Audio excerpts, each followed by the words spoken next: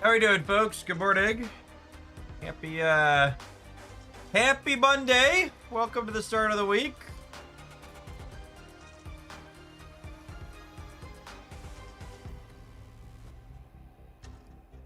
How are we doing? Got some credits. Nothing to upgrade. Assuredly, the spotlight I've been waiting for is here. Yes? Nope. Never once. Never once. Hydra Stomper Spotlight does not exist. Cannot be found. Alright. It puts the weekend missions on the skid or else it gets the broad again. I gotta win 8 games of Zombie Scarlet Witch. Never forget, chat. God gives his toughest trials to his strongest warriors. I think this is a Zombie Witch deck. Yep, sure was. Caesar! You know, it does exist. Existed for almost 6.5 years. Welcome back. Good morning, good morning.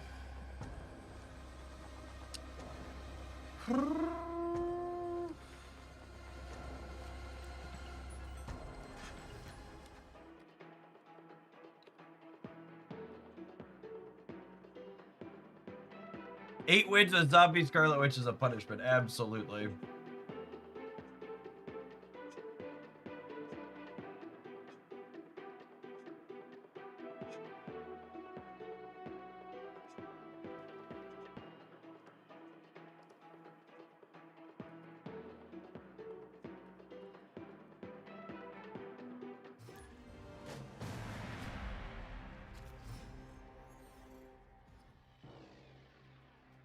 I put her in Airship and hoped not to draw her.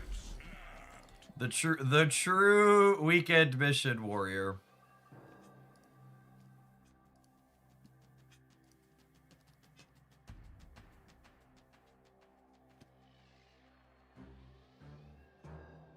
I'll pay Snap 150 gold not to have to win with Zombie Scarlet Witch 8 times.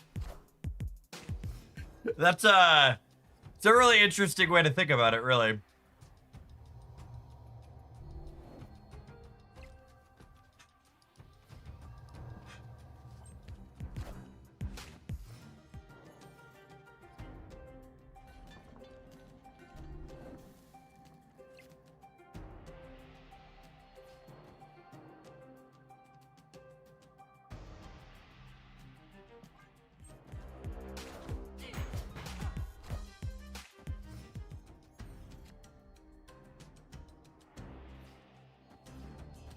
We'll do this. Force the zombie into here.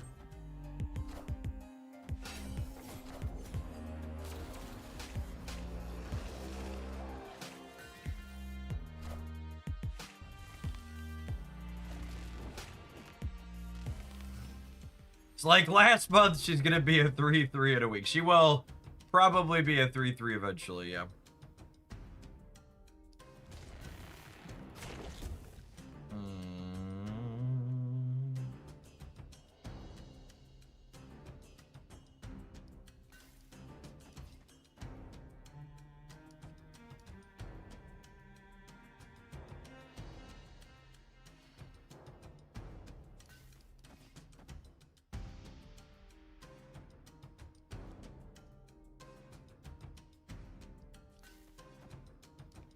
I can't decide who I want to play. I think it's just this.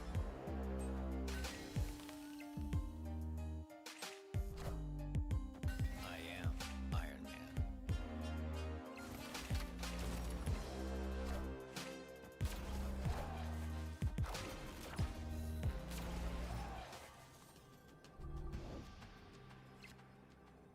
Okay, so realistically, I need to be 2 in the center.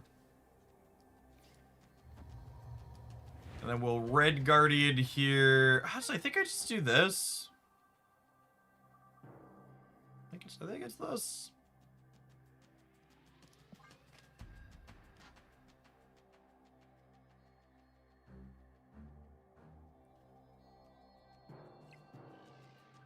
Do I just Red Guardian the Iron Man? Yeah, maybe that's better.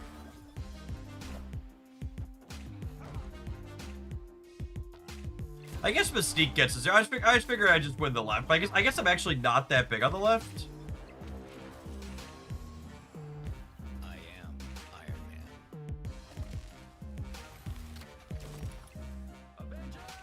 Yeah, I suppose we're actually just not that big on the left. Yeah, the Red Guardian, right, is much better.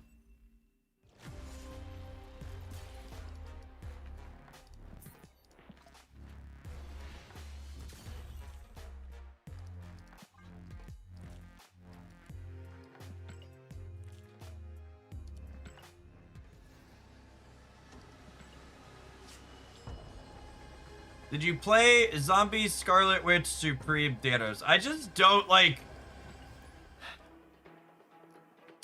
Adding a card to Thanos like that is... It's like, the Thanos deck is fine, and when the cards suck shit like Zombie Scarlet Witch, you're just not gonna notice because your deck is 18 cards a significant amount of the time. So, like, sure. It's just like, very similar to adding it to Airship, though. We're just like, you're just not going to draw your bad card very often, so it doesn't matter.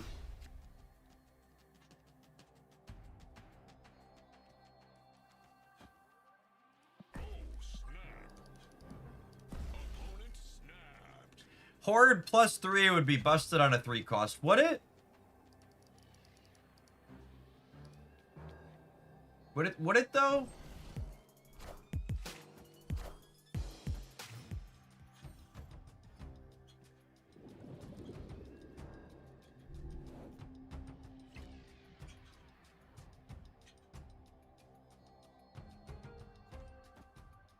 I think it's an Arbor into White Widow kind of angle, yeah?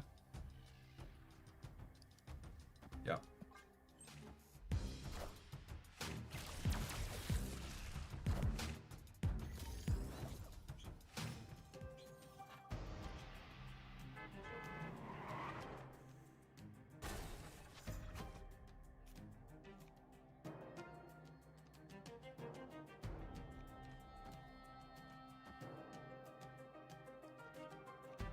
Yeah, I waited a turn on this. So that way, they can play something else out in the front line that I can get rid of with Cosmic Ghost Rider.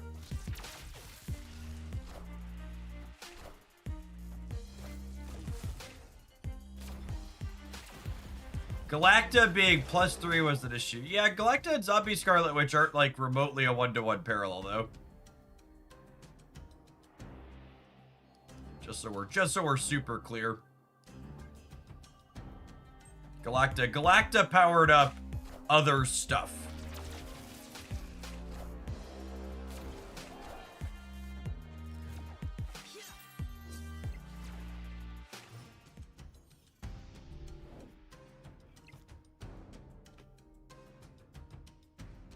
All right, are we getting rid of Theta this turn or next turn? I think it's next turn, right? I think it's just this. I think I'll have priority if I do this. Yeah, Galacto was an enabler. Did you watch any of the Golden Gauntlet this weekend? Nah, I was at the campground this weekend.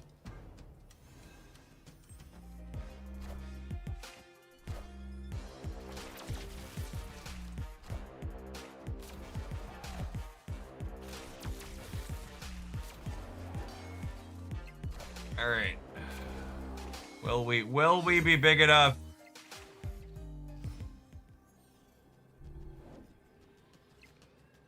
I have priority. Yeah, perfect. Will we be big enough to beat Havoc? Actually, I think we're not big enough to beat Havoc. That's sad.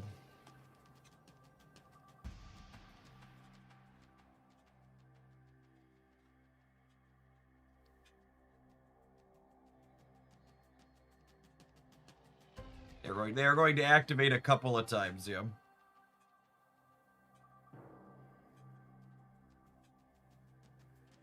Kitty middle or not? I think I'd rather have +2 on the left than Kitty in the middle, but...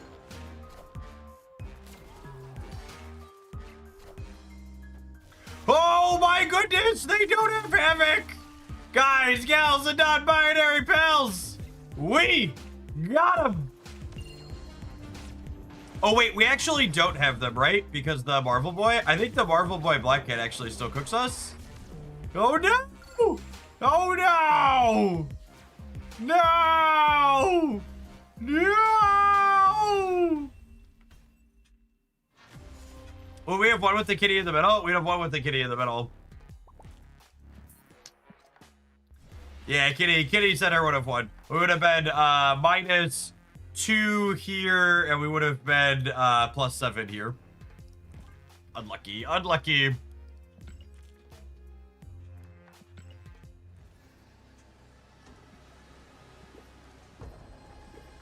Nothing could have been done, really. She's just such an embarrassingly weak card. I kicked my opponent's sandcastle 2 different ways and still needed perfect play to barely beat them. Sebo, thank you for the 19 months. And my opponent's draw was bad, right? Like if they'd have had Havoc, we would have just died anyways. No, not the ladder. Not the ladder. Please! Please don't make me play it on the ladder, bro! No! I refuse!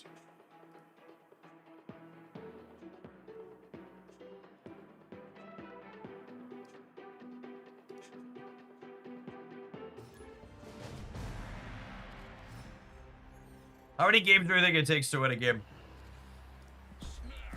I'm gonna guess a lot is the answer.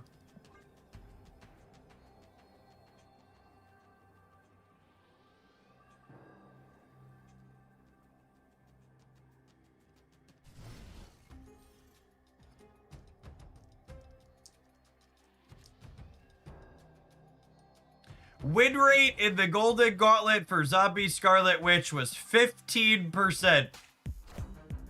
Is that all? That's higher than I was expecting. Card's probably fine.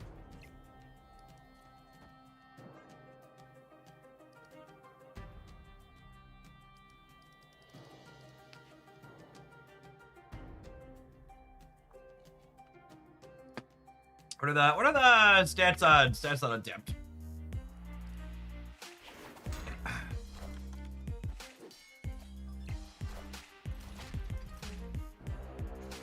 Oh man.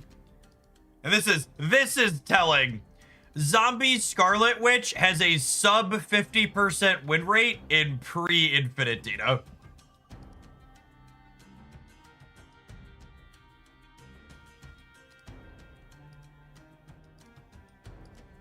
Holy crap, 40% in post-infinite data. I can't remember the last time I saw a new card release. I can't remember the last time I saw a new card release that was sub 50% pre-infinite data. Yeah, that's something else. This is so fucking rude.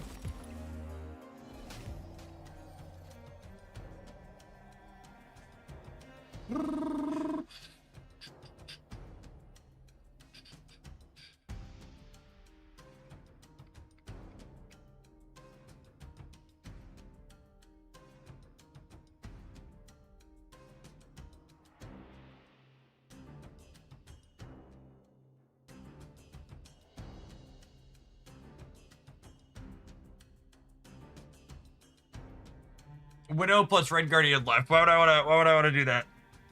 I don't think we need Red Guardian the bite, yeah.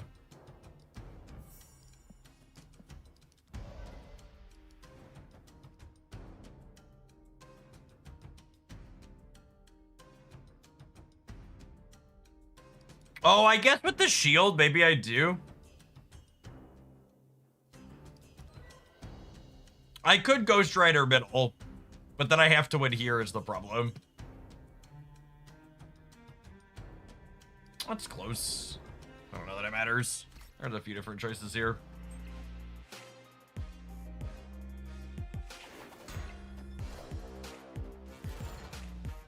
Insert Spider-Man beam here.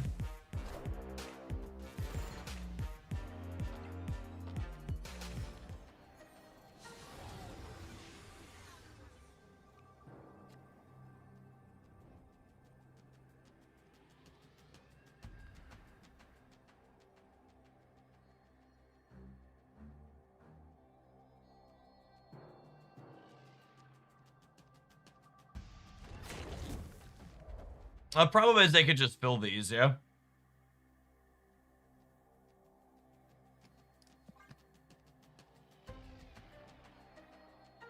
I think we're dead if they don't give me the option to kick Silk out now.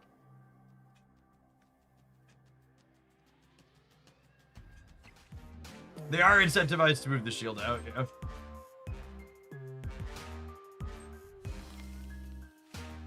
But I can't put tip armor. Yeah, but I can't win the right is the problem, Pixie. Yeah, they get to play 2 cards, then I die.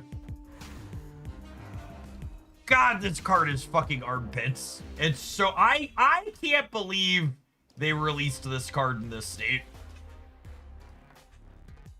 It is just so deeply embarrassing that this card is released in this state.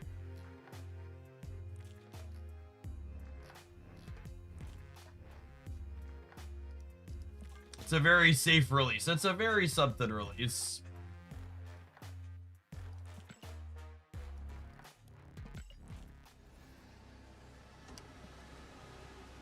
So I think even if you want to make the argument that Zombie Scarlet Witch is gonna get better with other Horde releases this month, I think the compelling argument there is Second Dinner still fucked up with how they scheduled their releases for the month. Because, like, if Zombie Scarlet Witch needs, like, Hunger and Zombie Mr. Fantastic to be playable, they should have front-loaded those cards. Our limited time game mode card and weekly release next week should be Power Man and Colonel America, and we should have gotten the other 2 Horde enablers in week 1 to give us a new mechanic release. They do this every time they release a new mechanic. I feel like Second Dinner is banning 100 for fumbling new mechanic releases in their game. Every time they release a new mechanic, whether it's Activate or now Horde, they just completely miss the landing. Yeah, that's true. End of turn. I guess I didn't consider end of turn. I guess I didn't consider end of turn a new mechanic, but it kinda was in a way. The OT cards were like fine.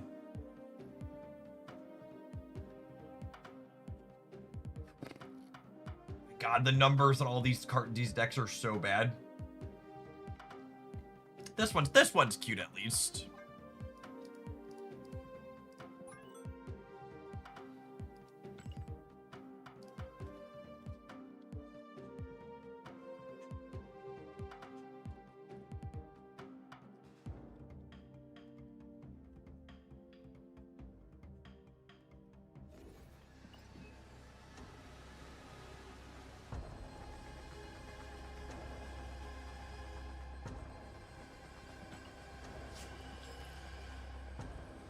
My wife said I was bubbling in my sleep the other night, and the only thing she could make out was where they'll end up only Brood knows.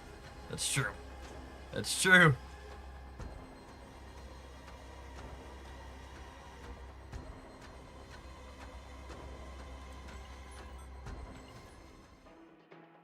Oh yeah, is today technically a banker's holiday for people in the U.S.? I forget. No, because the markets are open. It's not a baker's holiday. My kids are off at school, though. No, it's a holiday for some people, but the markets are open, so it's not a baker's holiday.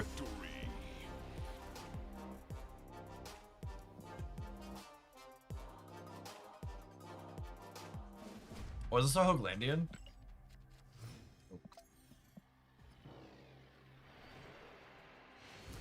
Our opponent's helping us do the missions! Free me from my mortal coil, Athena!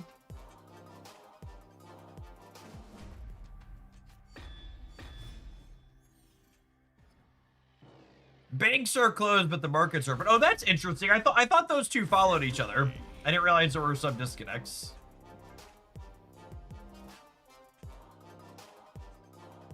Our floppy tacoed over the weekend, and we've currently gained back half the points that the markets dropped out on. Dropped out over the weekend. Rest and pepperonis to everyone who was leveraged.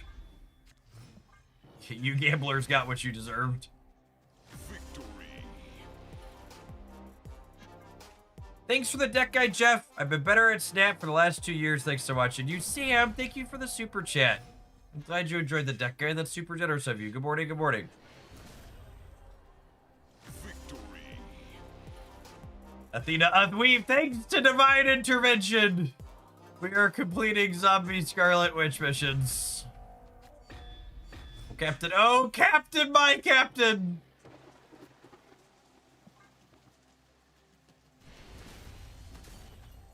Victory.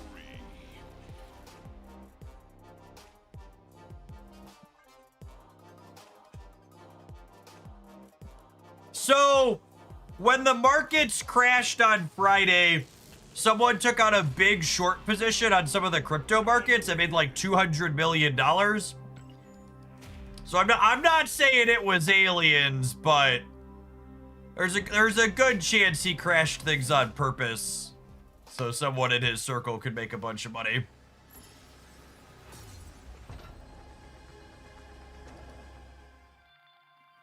Was it Chase?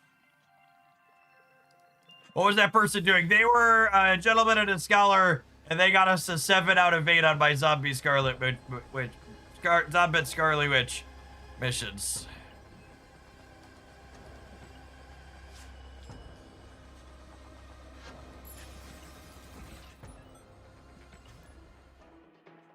Correct. The entirety of the Trump administration so far this second term has just been rampant insider trading. Every single one of the market manipulations he's done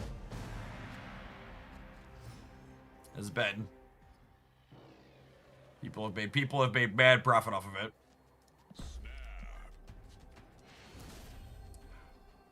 Victory. Freedom!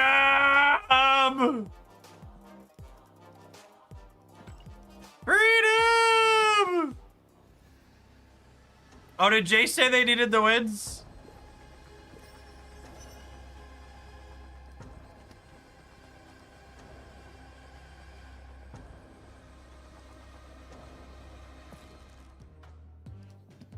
All right. Twitch advantage. All right, gone. Gone. Maybe they'll emergency buff. Maybe they'll emergency buff Zombie Scarlet Witch on Thursday. We've got a patch. We've got a patch tomorrow and an OTA Thursday.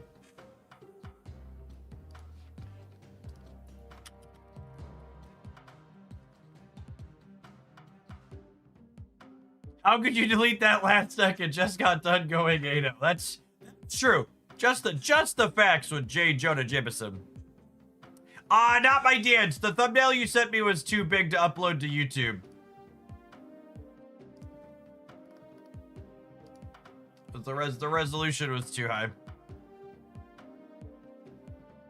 And I was running a little high this morning. I didn't have time to resize. It'll be okay.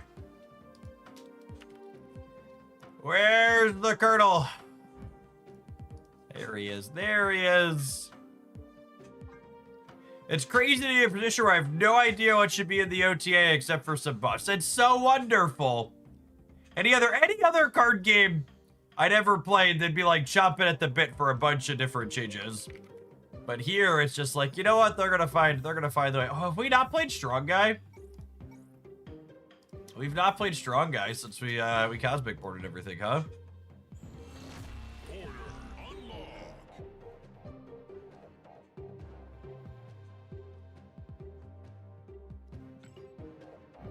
Strong who?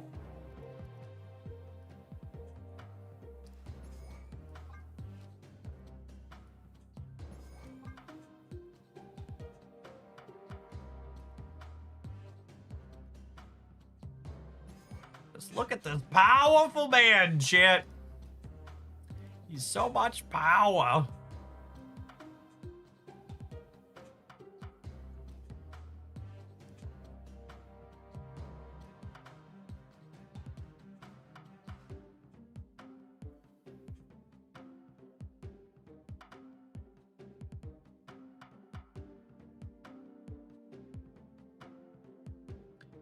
Next week, it's Snap's 3rd anniversary. Any spicy rewards? I really hope they do something for a change. They didn't really do anything memorable or noteworthy for the last two. Oh, you want a pre-criticism called shot? If the login rewards for the 3rd anniversary don't include a regular Series 5 snap pack at a minimum, second dinner fucked up. That's the floor. The floor is like a 7-day login reward Series 5 snap pack.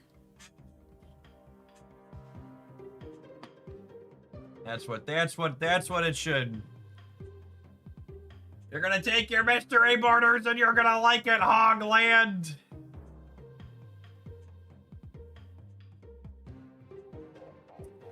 Yeah, I saw a Wolverine variant. So I had a request to play Strong Guy with Zombie Power Man as a viewer deck today. And Moonstone technically works with all 3 of these. Is cute.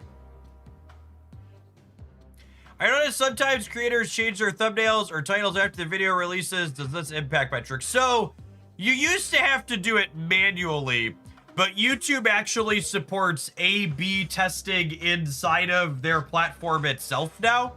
So yes, you change titles and thumbnails because people react differently based on titles and thumbnails. But YouTube actually just lets you upload 3 different combinations of thumbnails and titles now, and then it tracks the data for which ones perform the best, and then you can pick based on the metrics after.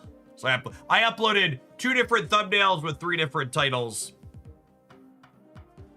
Didn't you work with all 4? This is not ongoing, right? No, end of turn. We can Mystique to copy all of these. Yeah, it's okay, I guess. I guess she's only a 3/6 with this one. That's probably fine.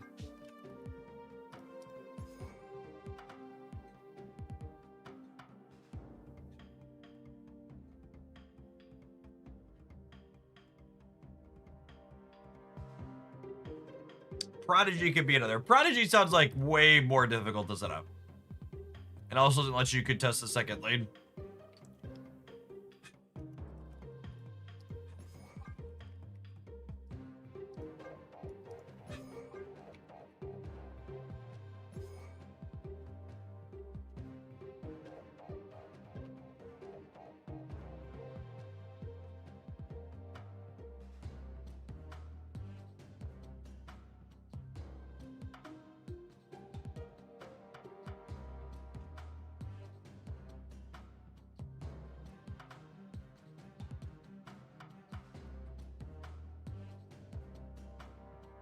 Thank you, Dance. I guess the only problem with this is, I wonder, are we actually gonna be better than, like, is this actually better than, like, the regular discard? Probably not.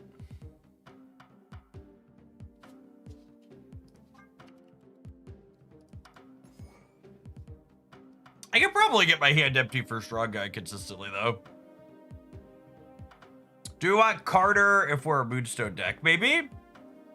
I guess Swarm has some loose synergy with Carter.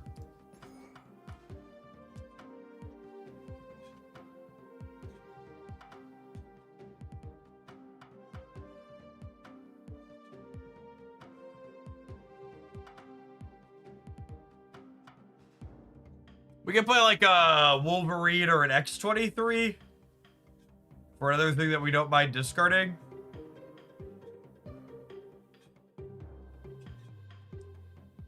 Khonshu could bring back a big Carter. Yeah, he's just hard to control where he ends up at, right?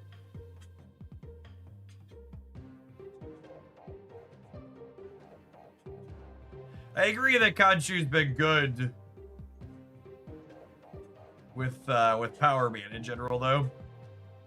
Also, I probably want another thing that discards something here. Looking at this, it's probably like Colleen Wing.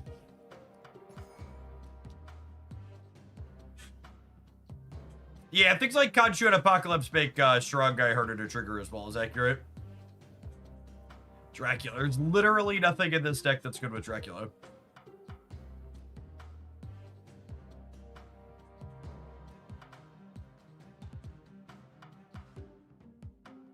All right, we've officially hit the point where reading Twitch chat suggestions is numbing my brain, so we're gonna hop into a game and we'll tune from here. Oh, you know what? We should run an ad so that way it doesn't have to happen in the middle of the games. All right, we're gonna tap the ad roll and then we'll hop into some games with this pile of cards. Thanks everybody for hanging out. Don't go anywhere. Zombie Power Man won't like me anymore if my brain is dumb. Chat, come on. Shinsei, thank you for the 23 months. Appreciate the almost 2 years. Welcome back.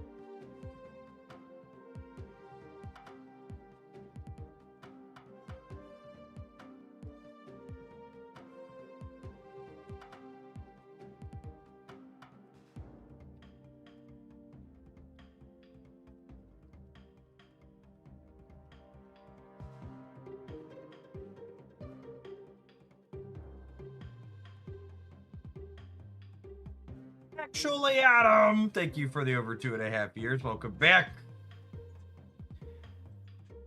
I don't have variants for either of those cards, dudes.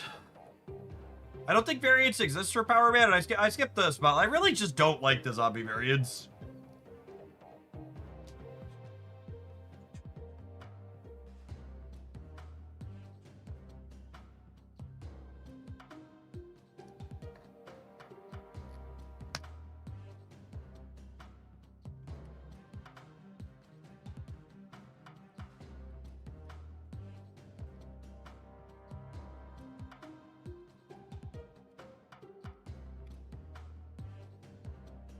Man, I almost typed a serious response to this Jagoff chat, and then I realized it was first name lots of numbers as the Twitter profile.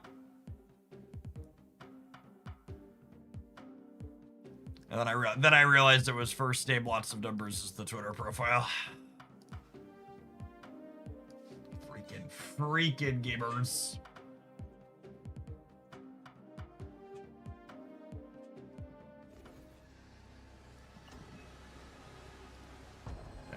Never waste your time responding to first name lots of numbers. Hi, Board. Thank you for the half a year. I appreciate that. Welcome back. First name lots of numbers, delivering the absolutely mind-scorching Reddit take.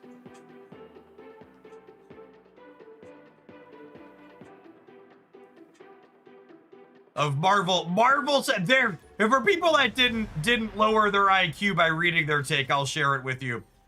They let me know that Marvel Snap releases at least 3 format-defining cards per month, and if you don't have them, you can't keep up. Please don't ask them for references for these stats. They won't provide them.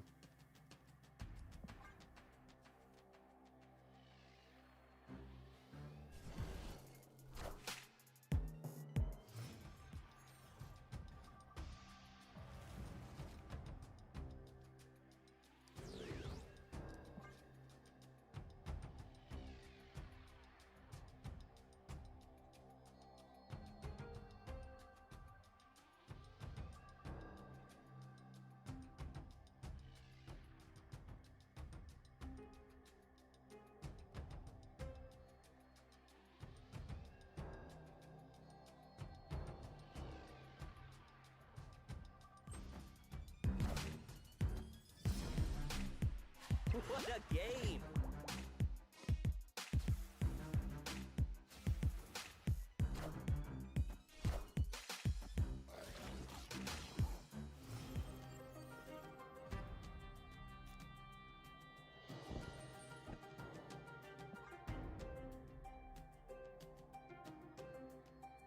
I finally got the fighting card Cobra so I can defeat Aeroship. Good luck, Godspeed.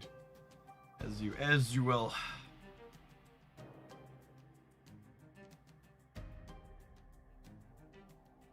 it's extra funny to read the comment about Marvel Snap putting out constant meta-defining cards as we were just sitting here lamenting how bad the season pass card is that is barely playable.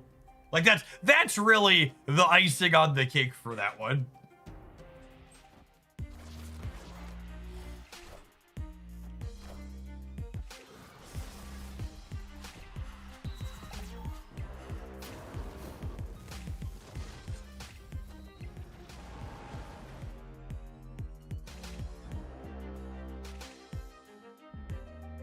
All right, Luke, eat up.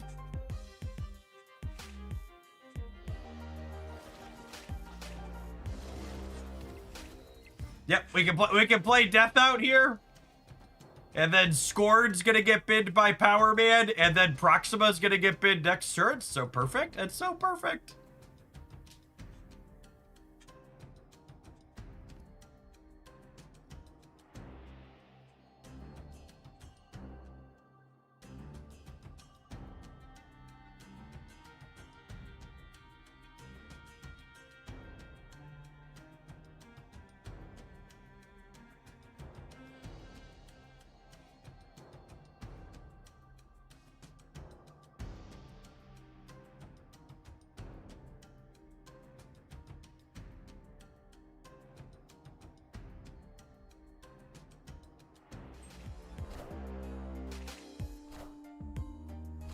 There's no way they're competing in the center, right?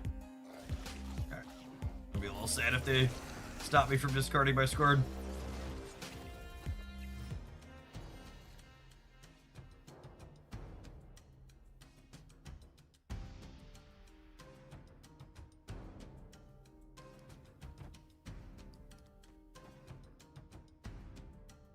I think we just do this, yeah?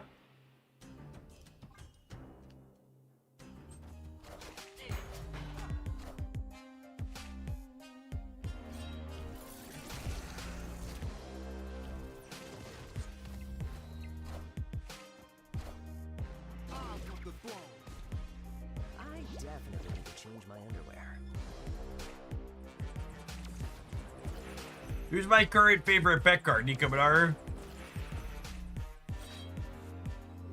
Oh, we should have done Carter last in case we top deck Mystique. Yeah, totally. I'm gonna be honest with you, I thought this was turn 7 or turn 6.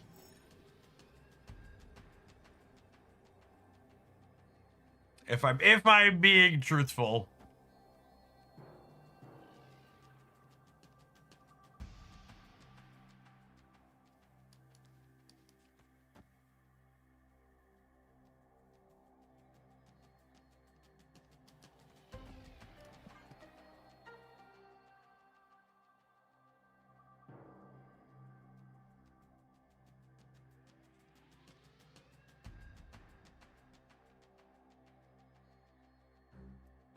They never contest the center, right? I should keep modest over here.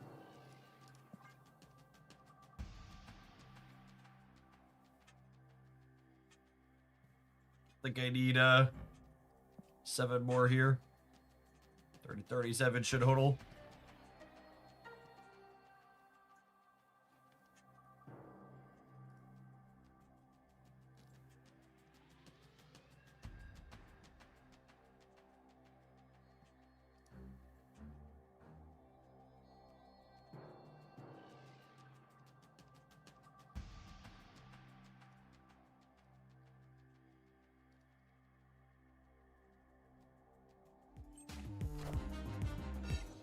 Wow, they did contest the center.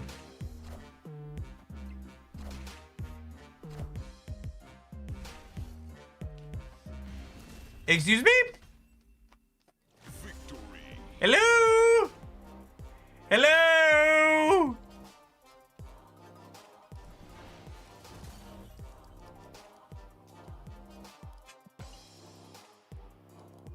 Math. Not even once. Not even once, skimmers. Math? In my superhero card game?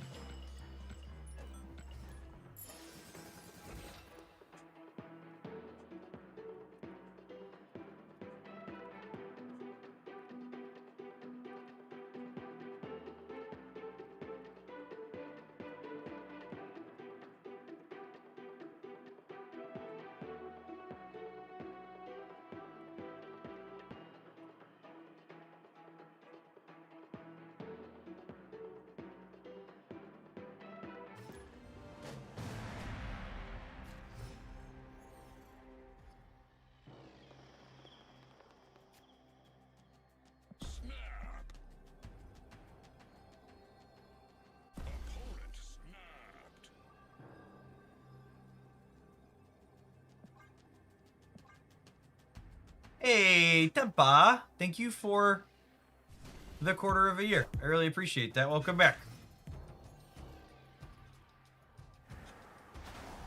Folks like you are a big part of what makes my job possible. Thanks for keeping me around. I think they're gonna play a second thing here this turn, so I'm gonna power man over here so we can get discarding.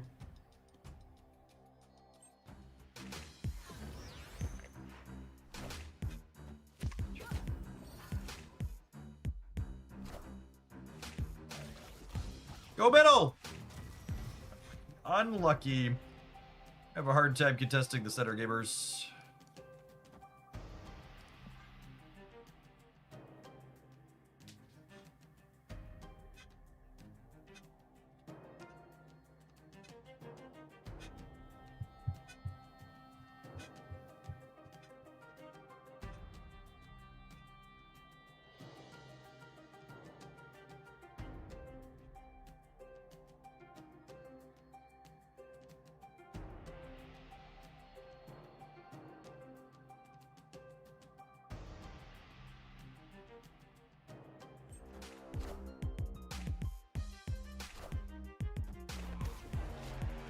That's fine, chat. We're winning the center. Assuredly, they would never do anything to this poor little hood.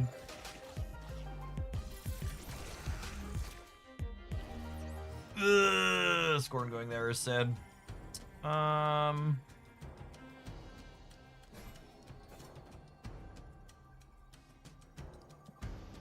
feel like I need to make sure we win the right. So I want to put Moonstone there. If we somehow lose through the 13, which is possible, I suppose. They have an 8-power demon in their hand. It is possible we could have lost. We could have lost the raid here.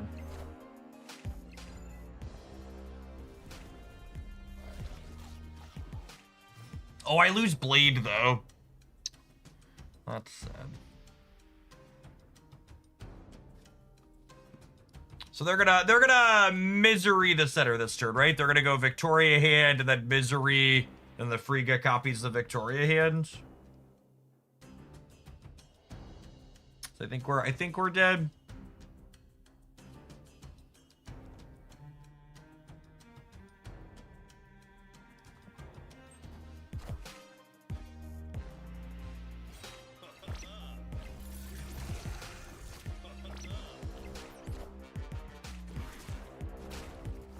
Oh wait, they messed up? They messed up, okay.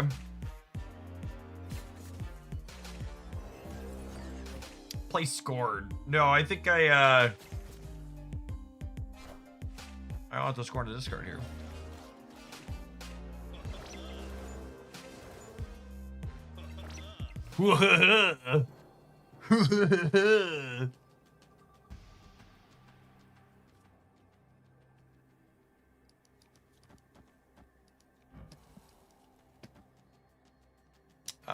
We're dead, yeah. There's no way. It's only 6. Ice is 15. 18, 21. I guess we're beating a 12-power demon on the left. I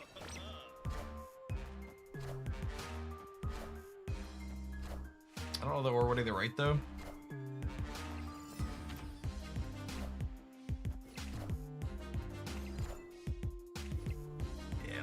Up a little short here. Yes, Mystique was not a particularly good draw for our deck. We would have, if we would have top decked, literally any other draw in our deck wins the game there, yeah? There were 3 ongoings that Moonstone would have doubled up left in our deck as our bottom 3. That's so funny. Well, I mean, honestly, that's a decent showing for our deck. Their draw was not bad, and we literally were just like any other draw wins the game there. Our idea is chugging along. We're 75% to pick it up there. They couldn't compete on the right.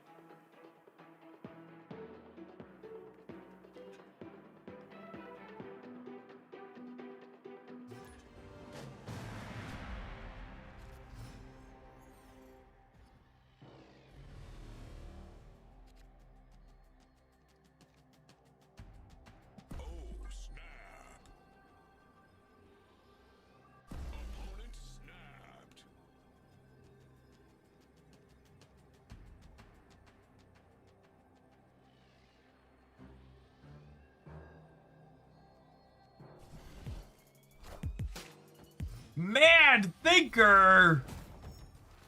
Put it as cooking. Bar with no name. Proxima, stay away, please. Oh, they're Airship. Cooking. Imagine thinking someone was cooking.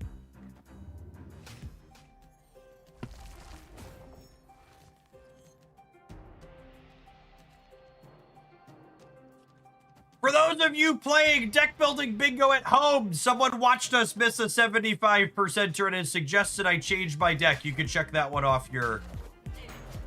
Check that one off your thing.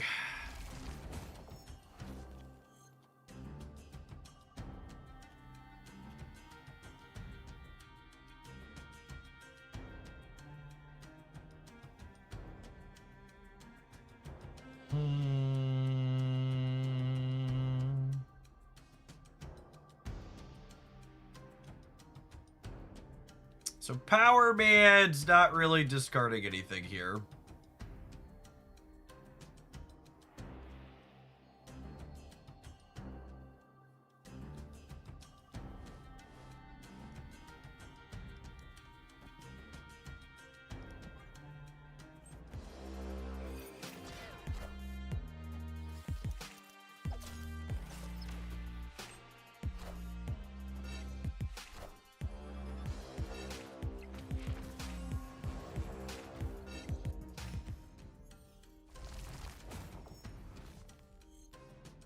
Well, I was gonna have a really cool path over there. And then we got airshipped. The Mystique was looking really good there for half a second.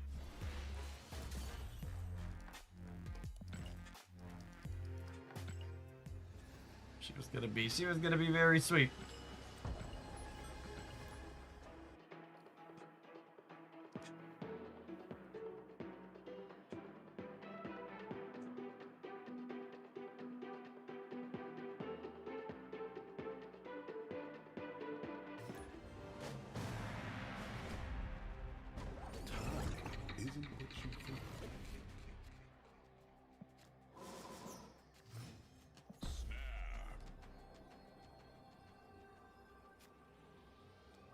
I would love to play a 1-5. Thank you for asking.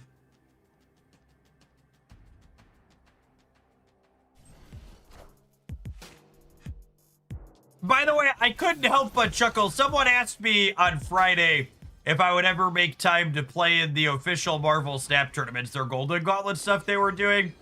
And I responded with, as long as Airship is around, they're probably not worth my time.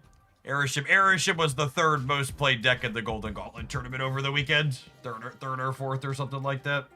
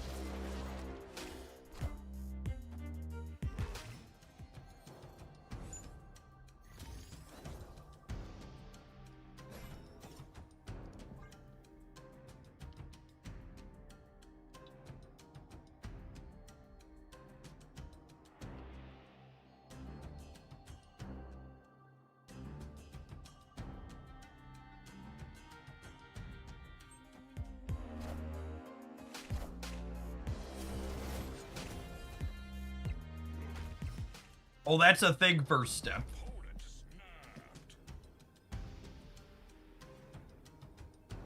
Are we cooked? Feel like kinda cooked.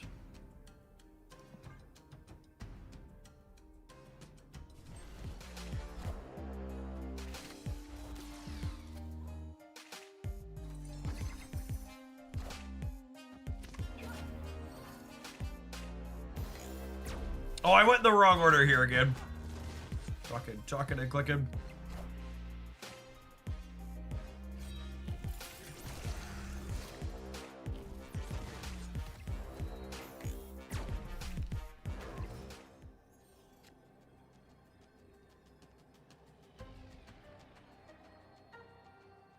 Or just into this card. Escaped.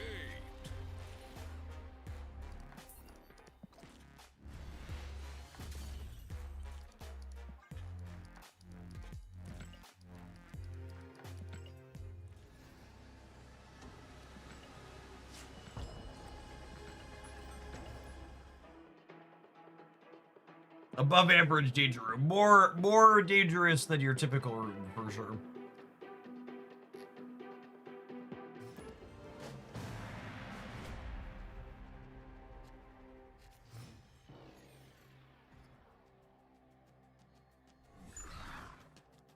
Sometimes danger room is actually death's domain. That's true, you know. Opponent snapped.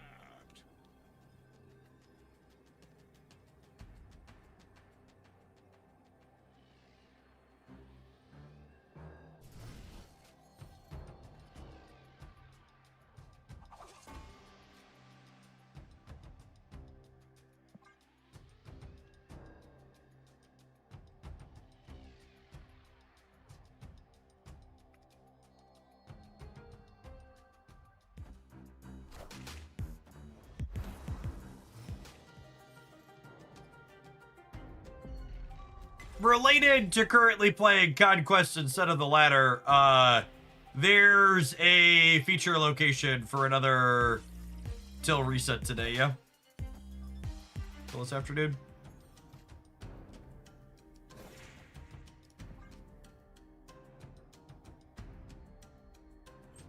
Murray Island.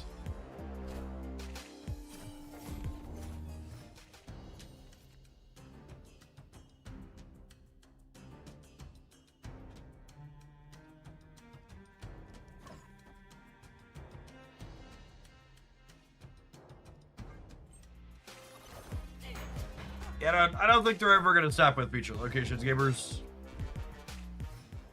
Seem pretty happy with that feature existing.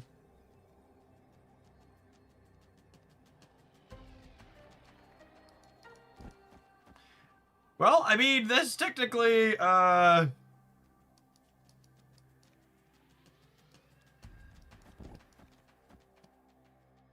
this technically triggers the strong guys, but I think we're cooked here.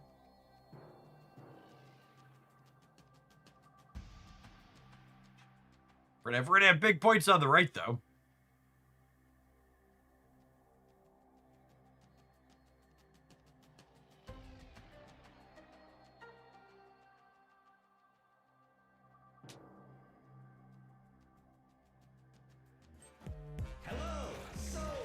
Wait, what?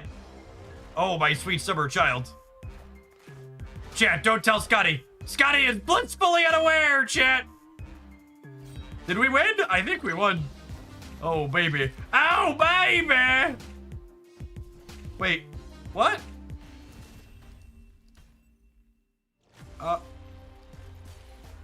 Is this bugged? This is bugged. What the fuck? Someone clip, please. Someone clip it, it's bugged. Yeah, I mean, so people saying Scorpion, it's not Scorpion, chat. I discarded one card. I discarded with Blade. These should all be +1. I should be 13 in the center. It's face down, doesn't matter, it's ongoing.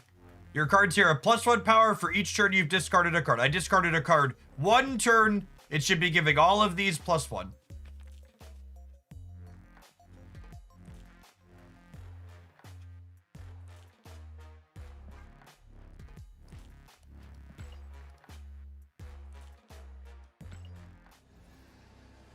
I just clicked on a bunch of cards. There were no bonuses on anything. If it doesn't go to the discard pile, that's probably related to why the bug was there. If someone can give me a Twitch clip, I'd appreciate it.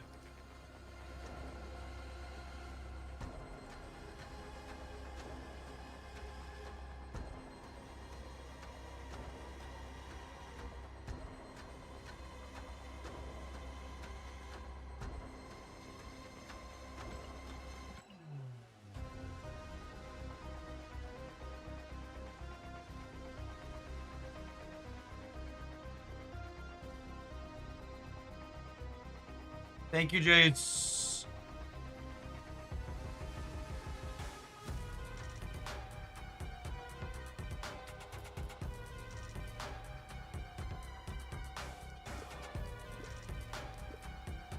Did the government shutdown stop the kernel from working? I'm gonna put that in my message to them. Kernel America seems to be bug.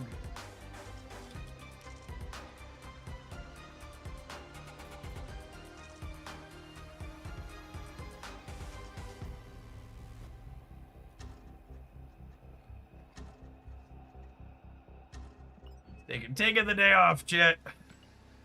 Furloughed America.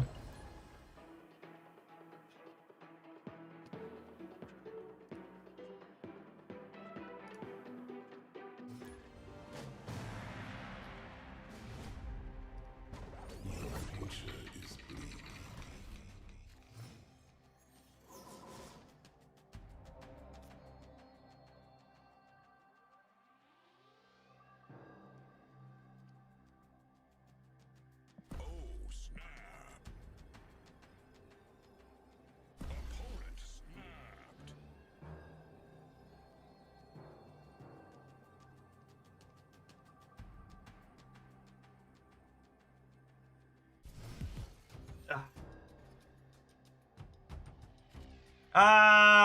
Erishim.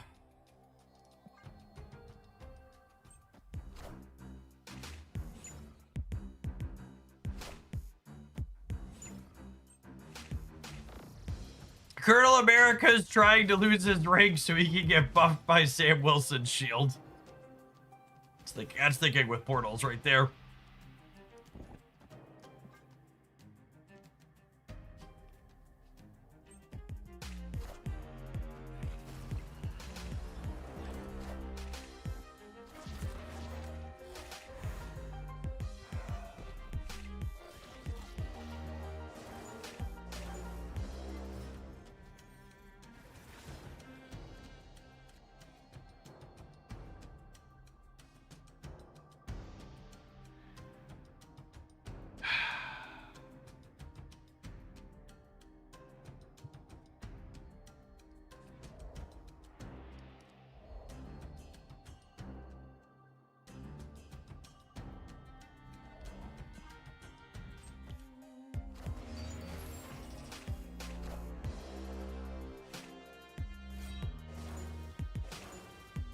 I need another way to produce numbers, gamers.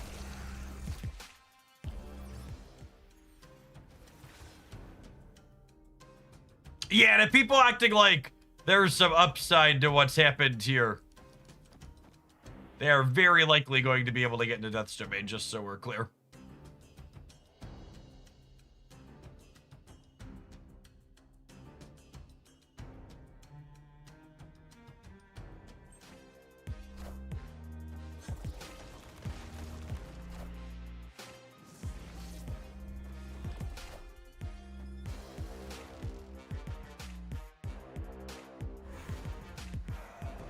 Ooh, doggy.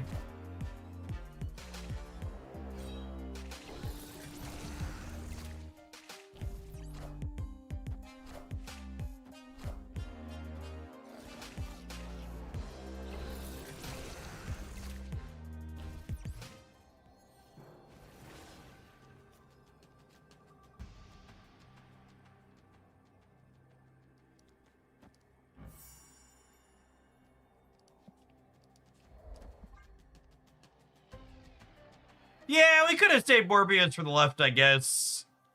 Just, you know, their airship. It's gonna get. I guess it gets tech slopped in the middle too. I think it really matters. Oh, I should leave Carter in hand for Power Man and Morbius, sure.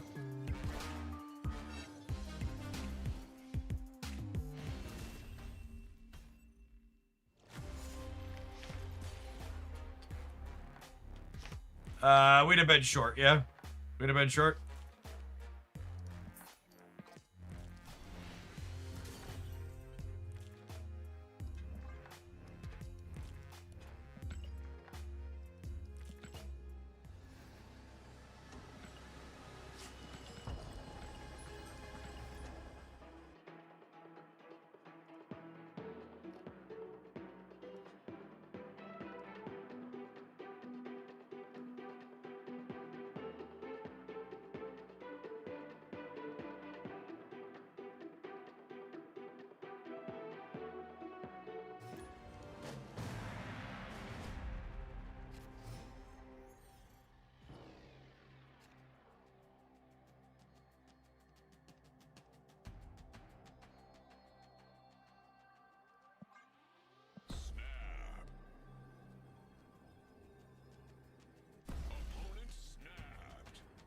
No, it's actually not helpful to have links to all of... I very explicitly did not put links to the decks in my ultimate deck guide because I want people to have to actually watch the video and not just open it and grab deck lists from the video description. So, I built the video with a spreadsheet of the deck list to make sure I wasn't missing anything and it was organized. And then I went out of my way to explicitly not share that.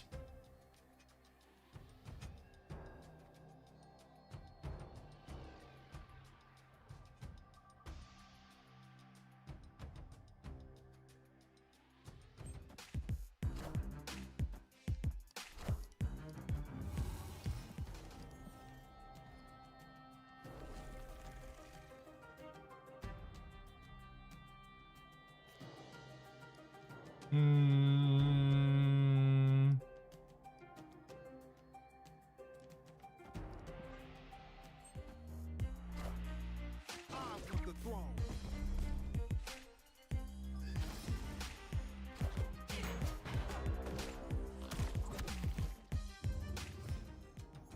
What do you think about Viper and Zombie Power Man? Sounds absolutely atrocious.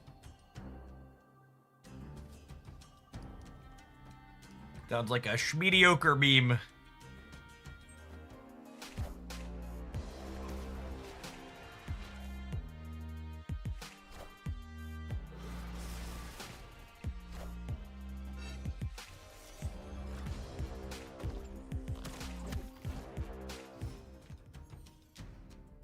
It's Havoc Viper all over again. Yeah, that, unironically. Alright, we're winning the race.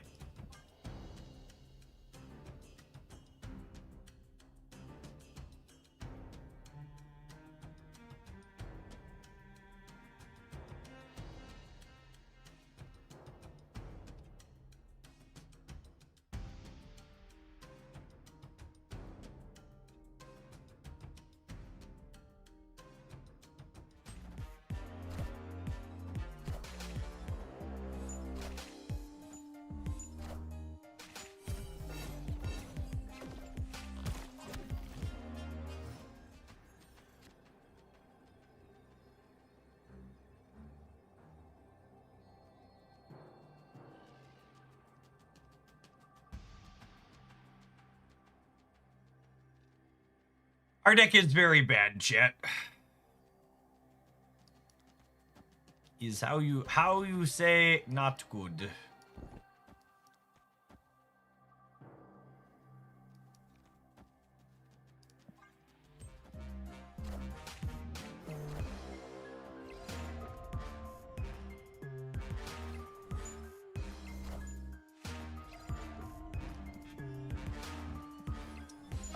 We're a little short over here, I think. Egg, we're 1 point short.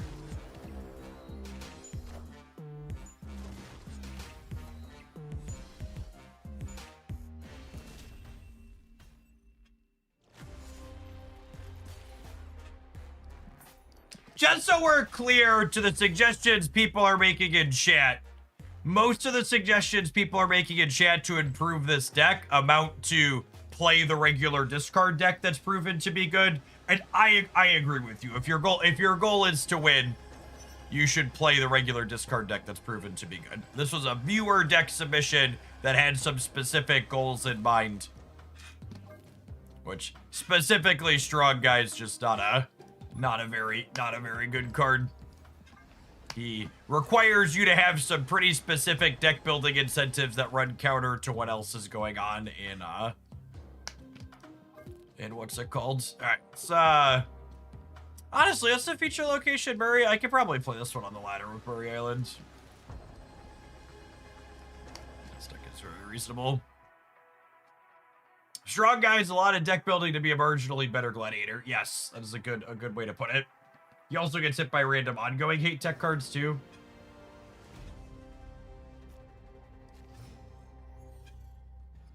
Do we need to run ads? No, not quite yet.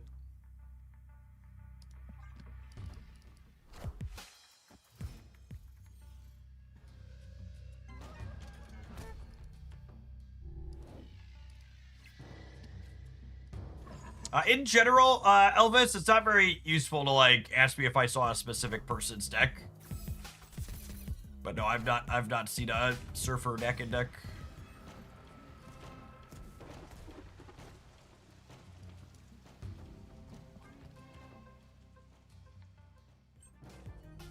Can we build something with Jean Grey and Zombie Scarlet Witch? So, just a good general deck building lesson is you don't make a bad card like Zombie Scarlet Witch better by pairing it with other terrible cards like Jean Grey.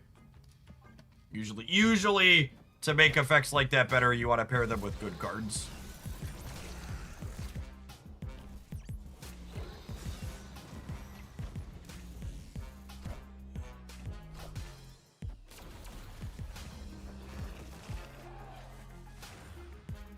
It pains me to hear you say that about Jean, but you're right. I know I am. It hurts me too if it makes you feel better.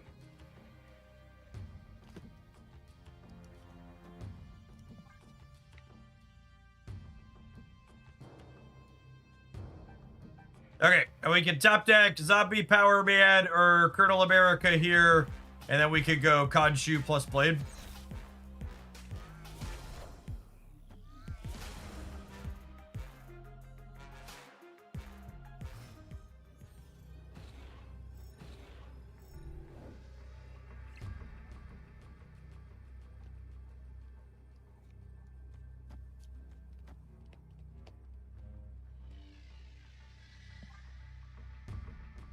Punt the center here, basically.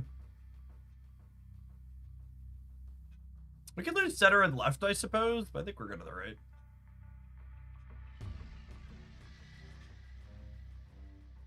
It was a weird deck from the Golden Gauntlet. Neat.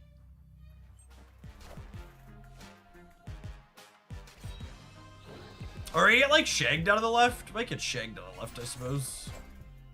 Power must be controlled.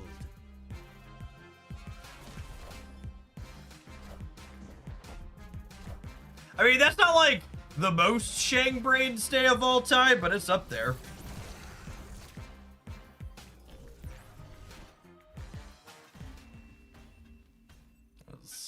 Victory. Certainly a stay. We lose to the Pim on the left.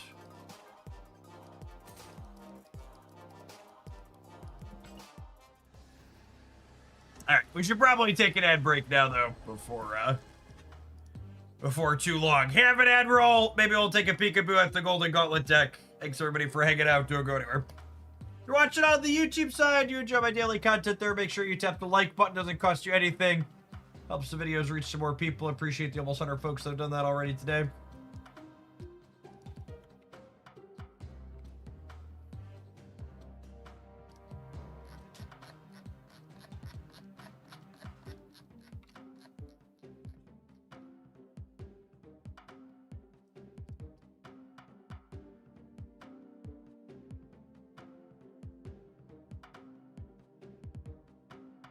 It's funny, you know, I skimmed these deck lists and I completely missed that one was a weird.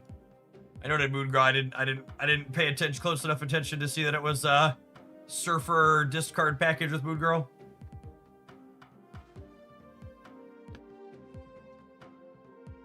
Does anyone have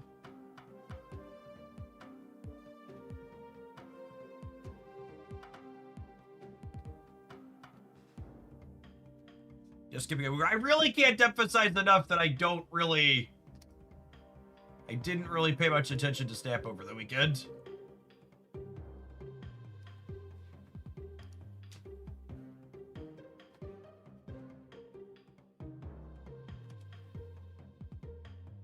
We were at the campground all day Saturday and half of yesterday, and then when I got home, I buried my head and spent like 4 hours finishing the Dex Roundup guide. Yeah, we can give that one a try after we're done with Power Man missions here.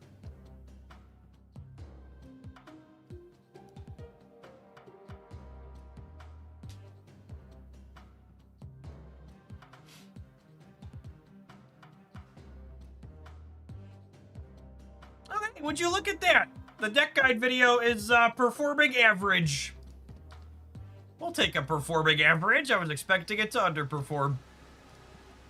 The key to not being disappointed in life is low expectations, gamers.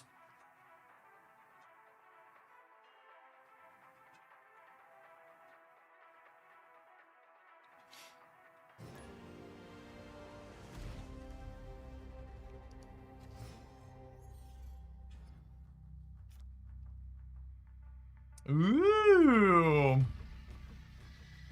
Might snap the Sinister London, honestly.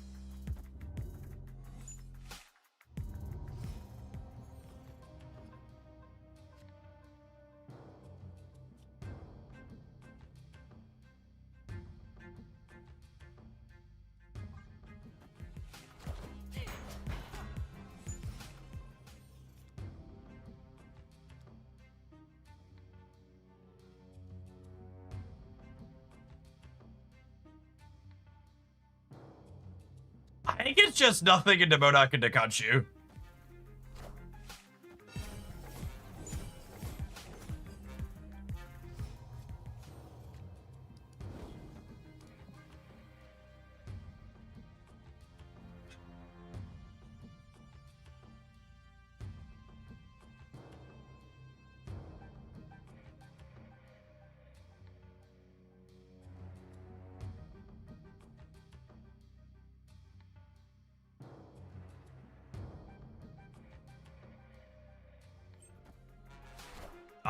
Dodge a Cosmo, we can dodge a ball. And then we'll have priority going into the last turn, so Cosmo will no longer be scary.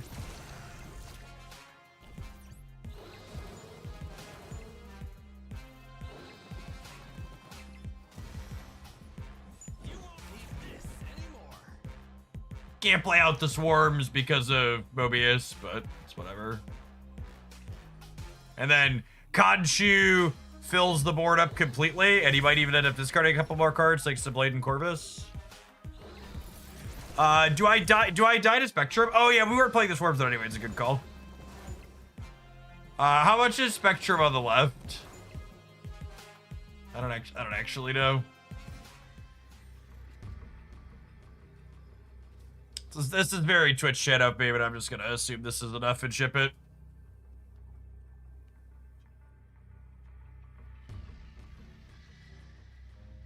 Anyway, we might actually be losing to a Spectrum here, but... Oh yeah, that's true. Quinjet makes Spectrum slightly less likely. Slightly. Sometimes they do. Math is for blockers, absolutely.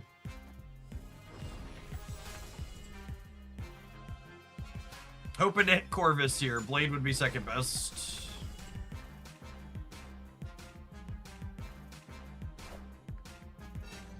Yeah, we're dead.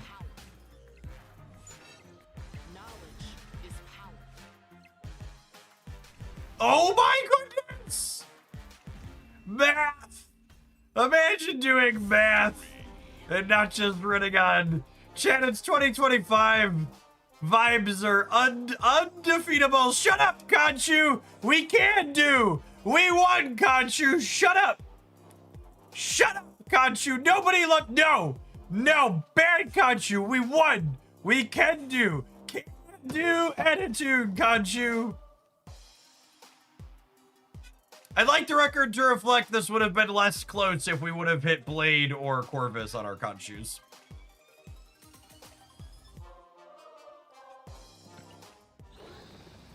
Can do when.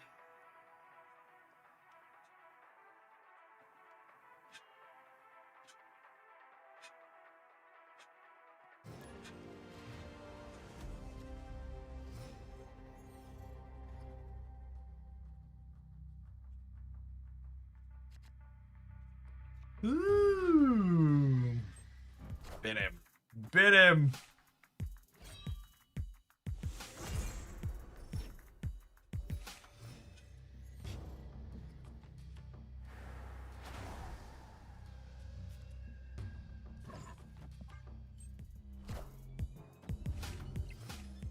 Splitter, thanks for hanging out for and supporting for almost 3 years.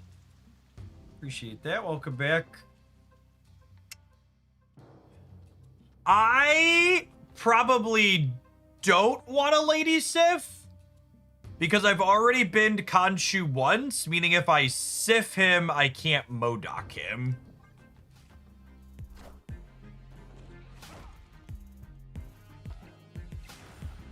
That's punishing for making this choice, but I think it's correct.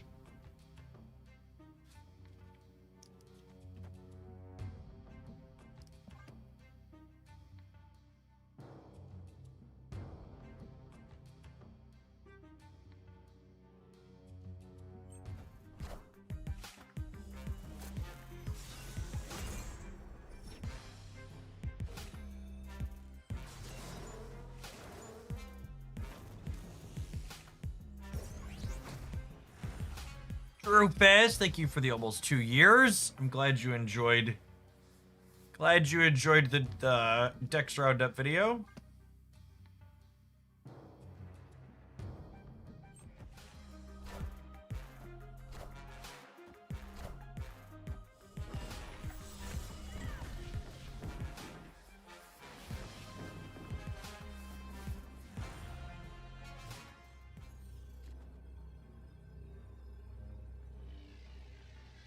I think we leave.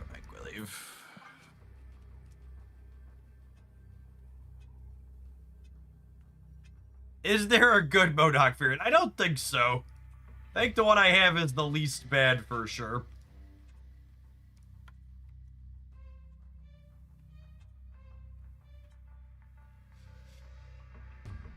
Ooh, chat! Our markets have almost fully tacoed.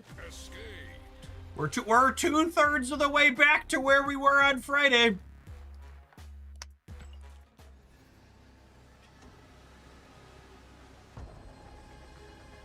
Can our fascist dementia patient in the White House roll over harder and get us our economic points back? I believe.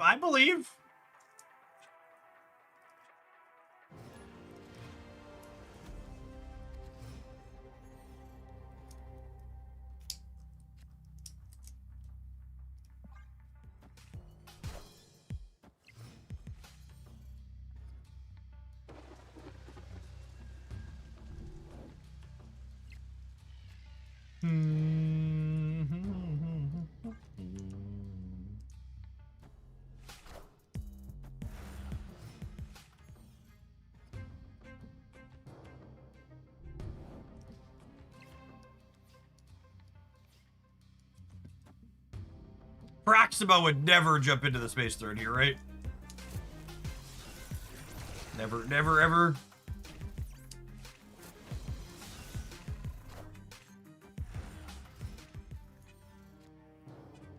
Mo Dockerson!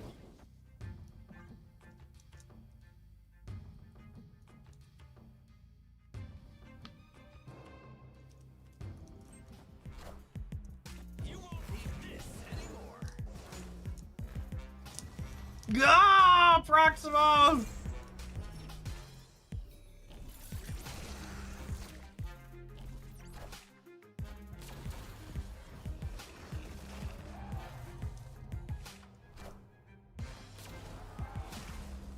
Can score be it twice by Corvus Sensor? It cannot, Pluto. It visually shows them one at a time, but it chooses both the cards simultaneously.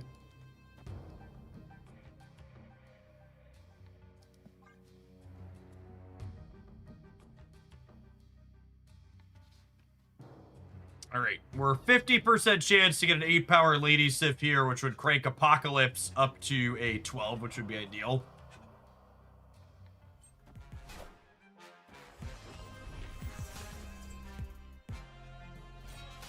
And then we have 7 energy, so he can technically go score an Apocalypse Swarm next turn.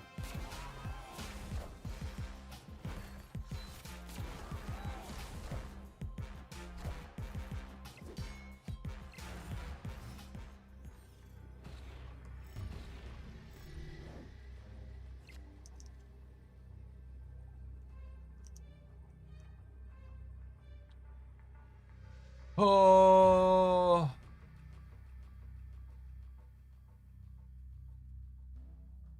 I can't beat a cannonball. But I'm not sure that that matters. Says 23 more over here, up to 31. A lot of these decks are just playing Mercury because she's a mover. I don't think I play around Cannonball.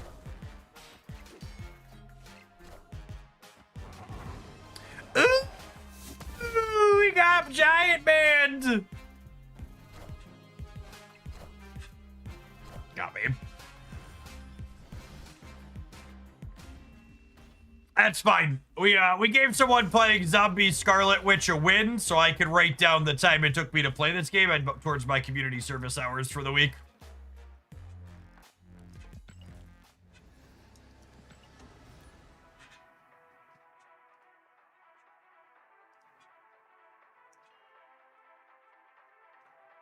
And all it took for them to win, chat, was them winning their 50-50 and me losing my 50-50.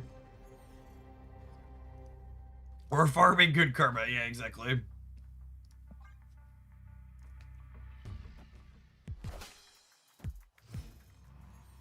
Do you think they're ever beating Power Man on the left here? Never, ever, right? I'm gonna play Power Man instead.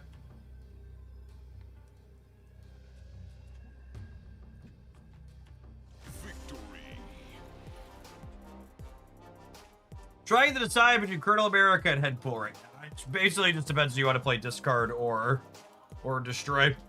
I think Headpool is a lot more replaceable. If I was between the two and I like discard and destroy equally, I would get Colonel before I got Headpool.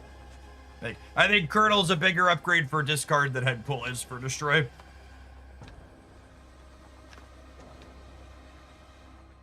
Thanks for the deck videos. I probably haven't played in about 2 years. If I were to come back, there's decks that I could easily be built for me. Definitely. Yeah, I'm really hoping the color coding in the decks video. I don't know if I'm gonna do all 3 colors in the decks roundups, but I was thinking about maybe at least highlighting in green the key cards in my weekly roundups moving forward. Toggling between all 3 is a good amount of work. Maybe I need to automate it. I could probably write a simple tool with drop downs that would make it faster, but my current setup, it's kind of slow and tedious to change between the colors. Yeah, maybe I'll have to write a small thing to do it quickly.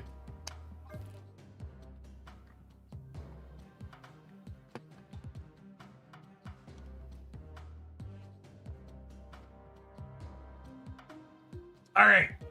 Let's try this Dakin Surfer Moon Girl pile.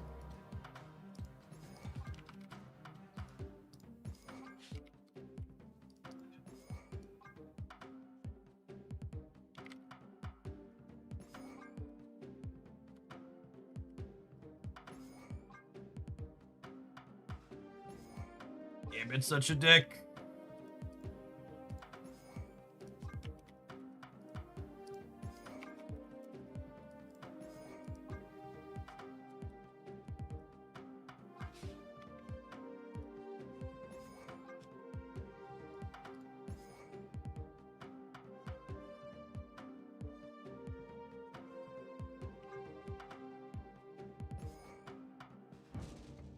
My poor Frigga has still not gone gold crackle for me.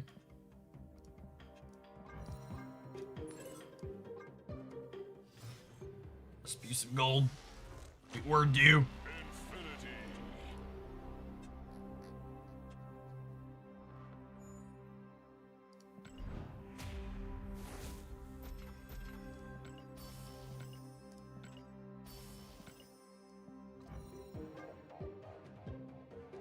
Morning fish tank.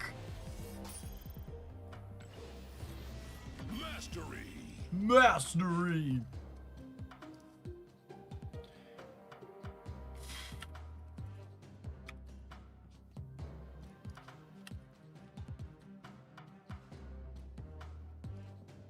Take your own advice, Jeff, and don't be unlucky. I'm trying. It's like probably a fine deck for the future location too.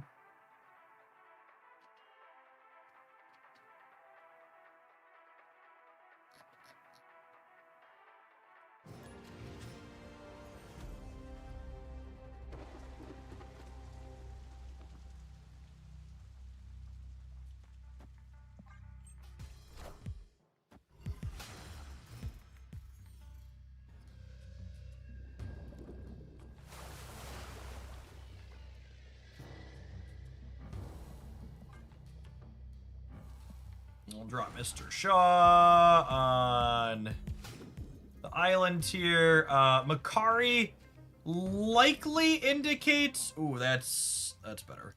Makari likely indicates super giant, but not guaranteed.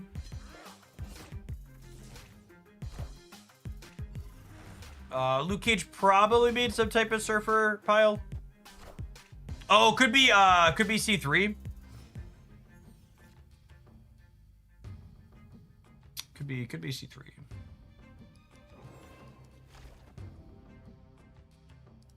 I really need to draw bullseye next turn.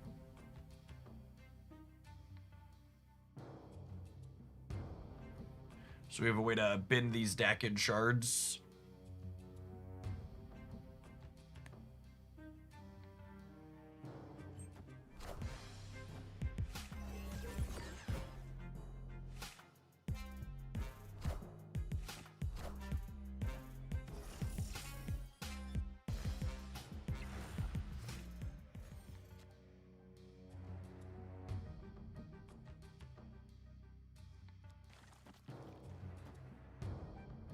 I'm gonna Gambit this turn just to try and merc this.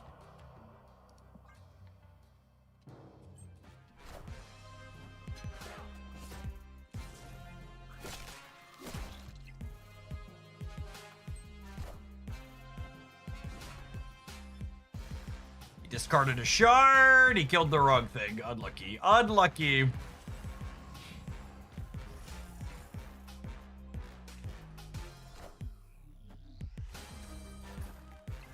Bullseye wouldn't have been useful anyways.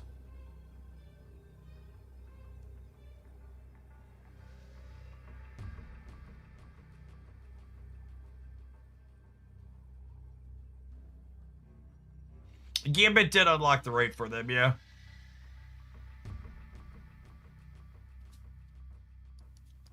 Is it this? I think it's this. I could Grandmaster the Gambit, but I think that's too much of a gamble. Because I couldn't think of Gamora. Pizza crust. Oh, actually, I don't need to put more points over here, right? Because they're only going to go to 18. This is 24, and then 8 is 32. Yeah, I think it's this.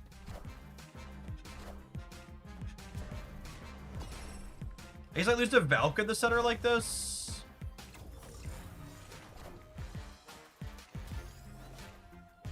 We got that covered by a lot.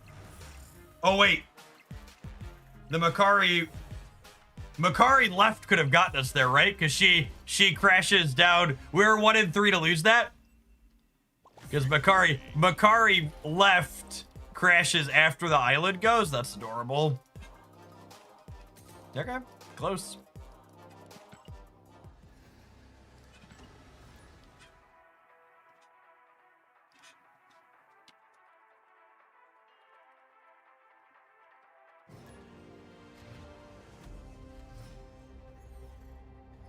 Thanks for the 26 months, Pizza Crust.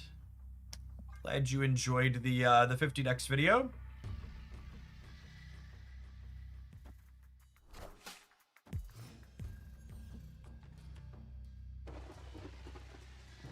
In addition to my like typical OTA review type stuff, I'm also gonna do Marvel Snap 3 years in review video for this weekend, I think is my plan.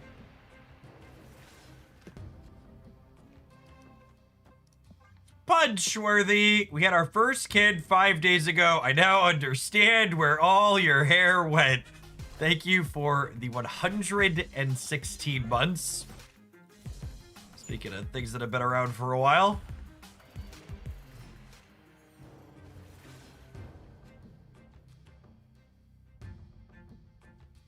Okay, they probably just can't beat like copy Dakin into Bullseye, right? Congrats on your new little one. I hope mom and baby are both doing well.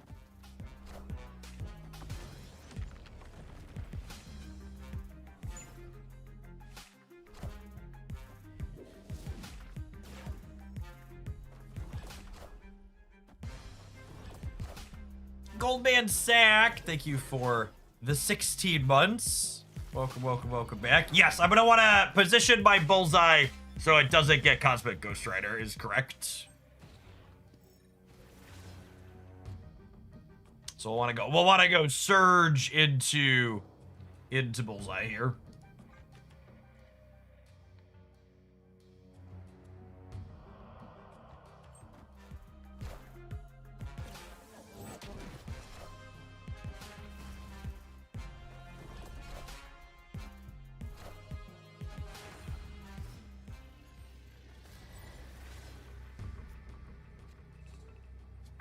And that means I can even play around Teenage Warhead,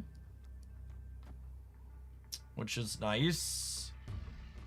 Do I play this to keep them honest in the center? I think I play this to keep them honest in the center.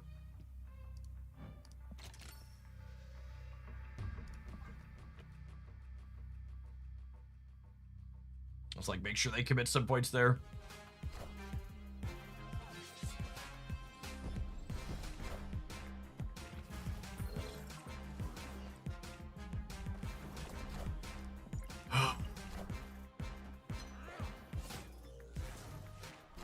It's very, very disappointing.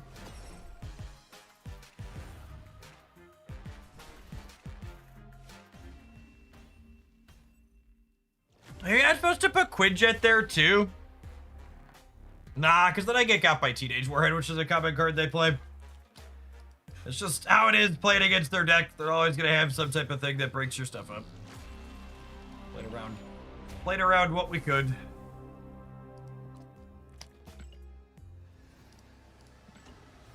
Could have played around Lady Deathstrike by playing to the left, but then we don't play around Cosmic Ghost Rider, so it's a little bit of a guessing game.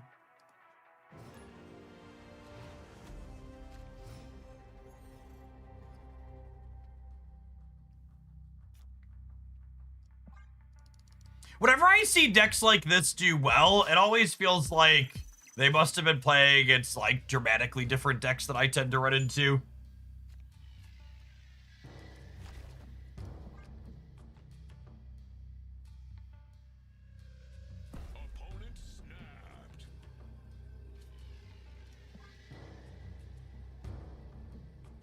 If they're an end of turn deck, we go way over the top of them.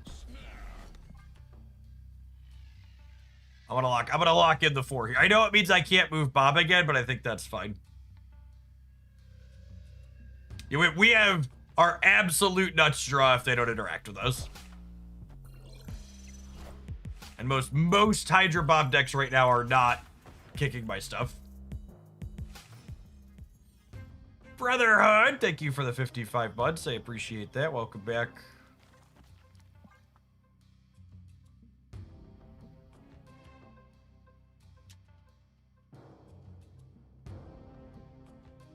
So we're gonna get what? A 8-14 power deck on the left here?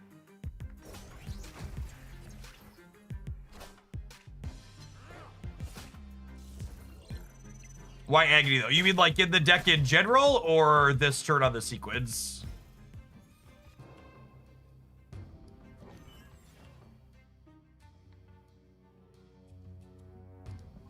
You think they're a super giant deck? Starbrand means super giant is less likely. I think.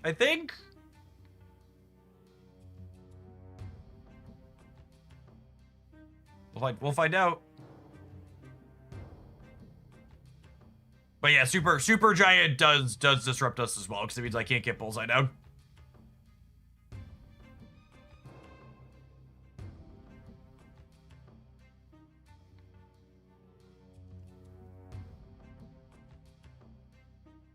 I haven't seen super giant with Starbrand, but it seems like a fine way to get points early. Although I guess it's not amazing at helping you get priority, right? The super giant decks really want priority.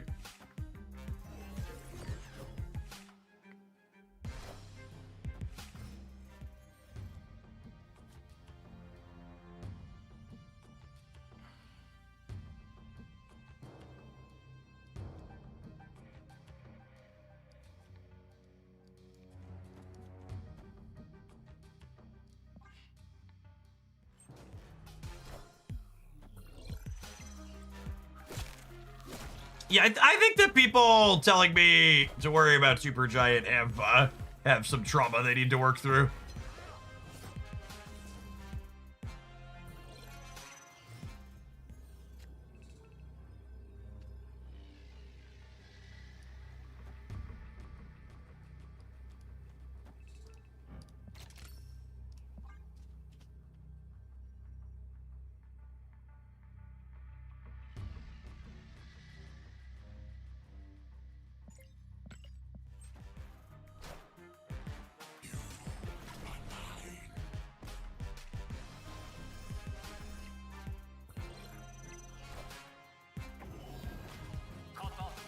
Ooh, doggy, they are really big. Are we bigger? I think we're bigger.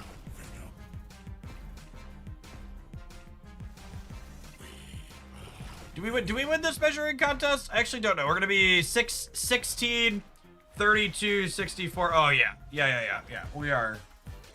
It's rare that I lose a measuring contest, shit.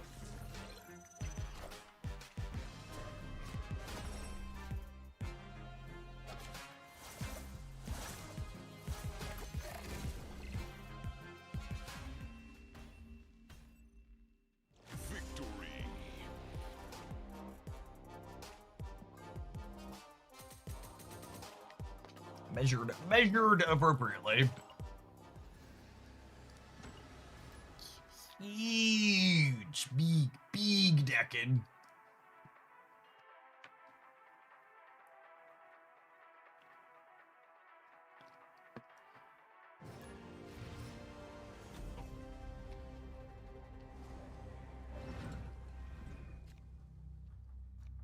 Ongoing cards. Don't mind if I does.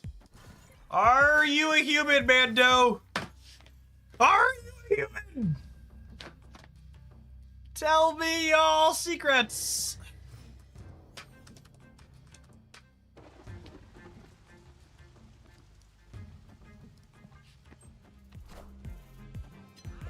Collection level check. I thought they fixed the collection level check.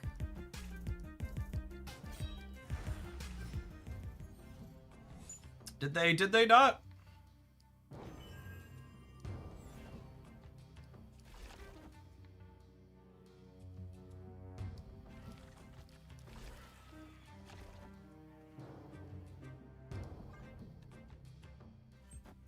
It's a little more varied, but it's all the same ballpark. Okay. Free get elsewhere in case of Grandmaster. No, I can Grandmaster left.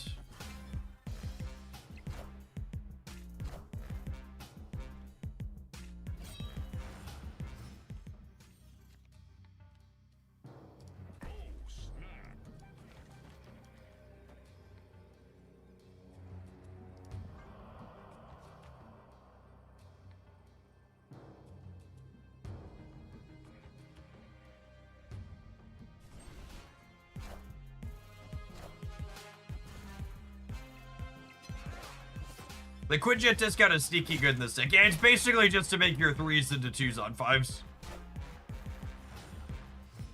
Is exactly the case.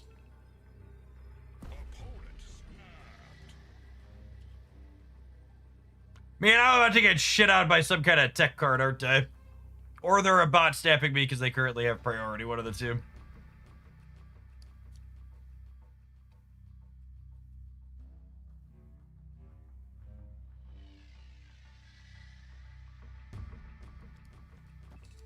I can't get more than 3 shards no matter how I slice this, right? Math.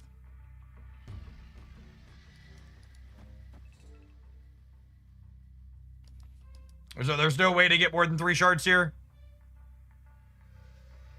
Just checking.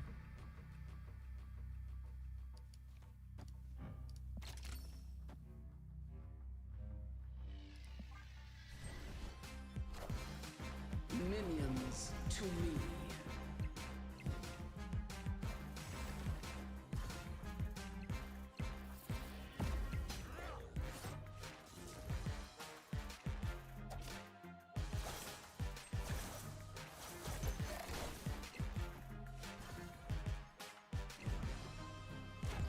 What did I mess up the order on? How's the order better? What did I flip? Victory. I actually don't think it matters. I'm pretty sure it works out the same either way.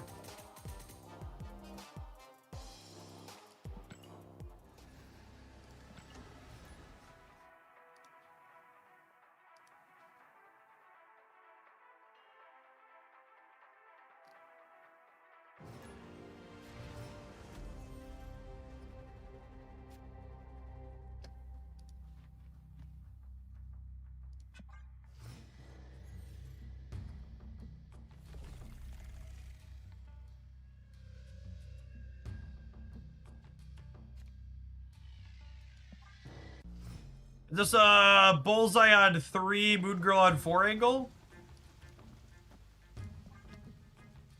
I think so.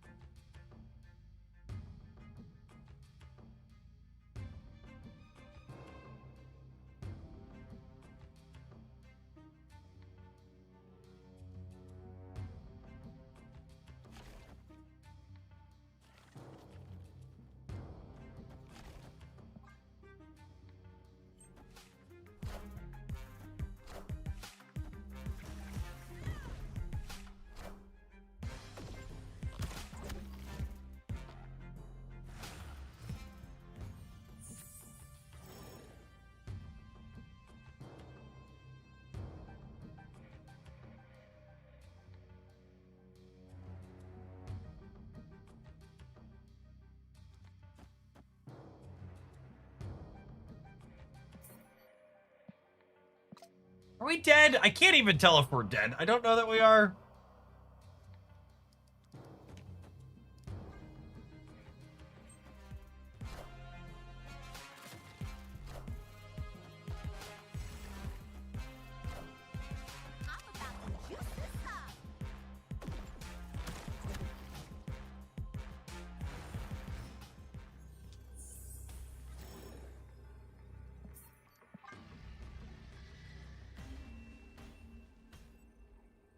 Escaped.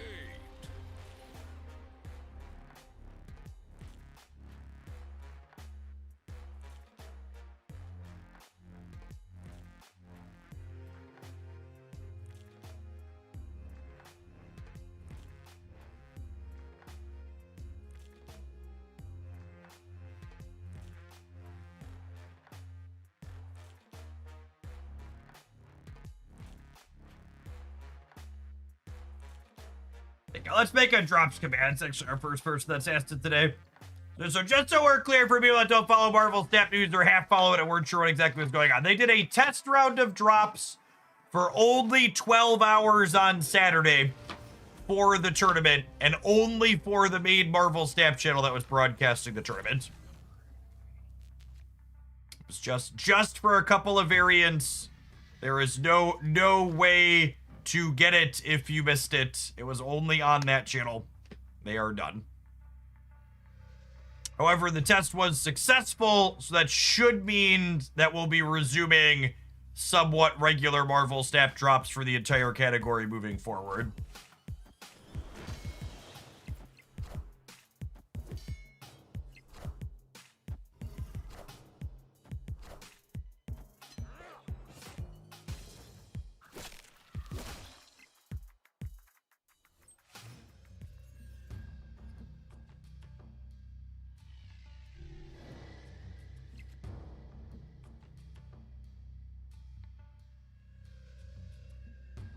Was it announced anywhere? I believe they communicated it in their Discord server and on their social media, but I don't believe it was in client.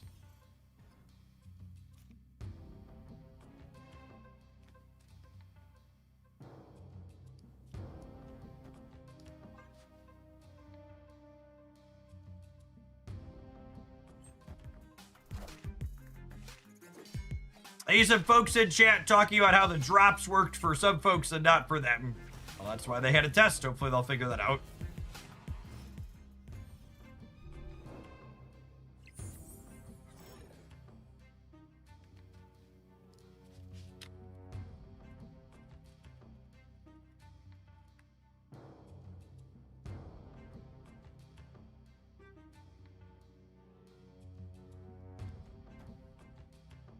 I think I'm gonna Surfer, and then we'll Frigga the Surfer next turn.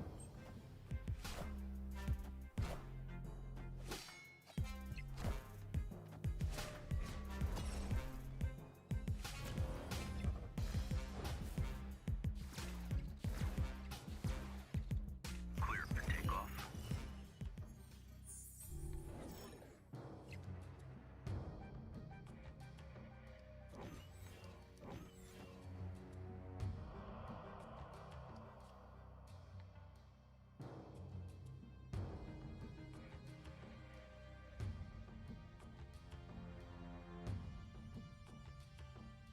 I think it's just this. And then next turn we'll Gambit Surfer.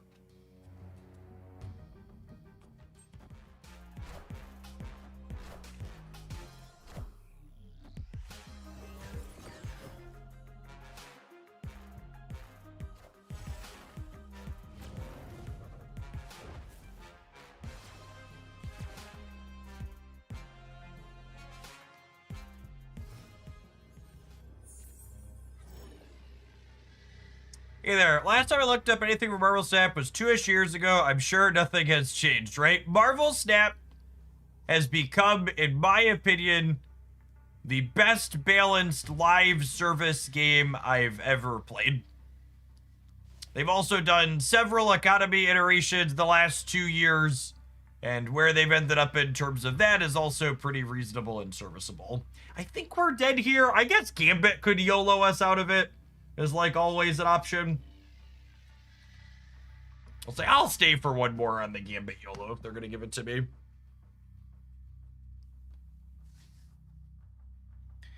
Actually just posted a roundup of my decks guide that highlights a whopping 50 different decks that are competitively serviceable in Marvel Snap. Done such a fantastic job of that. Man, Gambit screwed us 2 different ways. He didn't kill something to let us win the left or the right, and he didn't discard the Maramasa shard. Sedge. All right, gamers, we're gonna continue playing with this one. So far, I'm gonna be honest. So far, I'm kind of unimpressed with it. I think my initial impression would be kind of surprised if it became popular after its top 8 finish in the Gauntlet. Definitely had some sweet high rolls so far, but feels really pretty inconsistent. The games where we don't have Bullseye here. The games where we don't have Bullseye, my deck does not feel like it's doing powerful things. So we're gonna play some more with that. I bet we can hit infinite with it, regardless, just with good play. But so far a little whelmed by what's going on here. Have an end roll. I'm gonna run and grab my lunch. We're gonna play a whole bunch more Marvel Snap still this afternoon. Don't go anywhere, gamers. BRB. If you're watching this on YouTube, make sure you tap the like button. Killmonger's an interesting suggestion. As both an interactive bit and a way to kill our own shards. I don't know where you put it. Maybe it's just over the Gambit, but I don't hate that idea, honestly.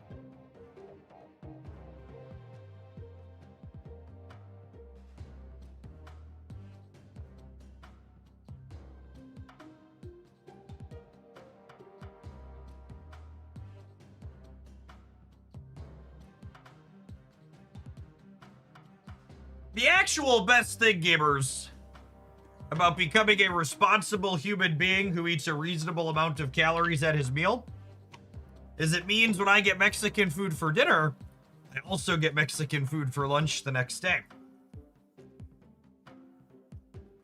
And let's be honest, having all of your meals go twice as far in Trump's America is a big upside. Ain't nothing getting cheaper.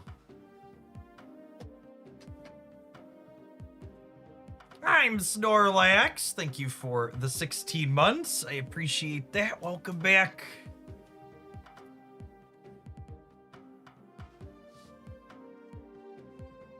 How do we stop winning? Speaking of winning, are our markets all the way back yet? Still only 2/3 of the way back. Someone call Papa Trump and tell him to taco a little bit harder for us.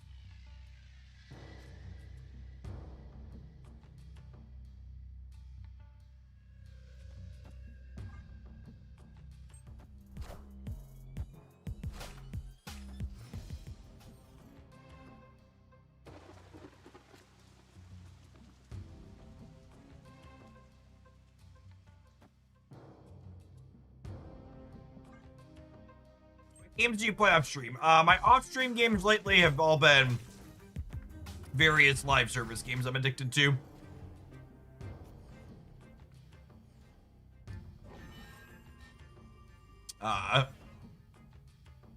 Lately it's been DC Dark Legion, Once Upon a Galaxy, and Genshin Impact are my typical go-tos. This might be a bot.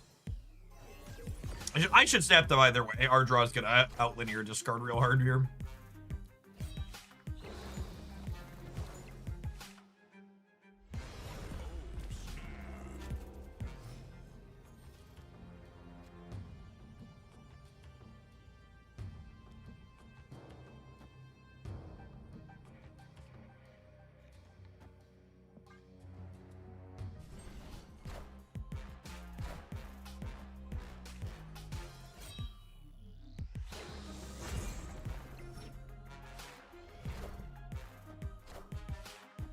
Systems go.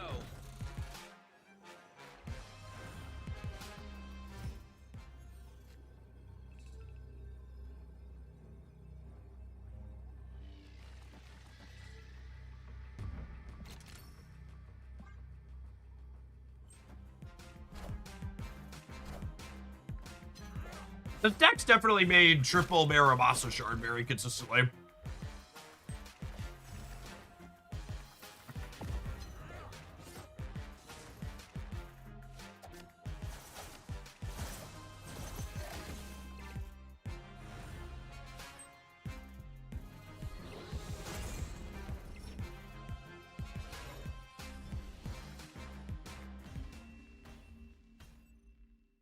Victory.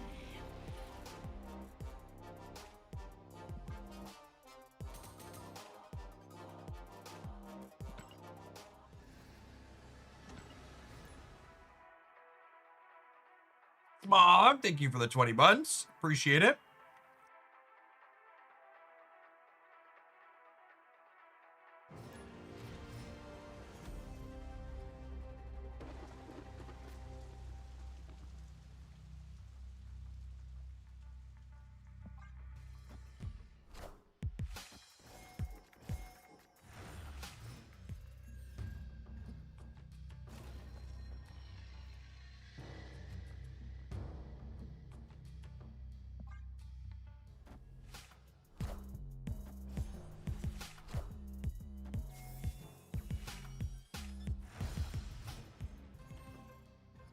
So, shield here would imply that they're a spectrum version of Thanos, which means that a lot of their tech cards shouldn't be relevant against us, so I'm gonna snap. And if they leave, we make it to infinite. If they don't leave, that's fine.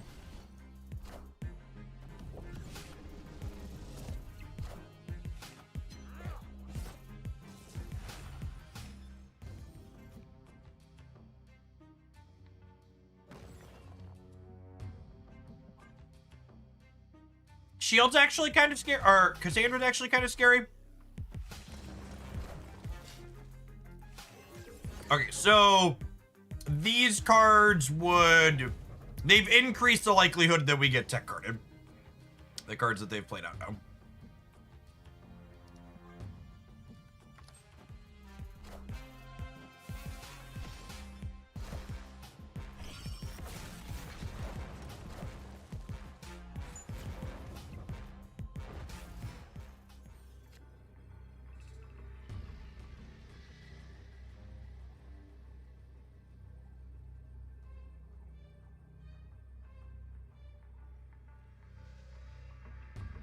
You can tell this is a fantasy game because reality doesn't suck. What's the line here?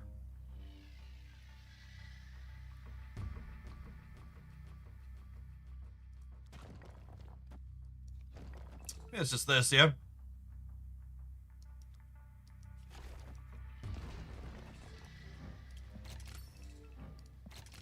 This gets us at least 3 Barabasa shards.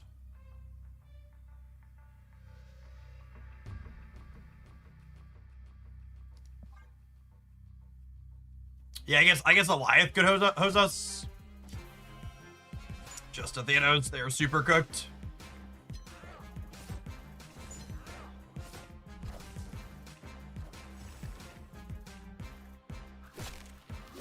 Bye.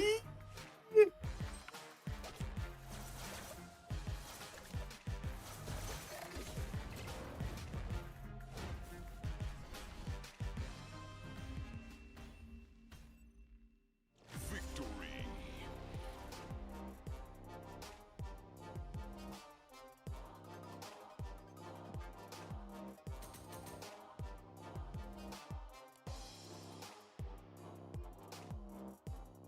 The Luna with the heart as we make infinite is perfect. Oh man! Exclusive offer! 12 hours only! 3 borders! Only $14.99! Where's my wallet? Ready. I'm ready. Bye, bye, bye! Bye, bye, bye, bye, bye. Do do do do do do do. Do do do do do do do do do do. 3 entire borders! Oh, baby.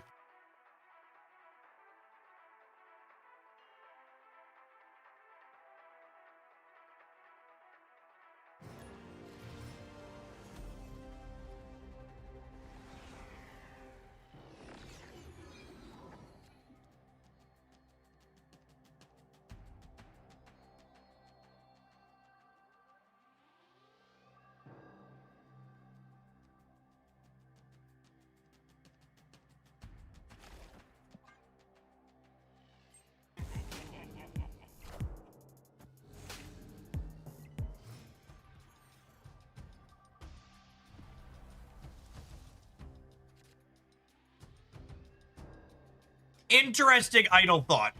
Is Agony one of the best 1-drops in Marvel Snap? Since her buff to 3?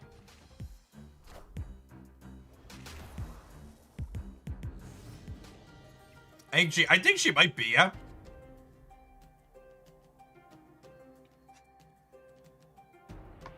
I don't have Bullseye yet. Is it crazy to Shaw and then Frigga the Shaw?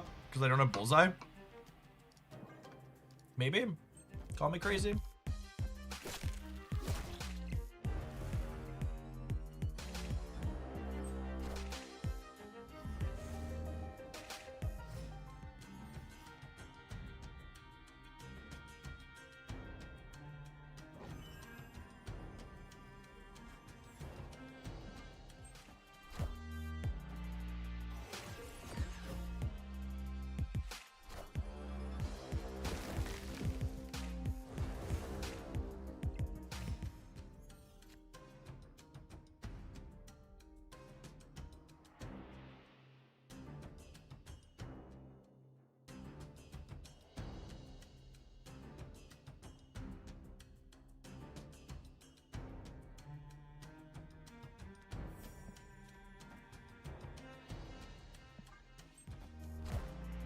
It works every time.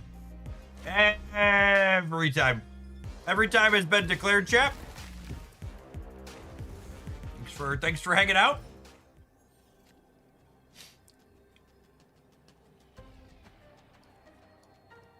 I think it's just this. I think it's just this.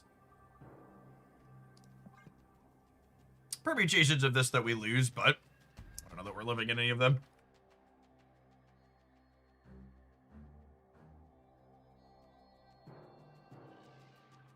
Victory.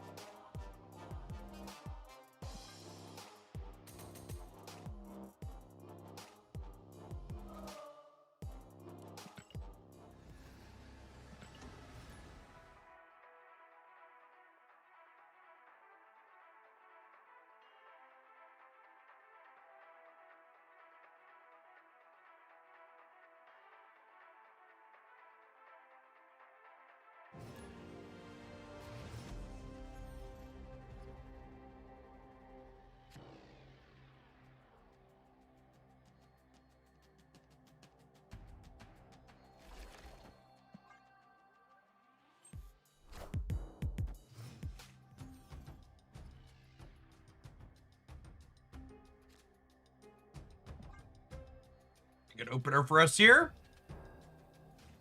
Gambit accepts his apology. He knows what he did. He doesn't deserve an apology.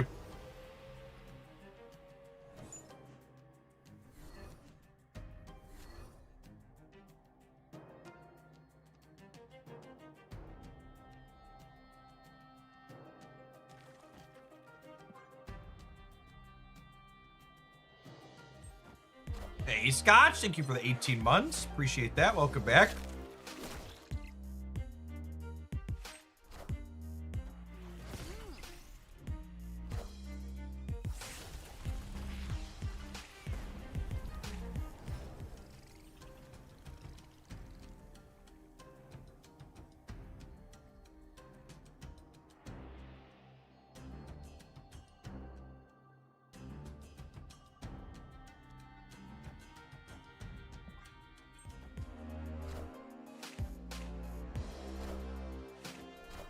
Noxy, what a time to be alive. What a time to be alive. Actually gonna put this over here so we don't have priorities, so that way Gambit can murder more things.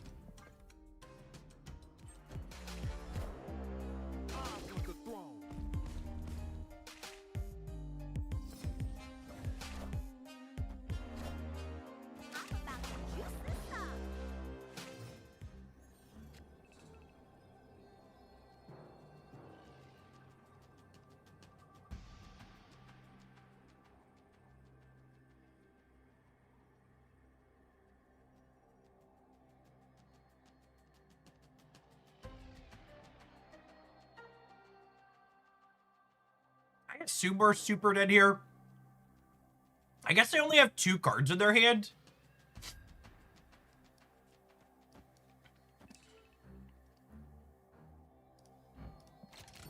Alright, fine, YOLO. It's 1 cube. What a coward. Victory.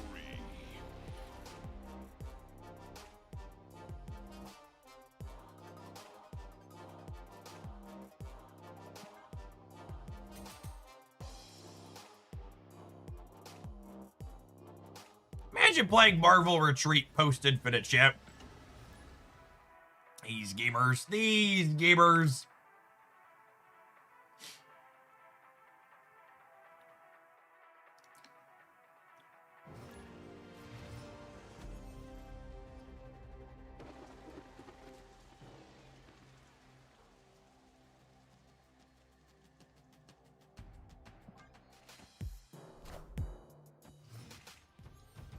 Hey, Aces, thanks for the brand new Prime support. There's a ton of great people you can send that to every month on Twitch. Thanks for sending it this way this month and keeping me around. Black Cat, not on Island is interesting. They got a Terax deck or something to do? Oh, Adam Warlock. Not a casual Warlock enjoyer either here.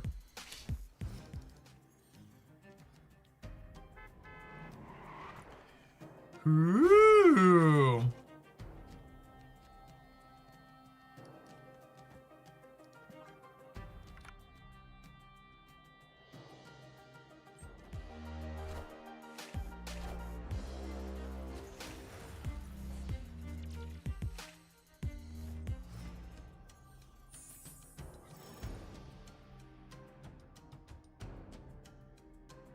Opponent snapped.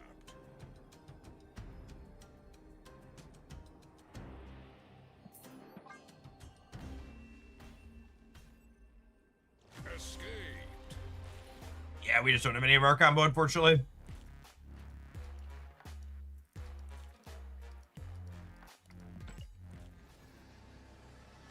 What happens if Agony tries to eat a chimichanga? The changa merges into Agony before Agony can merge into it. Because changa merges as part of its resolution, and Agony doesn't try to merge until the card is fully resolved. I haven't played Marvel Snap since 23 What's New. So, they completely overhauled the economy in this game. And they just give out a bunch of collector's tokens now. Make it a little bit easier to pick and choose the cards you want. They basically made it so you can choose whether or not you gamble with your economy or not. So they have these snap packs that give you a guaranteed random card at a small discount. Or you could just buy the cards you want directly. From an actual gameplay perspective, I think Marvel Snap is truly stellar at the moment. Their twice a month regular balance passes have made it easily one of the best balanced live service games I've ever played. Like, you know, if you're familiar with card games in general, comment, you always hear card gamers talk about how they want, you know, really diverse metagames where you can play tons of different things with lots of options to brew. Marvel Snap is actually that. And they're not that because their design team are some type of savants. I mean, they're good at their jobs, but I don't know if they're better than people than other card games. But this game is so good because it's just well balanced. Just because they do so many balance passes. Other games like Pokemon and Magic and Shadowverse and others, like, they just don't do regular balance passes.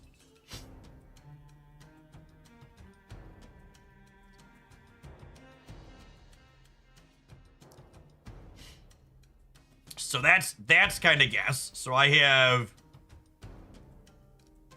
a 1 energy Silver Surfer.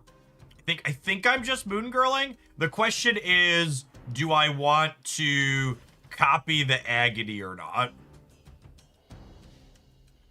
I don't think so. I don't think I'm gonna have energy to play it out. I'm just gonna go ahead and do this.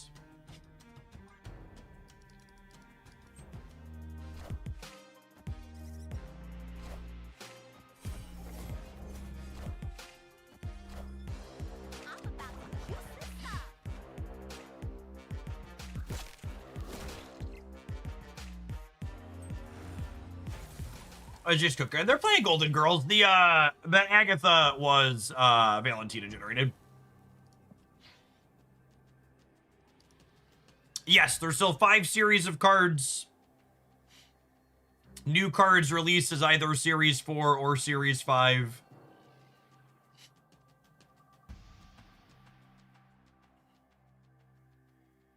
We could lose this, but I feel like this is a pretty reasonable shot here. We'll add, what, 12 over here? Add a good bit in the middle here, too. And they have to commit here to not tie it. All right, so we're winning the left. Are we winning the center? The center's kind of close, right? I think we're a little short center. Is the paywall high, or is it affordable to get new cards? So it depends on what you mean by paywall. So will you get every single card in Marvel Snap right when it releases, spending $0 on the game? No, absolutely not, and that will never be the case. However, the changes to the Marvel Snap economy have made it so spending your resources to get the specific cards you want is accessible and reasonable. So if you're someone who can be happy getting the specific cards you want without getting everything, you can play the game without spending anything. But if you're someone who's a completionist, Marvel Snap's never going to allow you to get every single card without spending some dollars on the game. That's just, unfortunately, not a feasible long-term economic model for digital card games.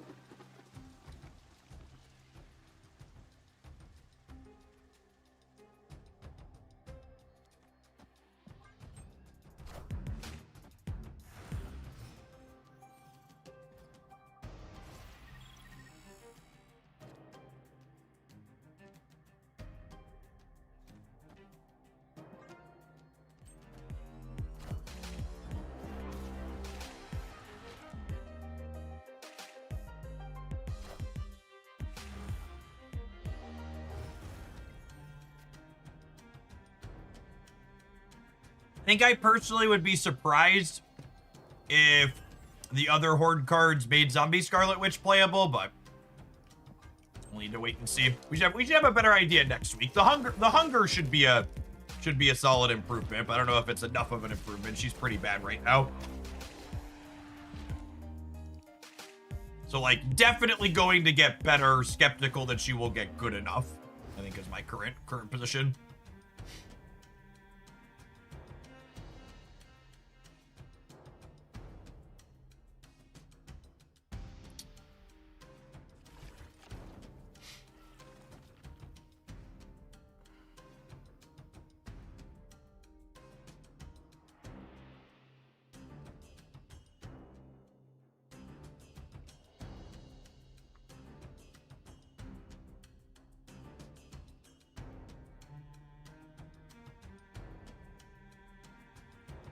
The complaint, or the complainers, not even a complaint, but the statement from Compile and Conquer there, I really can't emphasize enough that that's a purely psychological complaint, and it's not one that I can help you with.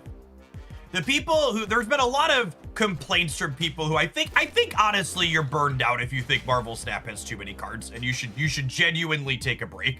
But like, Marvel Snap is, because of its good game balance, is a game where you don't have to have all of the cards. And like part of the reason I just put together that 50 different decks video is in no small part due to the fact that you can keep playing tons of different older decks and have success. You could just keep showing up and playing the same decks you've played since 2 years ago with no changes. Marvel Snap does a good job of making it so if you're someone that has a deck that you love, you can keep playing that deck. But also, if you want new things to explore, there's new things to explore. All right, is 15 enough on the left here? It might not be. Oh my goodness, we're so close. GG about it. Yeah, it's just full FOMO. And I think part of it too is like, well, the thing that happens with all live service games, this is not exclusive to Snap, is like people get so invested in it, and rather than acknowledging, hey, I just like need a break from this thing, they have to create a reason in their mind for why there's something wrong with the game, because it's the game pushing them to take a break as opposed to them being like cognizant of their feelings and being like, oh, I need to bounce out for a little bit. I've been playing this game for 3 years, and good, bad, or otherwise, sometimes 3 years of something is a lot. I should go poke at other things for a little while. And, you know, part to the credit too, like part of that is the systems itself, right? Like, you know, these games are designed to generate a feeling of fear of missing out, which makes it harder for people to take breaks. But, and again, I really just can't emphasize enough that this advice does not just apply to Marvel Snap. It applies to Pocket and Snap and Marvel Rivals and Once Upon a Galaxy, literally any other live service game that's going to be putting out content in perpetuity. Being aware enough of your feelings around the game to understand when it's time to take a break will let you enjoy these games much longer. All right, so our Gambit hit there, but I don't know that we can actually win the game from here.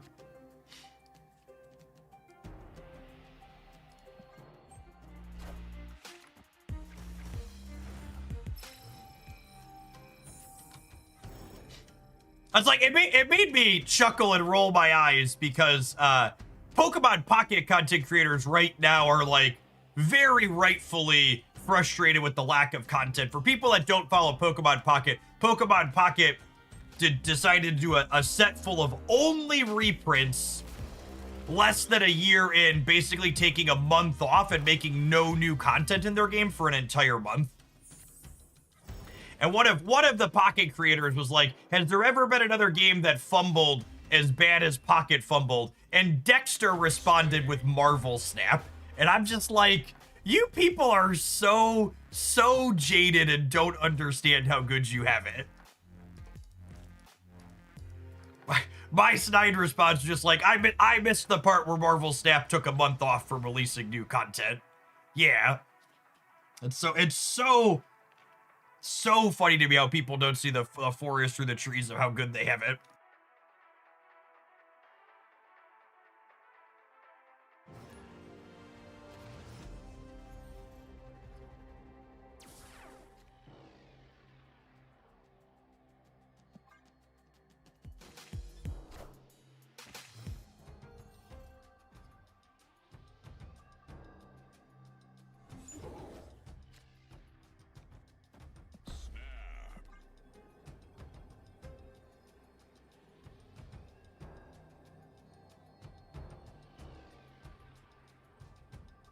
Yeah, I think a lot of Dexter and Darren's little bit of bitterness about Snap right now is because their dropped gravy train dried up.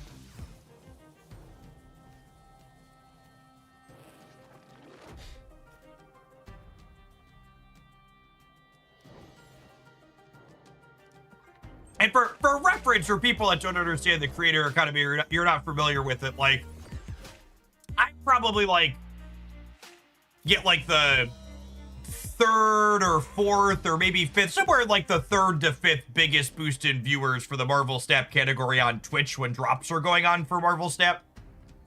And my personal income in terms of ad revenue goes up about 1,000 to 2,000 USD when there are drops for Snap versus not.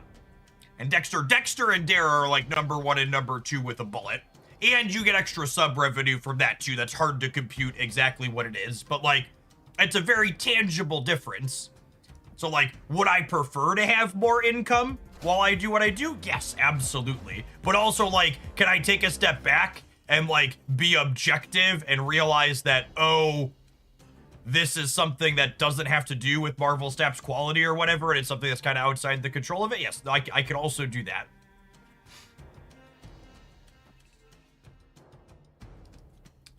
Where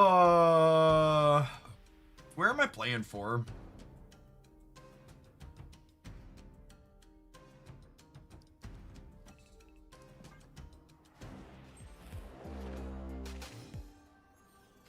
I think we're punting here.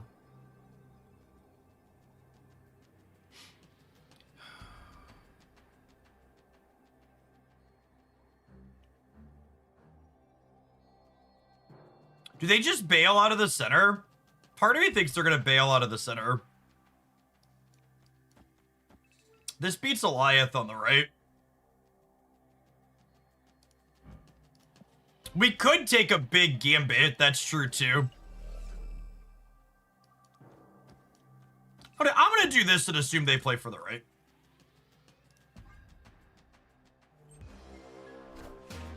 We beat that.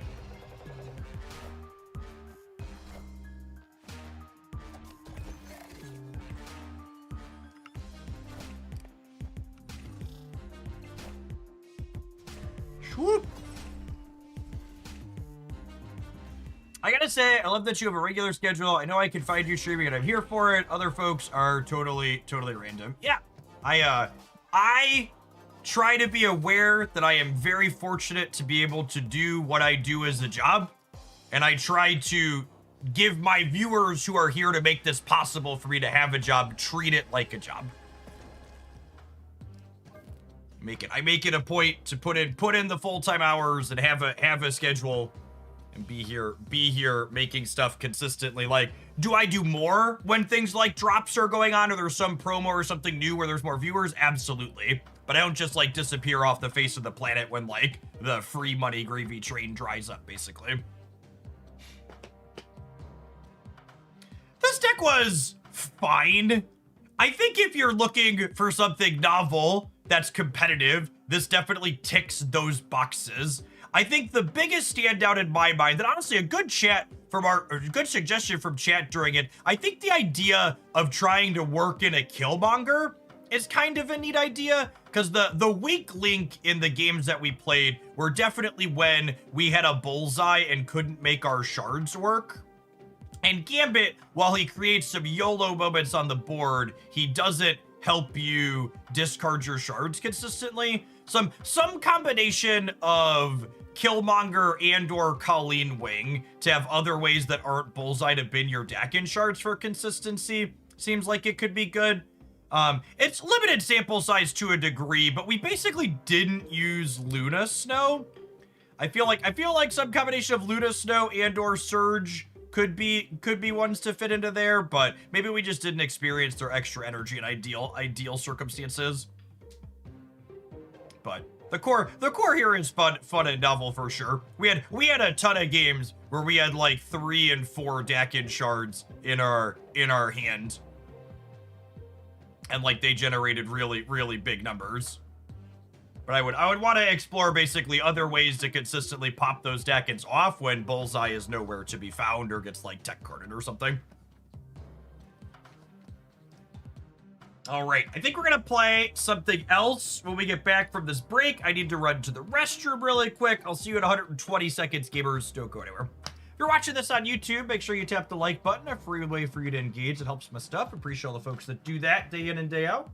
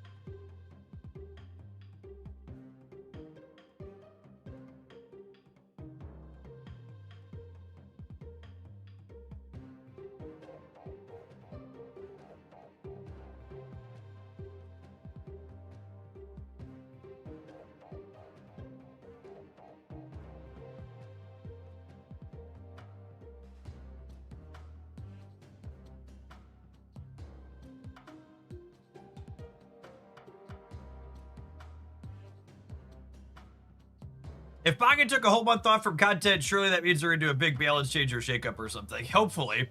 I did see Spraggle's post that he was going to be... Pokemon was flying him out to Times Square for some type of 1-year Pocket anniversary announcement, so... Hopefully, they're going to actually have meaningful things in their client to do. I'm going to be honest, I don't know that Pocket just releasing new card packs is enough to bring me back. I think they need to have some other type of content in their game for me to be worth poking back into it at this point. Especially if it's 3 card packs, because if B1 is 3 card packs, it's gonna cost me like $200 to dip into it. It's like $80-ish per card pack to max them out. $250 or whatever.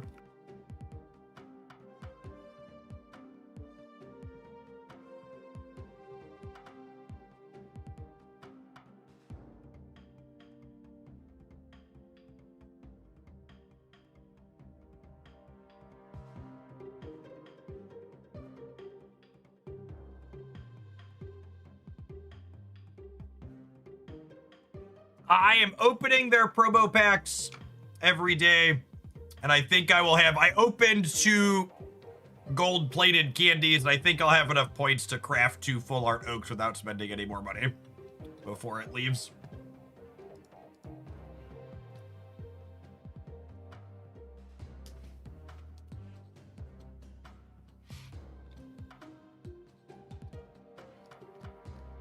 Yes, the shinies were not a good system, agree.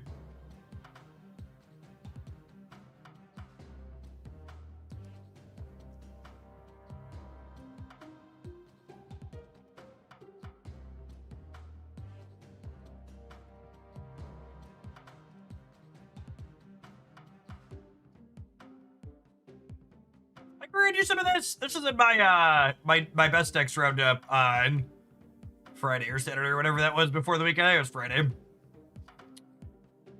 Give it a go and see how it feels.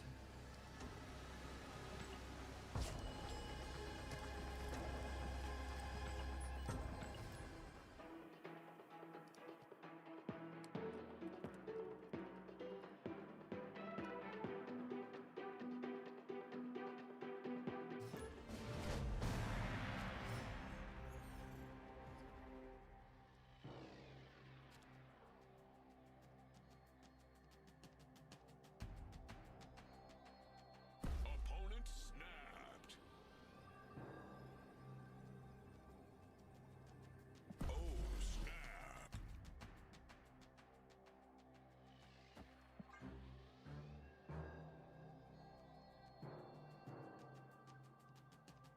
Can Sable be Iceman? Absolutely. In fact, I almost made that change before we started.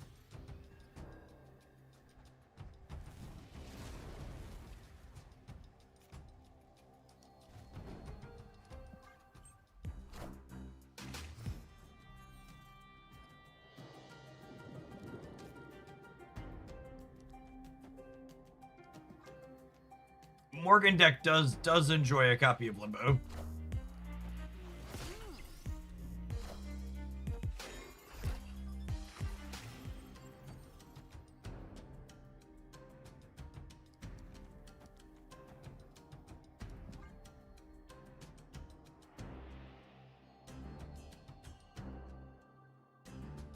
So we'll have 10 here total, because Fire Hair is gonna trigger Rocket Raccoon.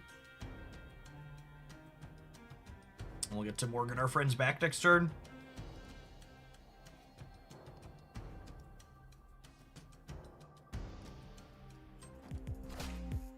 Hey man, I'm cool. I'll take the throne. Rest in peace. Impressed. Rest in peace.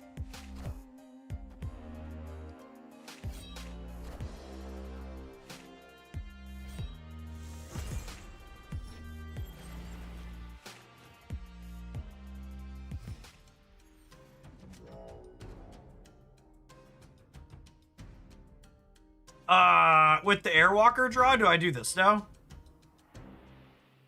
It gets me back 3/6 Airwalker, yeah. It kills, makes death cheaper too. So Airwalker replaces when destroyed with a 4 cost from your hand or deck.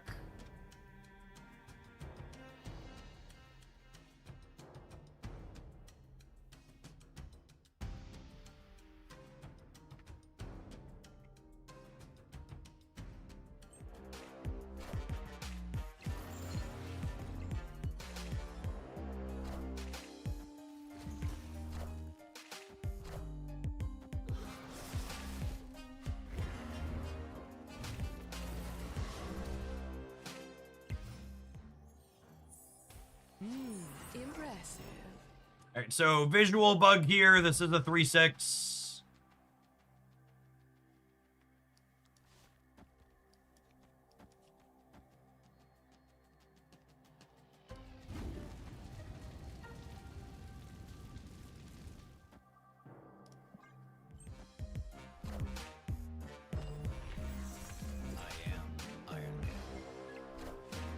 Hey, you found a rook. Found a rook.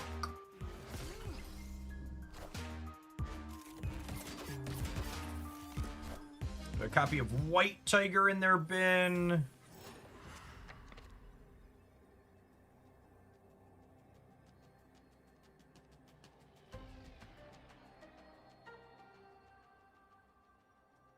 Man. Would have been sweet last turn. This is plus 18 here. Plus 18 only gets me to 25.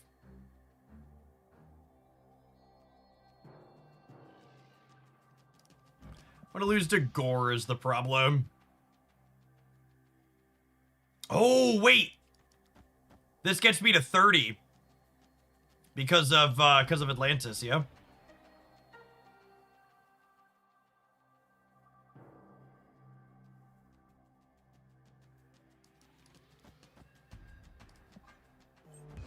Fun. Yeah, they just gore the center and then we win left and right.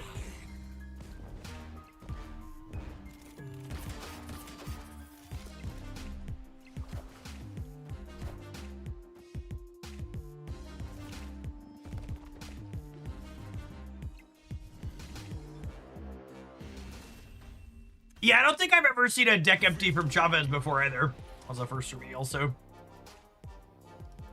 Thank you, Eddie.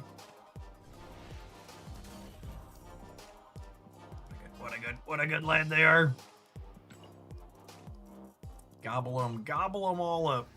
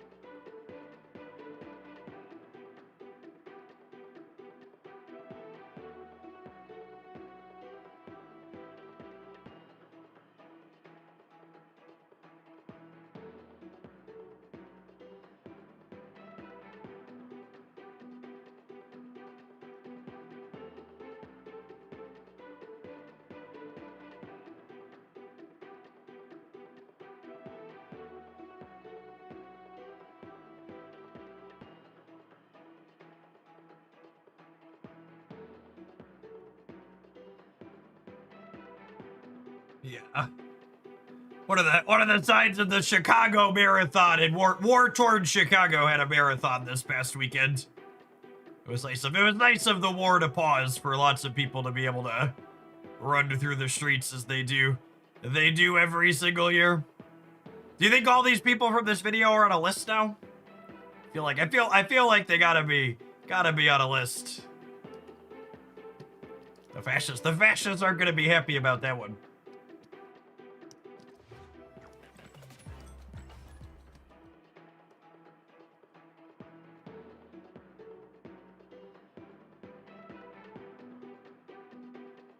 That's the Antifa sign-up booth. Yep.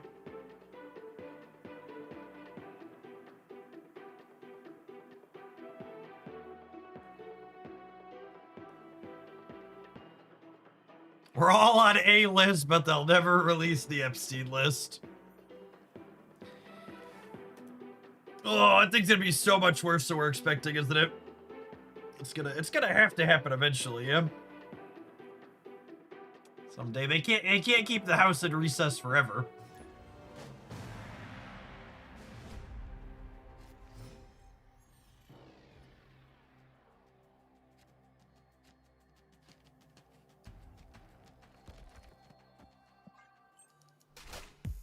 Hey man, I'm cool.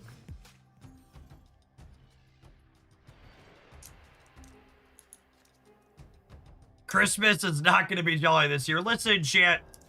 You can choose to spend your holidays with people you like. I'm just letting you know. In fact, Chrissy and I made an executive family decision this year. We're taking our kids to an indoor water park for 3 days over the Thanksgiving holiday. They've got off of school and the Dells is open, so we're taking them up. Life's short. Find your joy.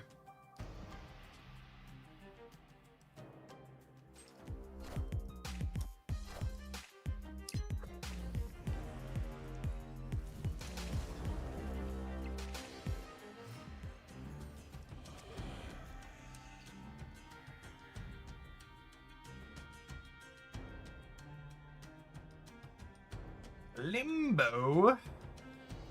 I could be a weird Cerebro 2 deck. I think with an extra turn here, I'm going to fire here and not just Venom right away.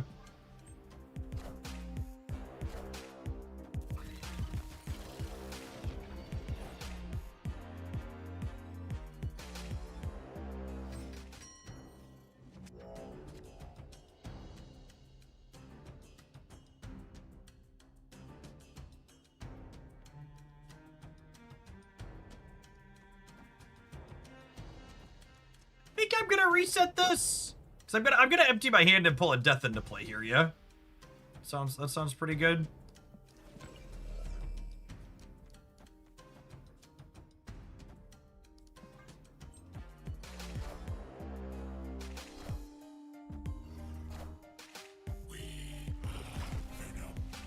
Rest in peace. Do we need to go last to keep the opponent guessing? Yeah, maybe that's better. Oh, I forgot Morgan's adding cards to our hand. We're not getting a free death. I mean, we'll get a free death. It'll be fine. Unlucky. Unlucky.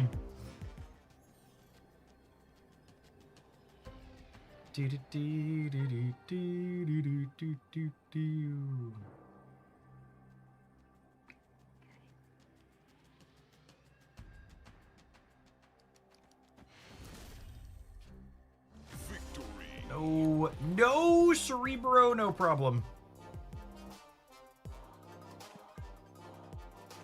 Cerebro 2 with magic has floated around the edges before. It usually has worse stats than Cerebro 2 without magic, just because other decks take much better advantage of the turn 7 than they do typically.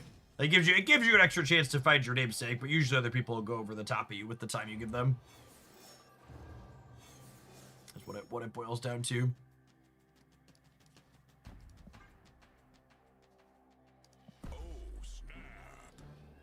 As a matchup where Korg's very good.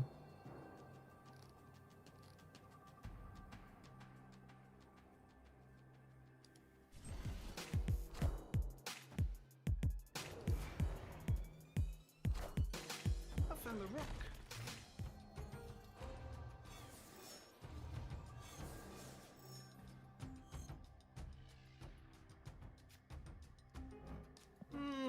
That's annoying.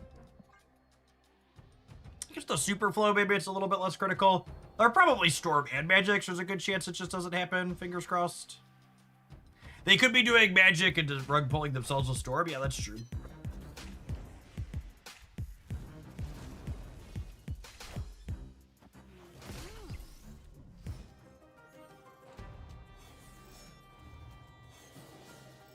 Kill Daddy, kill Daddy.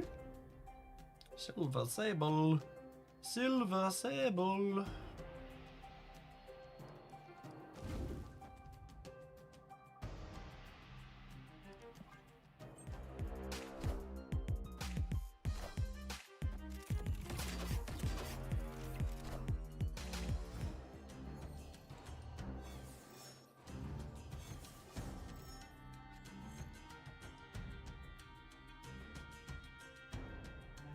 We have digital IDs coming to the UK, and conspiracy theorists are losing their minds. Can someone help me out?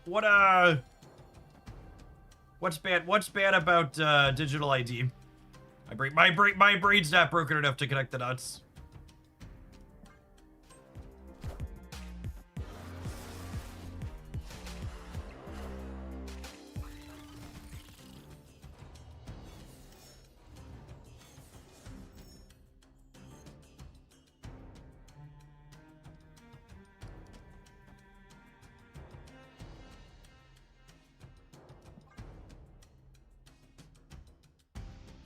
It puts you on a list. I'm pretty sure having a regular ID gets you on a list too. Wind, aid my Pretty certain.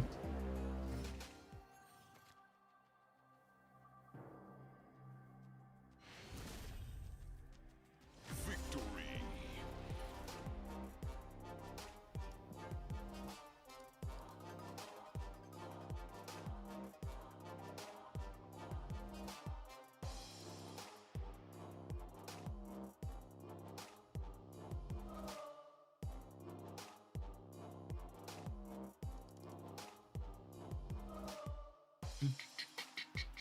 Has the opponent remembered to put Cerebro in their deck? Can I get a wellness check on their phone? They retreated there on the second to last turn, and then we had a long pause.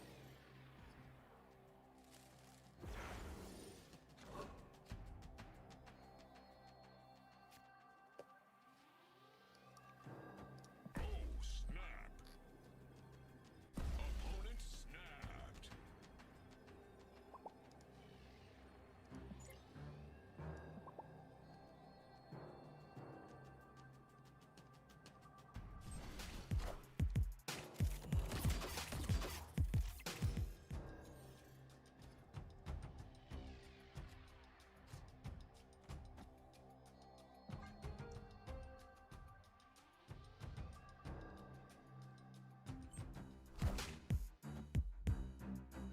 They snapped because they have it in their hands now. LOL.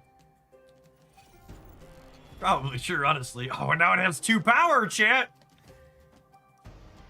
Their Cerebro 2 deck has a Cerebro with 2 power. They can't be stopped. Hopefully Mirror Dimension is also a Content Embassy. Average Cerebro experience, really.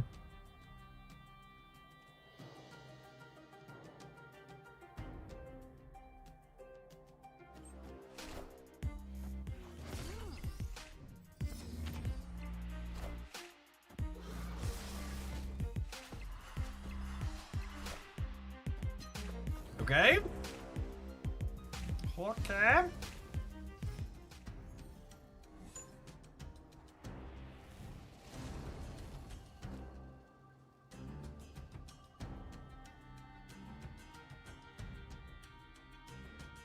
think there's gonna be a turn 7 shit.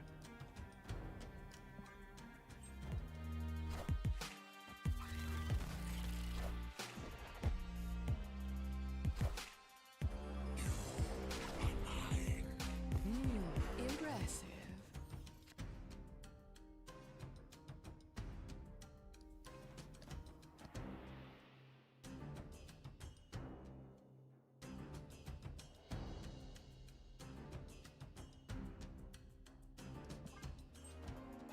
Unlucky. Unlucky. I have the throne. Storm for the rug pull. There's 2 limbos, Gibber.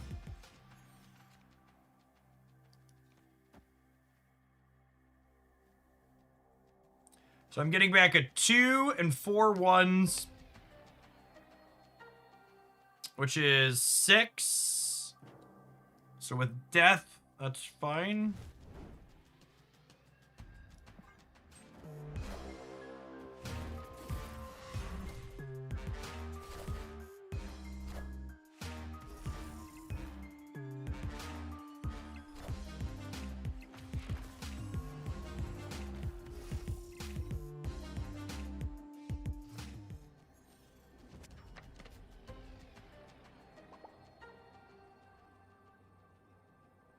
Okay, so they definitely have Shadow King. Can we beat it is the better question.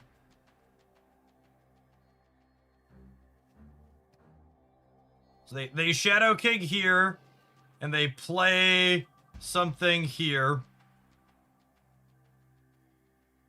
I lose here. And then over here, they have 27. Can I beat 27 over here? Yeah, I can. This is 27 on its own.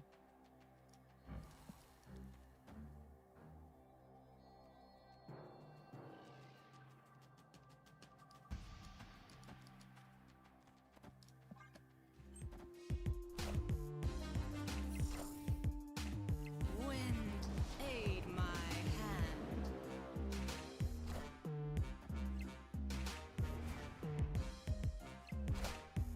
hand. Maybe that wasn't a bait emote and they just legitimately didn't understand how to fix their situation. I think they legitimately just didn't understand they could Shadow King to fix their +2 problem. They did have Shadow King and they were emoting it, but they just didn't They didn't get it. So for reference, gamers, they could have Shadow Kinged these 2 cards over here, and then all of their things would have had 2 for the Cerebro bonus. But I think we still would have beaten them, right? They would have had 36 here, and they would have only had like 27 over here or something. Yeah, I think no matter how they played these cards out, we ended up beating them, but they definitely could have unlocked their Cerebro bonus for the board.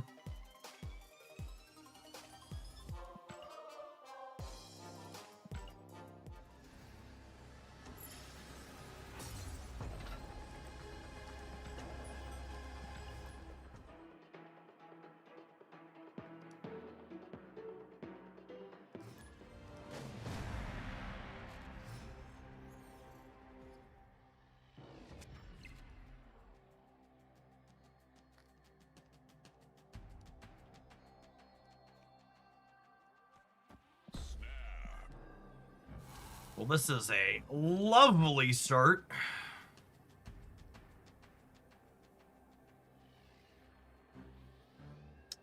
Especially into a Kill Daddy.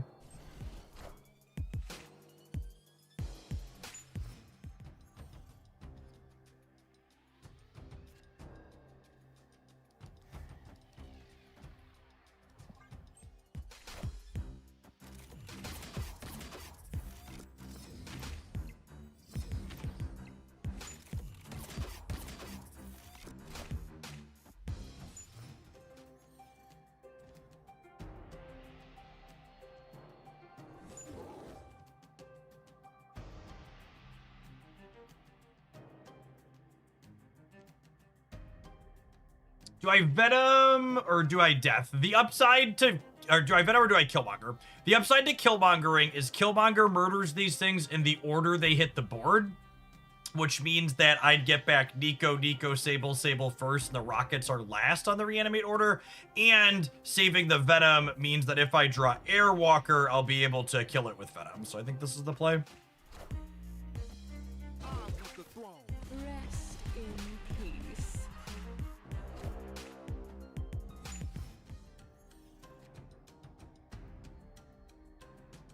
Opponent snapped.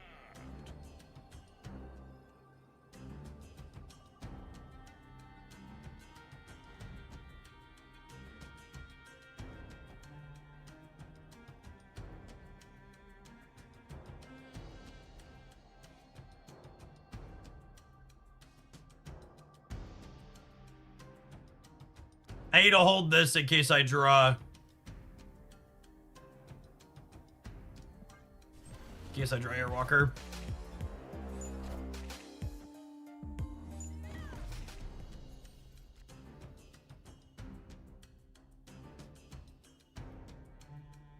Punish, because now my hand is more full. Oh, I'm actually not going to get that death back, right? Sad. Or are they air shit? They're air shit. Cool.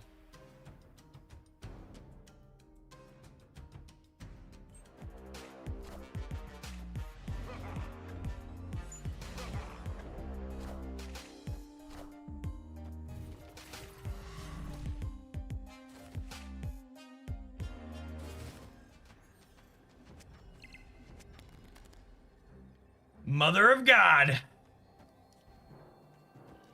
Or as I just like to call her, Mommy.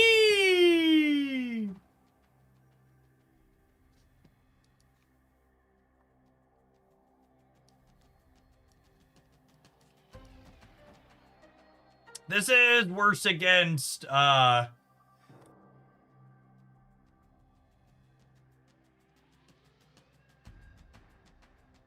this is worse against, you know, the thing. But they're a 34 card deck, chat. Why would they ever have the thing?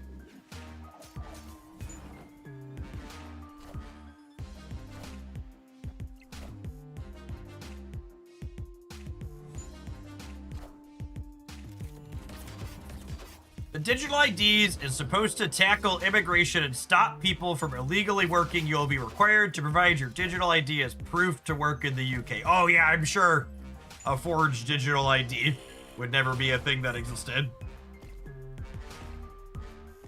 Digital IDs being pushed with the backing of racism is, yeah.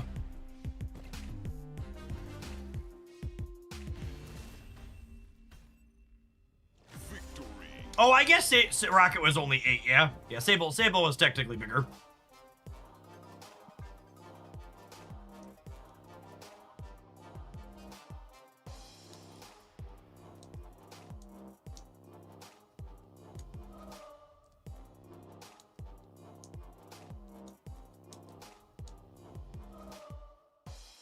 Man, if there's one thing that really unifies all of the countries right now, it really feels like it's the fact that so many really underinformed, low IQ, lower middle class workers think the reason why they're lower middle class and can't have more in life is because of people who have even less than them. One of the defining features of our capitalistic hellscape is that we've convinced people who make $15 an hour that the reason they can't make $30 an hour is because of people who make $3 an hour. The classic cookie meme, right?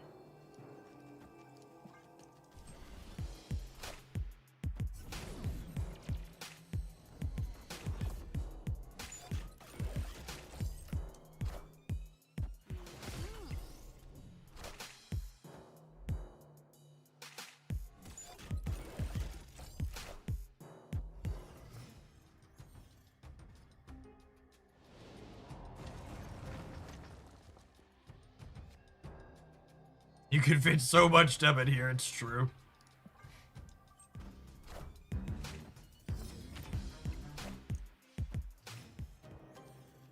Nico is right. That is their Creative House Pocket variant, fresh off of the Ultimates.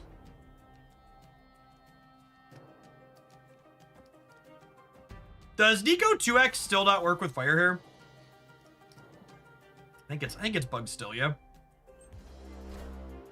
Comics, thank you for the very generous tier 2 in the year and a half. Welcome back. Oh, you know what? Am I supposed to Killmonger actually and save the carnage in case we hit Airwalker? Yeah, I'm probably supposed to save try Airwalker and be sad. I can't Venom and Airwalker together either, so it's still not great. I have to draw Morgan organically. If I would have saved the Carnage, I would have 2 draws at Morgan next turn. And because I didn't save the Carnage, I only have 1 draw now. So I'm 20% instead of 40%.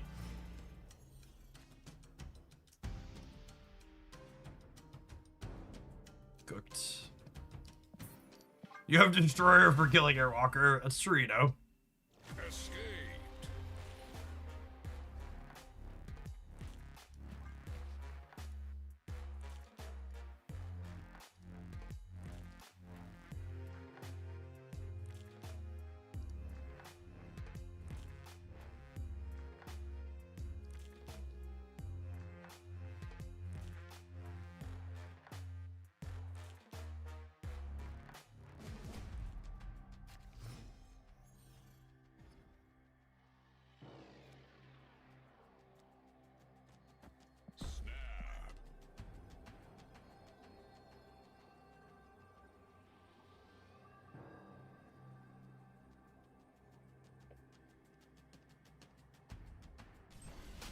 Oh, sweating 10-2 and running the rope down on turn 1. Just Aeroshem things.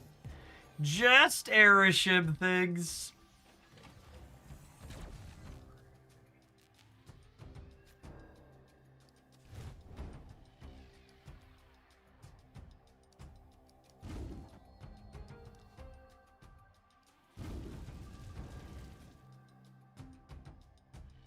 Man, what an awkward hand. I think I'm chilling.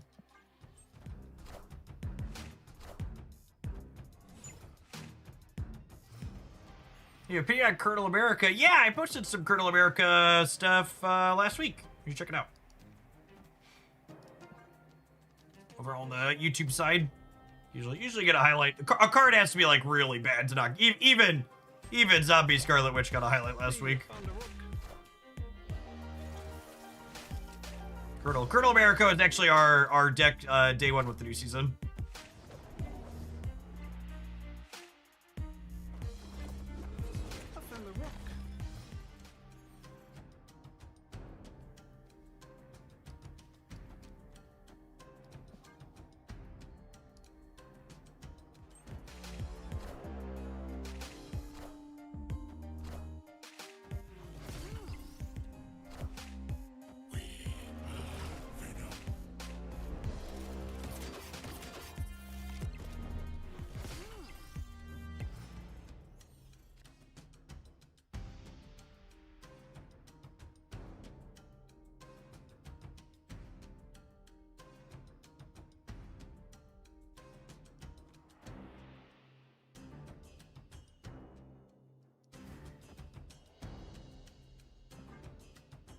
guess I'll take a 4-7 back to my hand.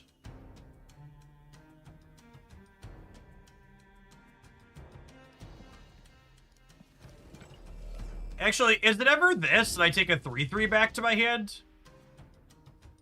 Should we save Nico for the chance to roll 2x? Yeah, maybe. What if I do this here because it makes my death cheaper?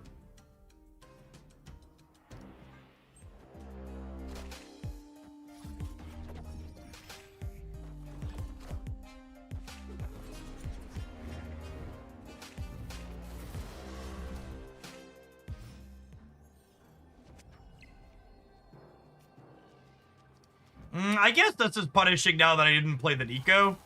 Because now I can't play this.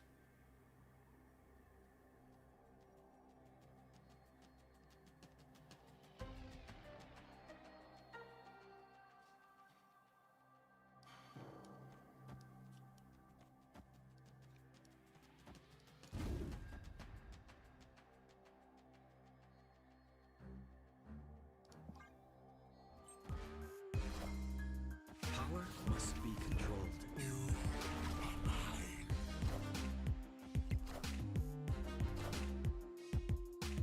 So you literally lost to me playing 3 points on the left? Very cool math, much wow. What in the shang-brained hell is this? This is the caliber of play you expect from someone sweating it out 2 to 10. In the old silver conquest Rudy. Palms are sweaty, knees weak, arms are heavy. There's airish and vomit on the sweater already.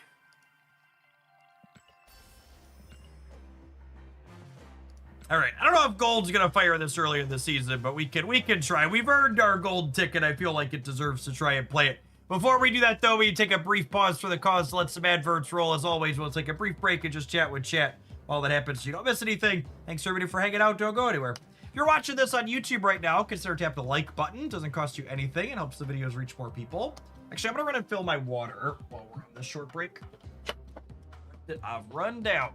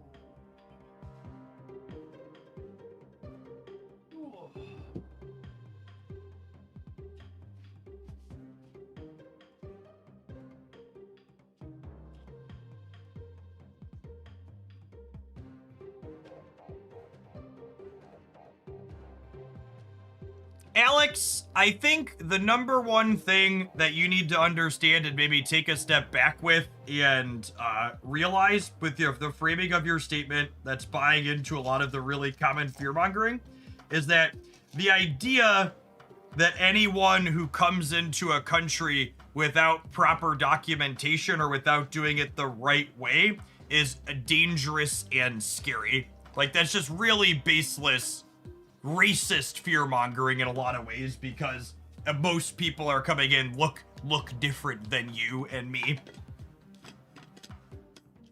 And the idea that people who are often fleeing persecution and looking for a better life are in some way, shape, or form more violent or criminal or any of these other things compared to the average population that's already there is pretty nonsensical.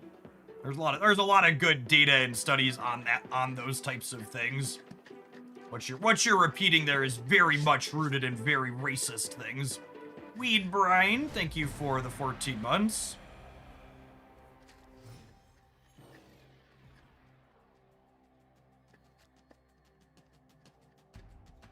Let's Korg first, I think. Oh,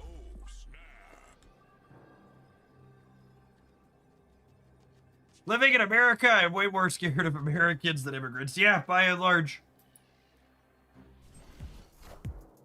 It's like all the fear-mongering about major cities in the US right now, like, you know, war-torn Portland and Chicago. Like, speaking as someone who's spent later nights in many downtown cities in the United States and some rundown rural towns in the United States, I've basically always felt much safer in downtown Chicago late at night walking around than I ever did in any of the very rundown red towns in the United States that I've passed through in my travels. And it's really not particularly close.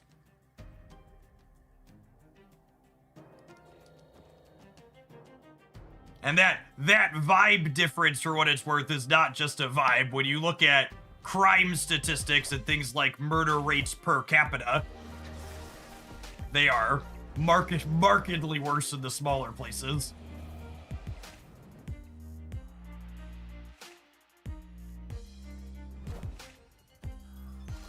Ooh, a Dormammu gamer. Oh, I think Jason's also doing more good stuff with a Dormammu twist.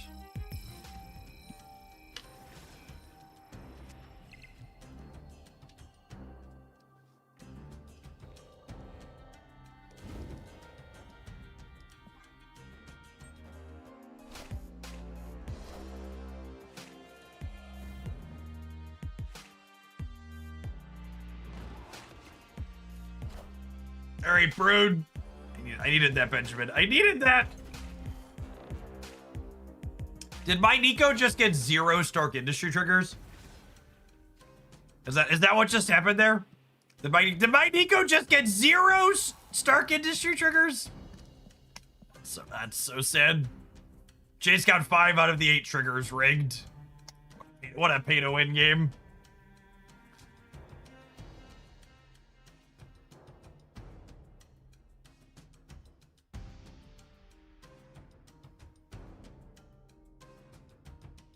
Hi, Nilly Patel. Fuck you. You're banned in my chat now.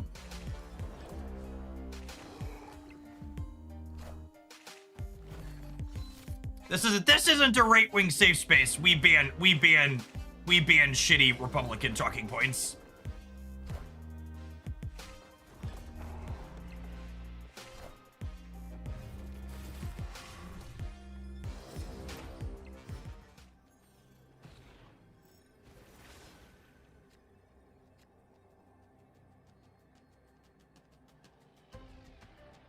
That was the YouTube one. It's nonsense for illegals to come to the USA illegally and be justified while hardworking people are waiting in line to come here legally. You want to talk about people who aren't fucking hardworking? There's a lot of Americans who aren't hardworking.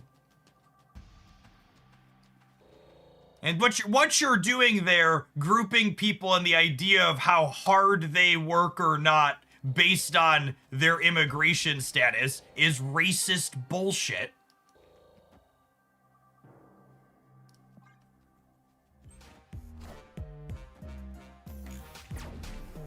Oh, now you kill something, Danger Room. I see how it is.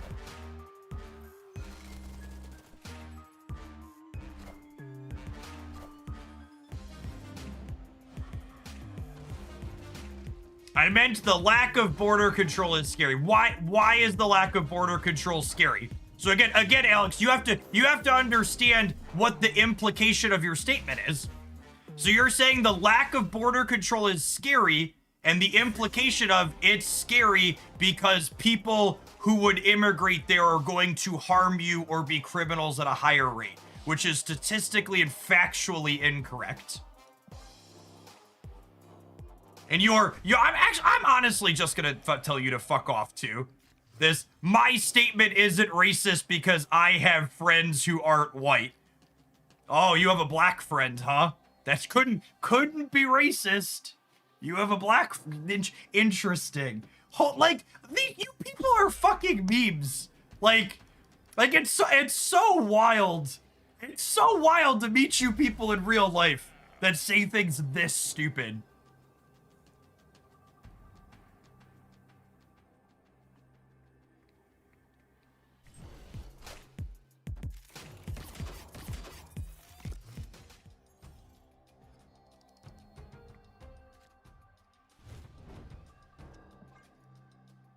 Society is disappointing.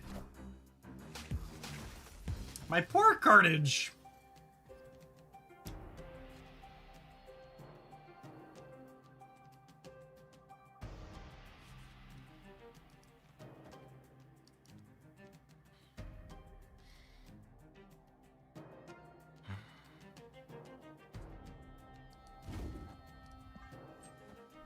Gets this into like rocket cartage. The problem with this is the rocket's not gonna come back. I think it's the Chavez now. Just stack the top card up here.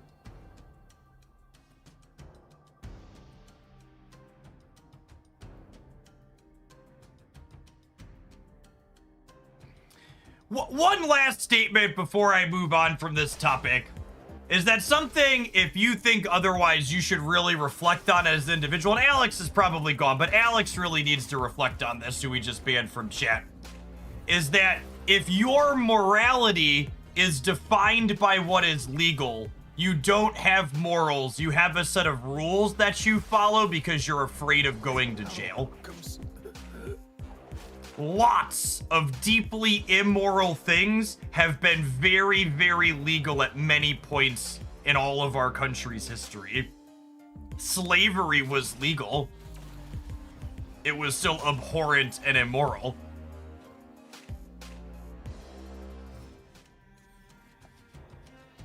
That type of stuff.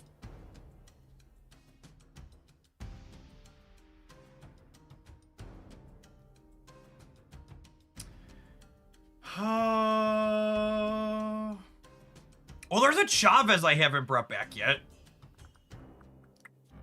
This one has a Morgan buff. What if I do this? And then we bring back the Chavez, and then these two here. I like this, I think. Around the bend. Thank you for the 2 years. I appreciate that. Welcome back.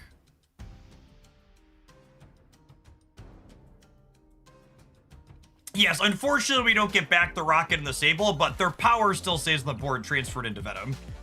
And their triggers happen on Fire Hair, which is nice. And another one, this makes my death cheaper too, so it's super worthwhile. Impressive.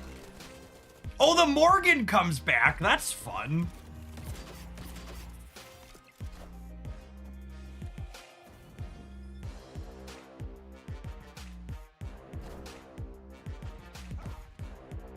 It's like speaking of laws and morals, one of my favorite facts about life that came. We were talking about something with laws with the boys the other day, and I made sure to point out to them that if the only penalty for breaking a law is a fine, it's not actually illegal. It's just poor people aren't allowed to do it.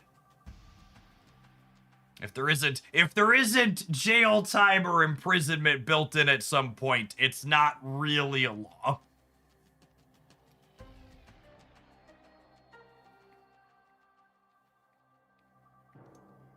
There needs to be some type of something there that's not just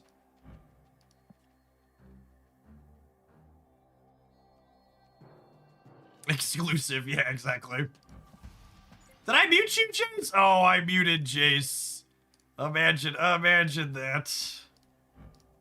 I don't even know which cards I'm playing. Like, I'm playing cards. I think it's these cards.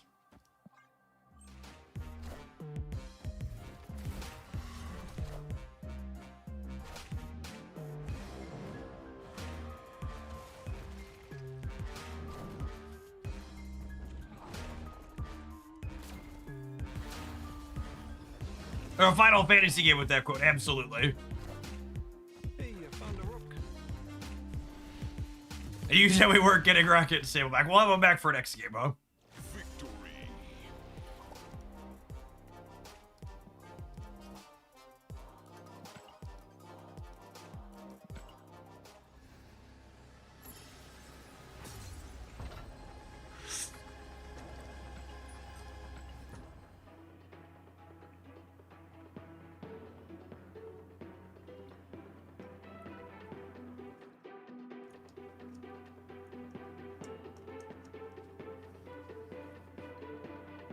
All right, fine. My last final word that you should definitely internalize and take to heart, and then I'm gonna go back to focusing on the game, is if you are more upset and afraid at people who are coming into your country looking for a better life than you are upset and afraid about the fact that people like Mark Zuckerberg and Elon Musk and Jeff Bezos and others are accumulating absurd amounts of wealth and have way more than they'll ever need while people go hungry and live in poverty, your perspective on things is very fucked up. You are appropriately propagandized if you are more concerned about poor people looking for a better life than you are with the ultra wealthy harming our planet and many people in this world. Take a step back and ask yourself why that is.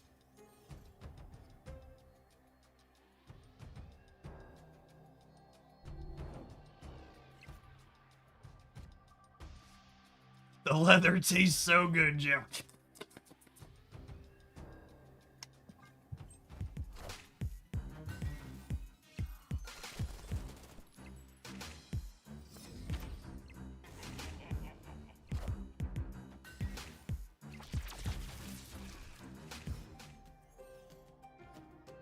Looking for a Venom on the left for sure.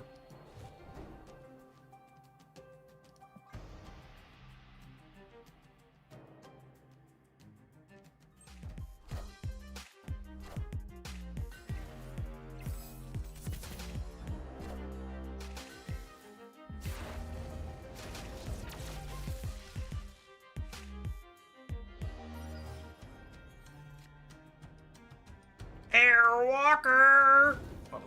What a lovely land.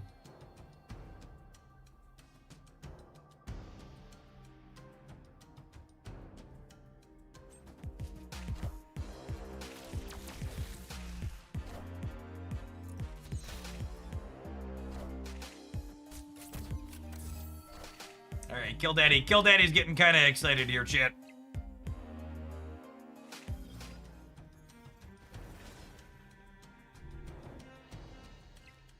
We can't kill Bogger anymore. Oh, yeah, that's true. It'll send the fire hair across. That's funny.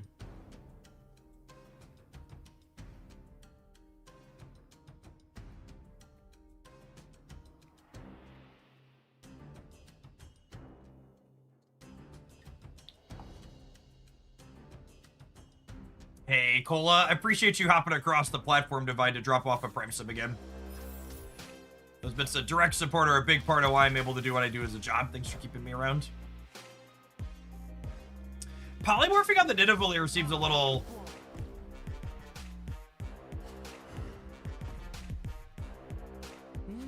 Impressive. Oh no. Oh no. Oh no. Wait, okay. Shh. They filled. Cool. Dodged it. Alright, I mean, my Venom is worse now, though.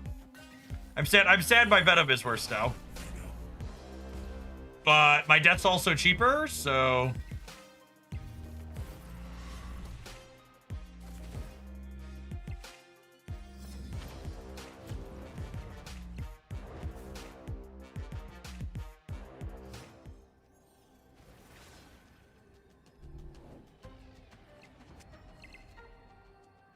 And that is a 5-power Nico that's going to 2x.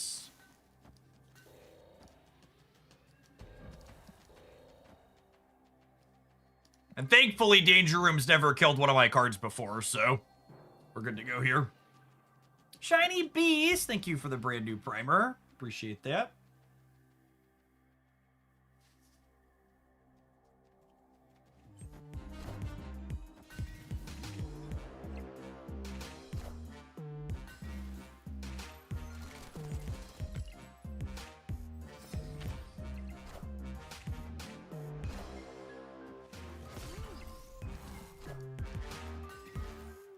Shang-Chi! Praise Benjamin for the Snurf chat! Praise Brode! Glory be! Glory, glory, hallelujah! Do do do do do do do do. Do do do do do do do do beep beep beep do. Should you have put Big Nico into the danger room instead? So if she died, you doubled your fire hair. Fire hair actually doesn't work with Nico double up.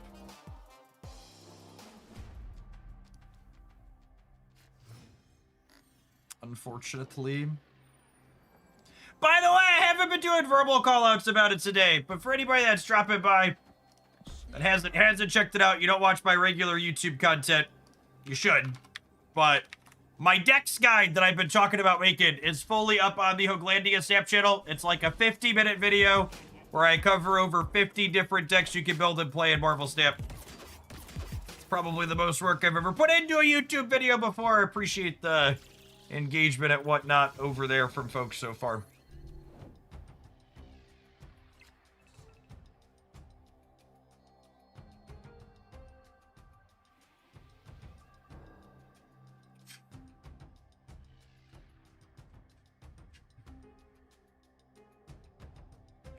What are we doing here?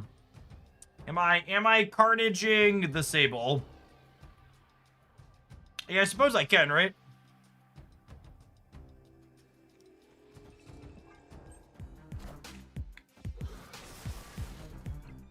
And then so long as I end on Airwalker next turn, or on 4.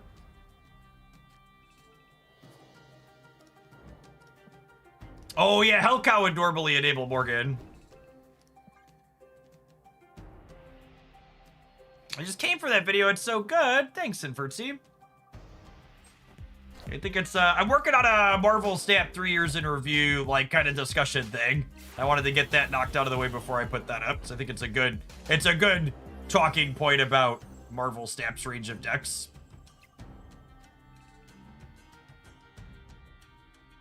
Oh, that's interesting. Huh.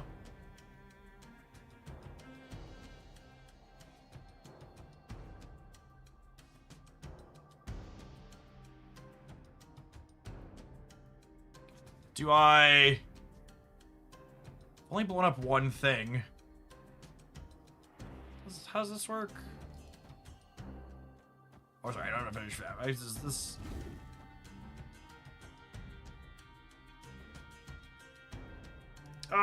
This kind of works, I guess. Do I run out of hand space? I think I run out of hand space. No, because the Morgan comes out of my hand. So these come back. Then I draw some cards. And then Carnage eats these, and then Firehair gives them back. Getting out in front of the Rock Slide here is actually pretty good. Or do they have a Darkhawk deck? That's like actually in their deck, yeah? Oh no, it's not your Patriot. The variant threw me off. I haven't seen that one before. It's kind of sweet.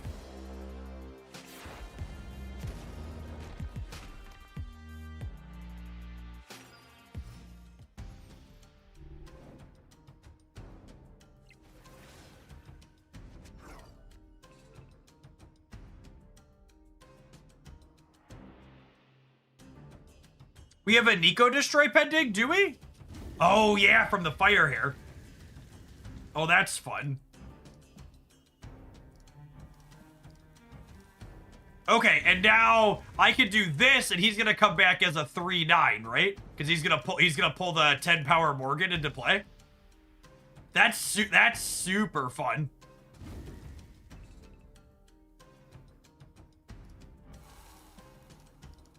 Okay, I think we do this, and then next turn, I'll have Death. That's 3, and I'll have a Airwalker, that's whatever. Oh, I could Hellcow also. That's interesting. Yeah, screw it, YOLO. I could technically bin the Morgan here, but that would never happen. Oh, the Death doesn't discount though. With this line, that's an interesting outcome. Oh wait, does she? Oh, it's just she tracks. She's not a trigger. She's like an ongoing. Yeah. So we're good. Fun. Hey, Bellers. Good afternoon. Yeah, death and pseudo ongoing is the best way to put it. Okay, so this is, again, Morgan has a weird visual bug that comes up sometimes, so this is 15 and this is 9. And this is 10.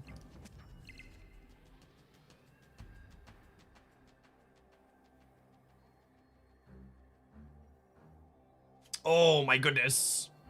Okay, so that's 10 actually now. Okay, opponent retreated. So when Nico rolls 2x mode, our biggest plays are actually Nico, Death, and Rocket, yeah?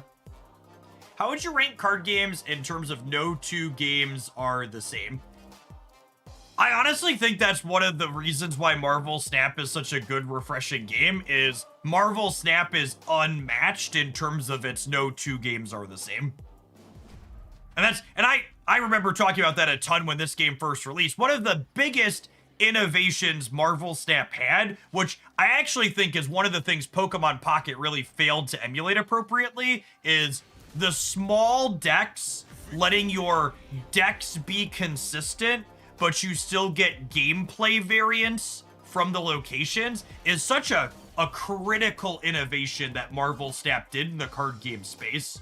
And I think we've seen other games. There's I don't have an example offhand, but Pocket's the immediate one that comes to mind, where like they've tried to emulate this small deck size thing, but then the gameplay gets a little too samey, right? And don't get me wrong, right? You know, we all have those moments where like the locations completely blow you up, and you're like, "Hurrah!"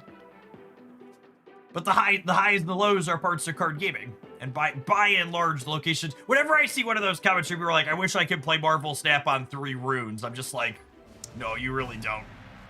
Maybe for the first couple of games you would like that. But after a while, it's really much worse.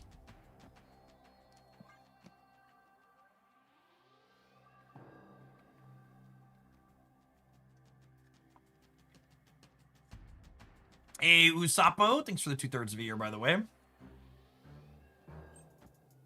Chuki, thank you for the 6 years.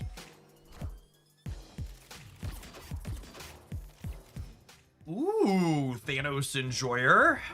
This land is always changing. Oh, that's a little annoying. We don't know if, Oh, wait, no, they're Airshim.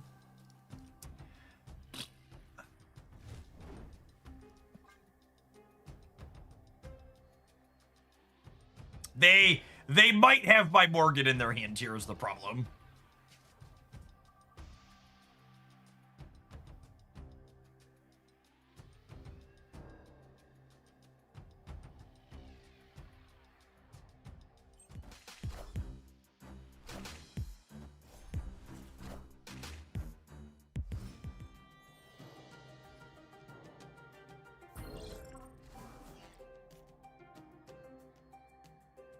I actually don't tend to have that many Doomer style comments on really any of my videos because I ban those out pretty frequently when they happen. My life's short. I want positivity in it. Oh, we could Airwalker, Kahori, or -2. Sure, yeah, that's true. Oh, and they copied that? Okay. We'll go next year. Give them the cube. Unfortunate that our infinite ticket match has to be against 34 card Monty.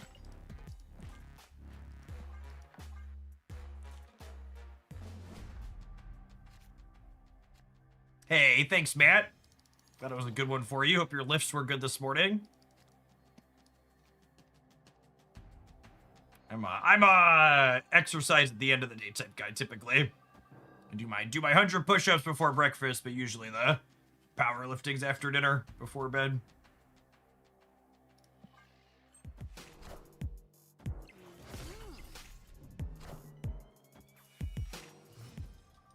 Should we just turn one snap? Yeah, maybe. Our hands are remotely serviceable.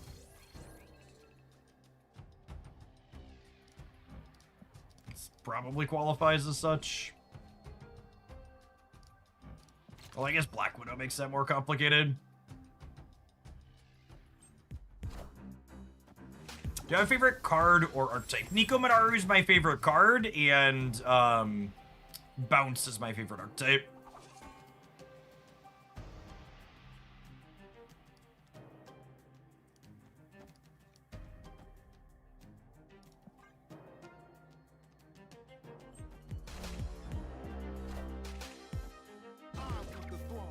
Rest in peace.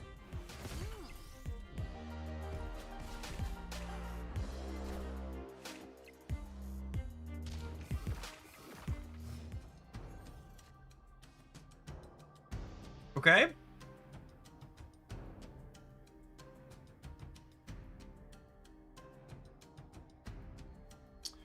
What if we go Morgan into Chavez Venom? Do I just snap him back here? I feel like we're in a decent spot.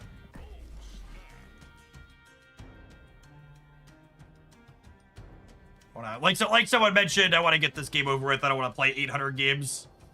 What did Mole Man hit? Something little.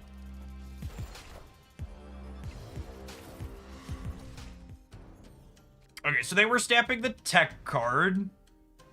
But I'm not sure that actually matters.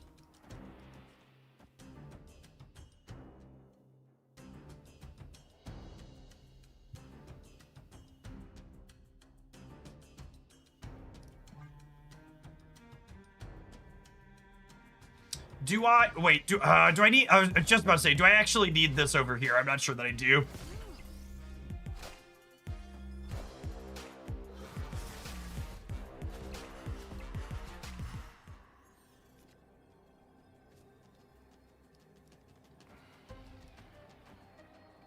Am I venoming the left? Yeah, my original plan was to venom the Morgensterk.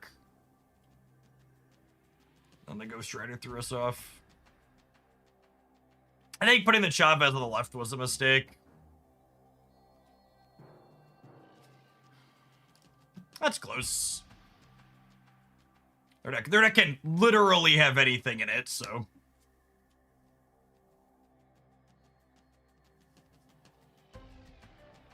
Killmonger is gonna hit your Cork. Fire Hair has no text. My order doesn't matter here. Where are we hitting power left? Because they could be playing for the left still. This is only 10. And if they play something bigger than 10 here, I lose 3. And they gained 3.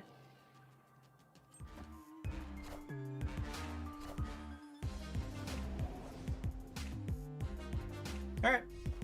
And they happen to draw their spell inside of their ED card deck. And we die. It's just how it be.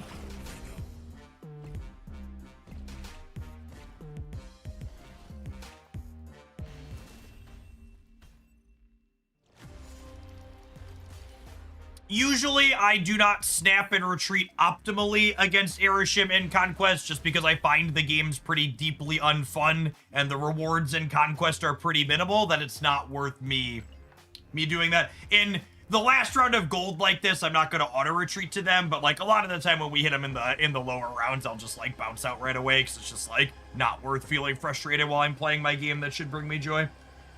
Life's short, chat. If you ever find yourself mad while playing your game, you should make sure to start playing that game in a different way or play something else. That build was fun. I really liked the mix of stuff that was going on. I think I called this out in my best decks roundup on Friday when I talked about this as a high potential list. But I think Korg is really underrated as a just disruptive card. Like, obviously his effect is stapled into Darkhawk decks, and people acknowledge what he's doing there while having synergy. But I think having just these good disruptive one energy cards in a deck like this goes a long way. Especially in a deck like this where you could like realistically Korg them twice before turn 6. Just the odds of breaking up those combo decks that go a little bit bigger than you, making it so our slightly smaller, more consistent combo deck has a chance to keep up, feels real clean. You're looking for, if you're a Morgan Le Fay enjoyer, I like this one a lot. I think you can have a ton of fun and success with this one. Had good metrics on Untapped over the weekend. That was reasonable for us today. Yeah, Korg and Iceman are cards that don't provide immediate feedback, right? Like, it's hard to know the games where you won because a Korg or an Iceman trigger won you the game. Your opponent's just leaving. and you don't actually get to know a lot of the time.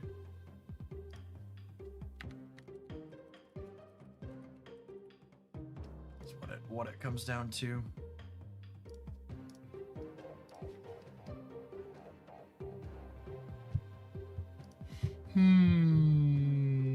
Got time to play one or two more snap decks. I want to play snap till at least the rollover today. And at the end of the stream, by the way, it's been pinned over in the chat. We're gonna be checking out a PvP asynchronous drafting game that is a demo up on Steam right now called Turnbound. If you want an easy way to support my content, you can check out their demo using the link pinned above the chat. I'm gonna take a quick pause for the cause, let some adverts roll, and I'm gonna noodle on what we're gonna play when we get back for a little bit. Thanks everybody for hanging out. Don't go anywhere. If you're watching on the YouTube side, consider tap the like button. Appreciate the folks who've done that already today. Saad, just in case you are currently watching an advert, I'm gonna wait to answer your question when we get back. Kitty stuff. Kitty stuff is unfortunately just kinda... It's okay. It's okay if you play it with a glut of tech cards, but without a glut of tech cards, it really struggles.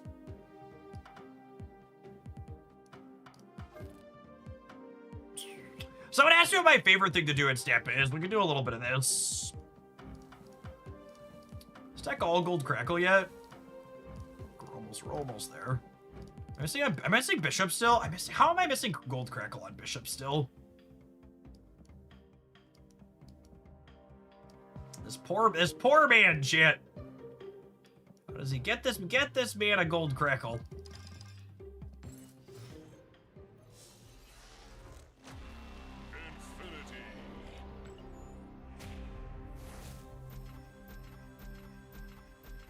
Destroyed X almost feel like pseudo bounce with head pull. You know, I hadn't thought about that, but that explains why I really like the newest version of Destroy with Moira 2. Moira's like a bounce adjacent card in a way too. You're like recreating the card in your hand. Not an exact 1-to-1, but it's adjacent. Ice baby. 3,400 credits. All right, I'll split one more. I have one more green bishop. We're due for gold crackle. The pixel's gonna be the one that goes gold crackle, yeah.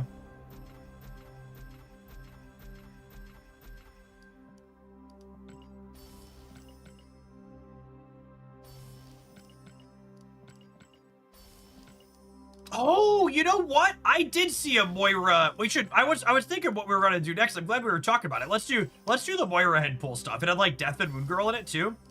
So I think it was KM Best or someone on the Discord server was talking about that over the weekend. Yeah. Let's do that. Mastery. So I talked about it in a couple different places. Looked fun.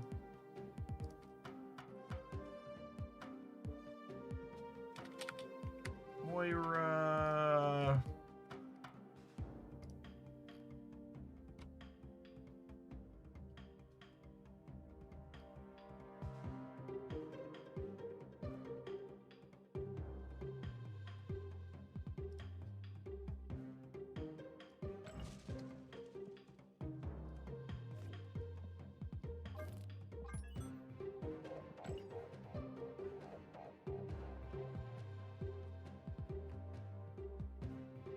This looks fun. I dig it. It's hard for me to ever really dislike a deck that has Nico and Hood in it.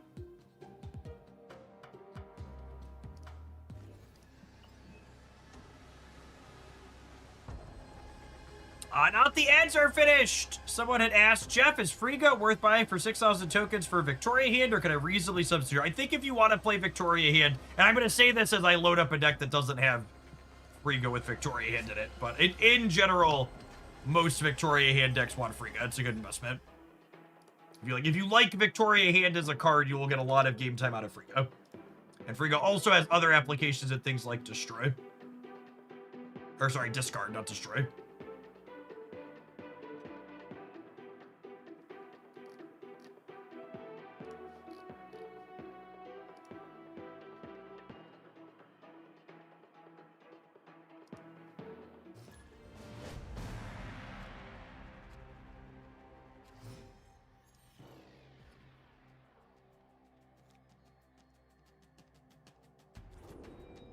my goodness!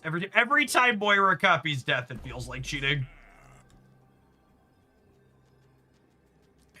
Actually cheating.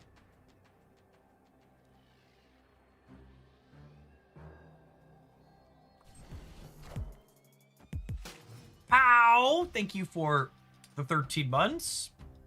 Boo! Boo on you, Benjamin.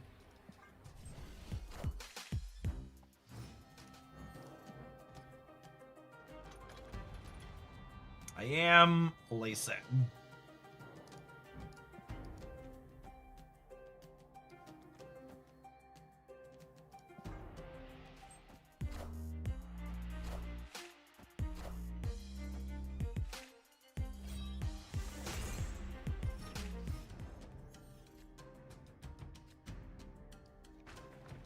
Gosh, that would have been like the perfect draw.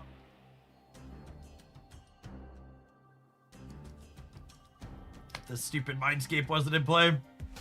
Are you saying boo or boo road? I understood that reference. Rest in peace. Great power comes.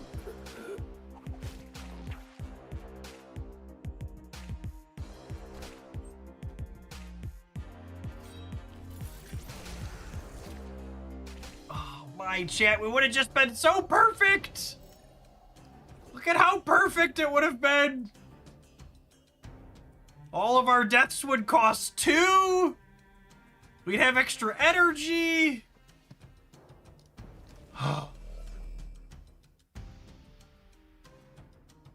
We could go here. All our deaths would cost 1. Maybe they're gonna get rid of the Mindscape, yeah? Copium? Unlucky. Unlucky. Yeah, obviously the play to win line is put a 14 power death somewhere. Impressive. But like, I would like the record to reflect our unbridled optimism was more fun. Peace. They're gonna play Legion, chat. They're gonna do something. Rip. What's the saying? Man plans, broad laughs.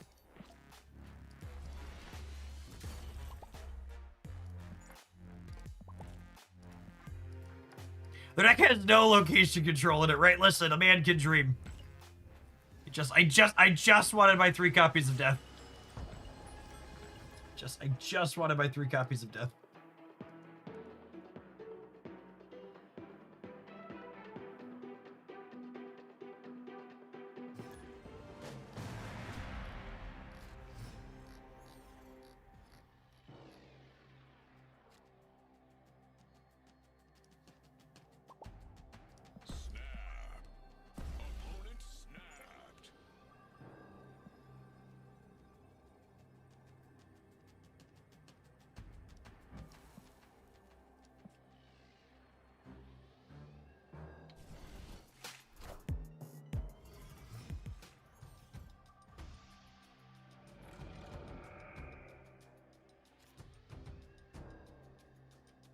Well, that's interesting.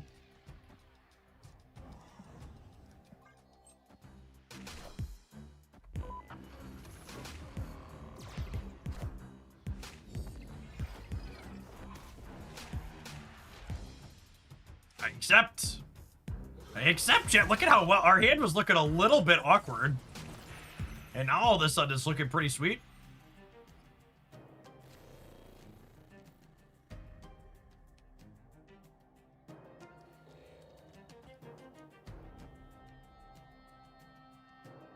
Is it this into Moon Girl? I think it's this into Moon Girl.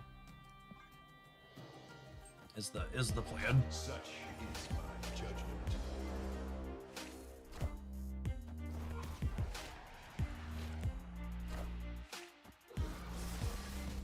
Rest in peace.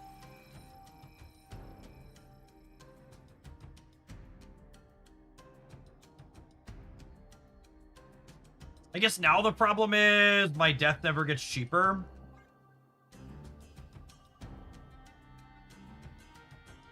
So what's the sequence here? We go Moon Girl on the left into 17 power death into a bunch of generated stuff. Danger Room's gonna proc a bunch for us. I appreciate the big co-poke from chat. Danger Room shall deliver. Danger Room shall deliver.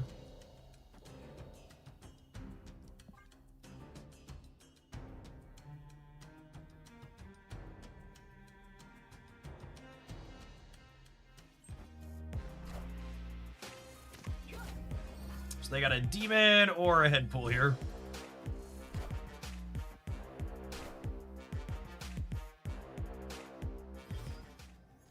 I got excited. That was a mighty long pause, chat. Twas a mighty long pause. Okay, so this is 10. This is 8. They should be cooked. They should be cooked.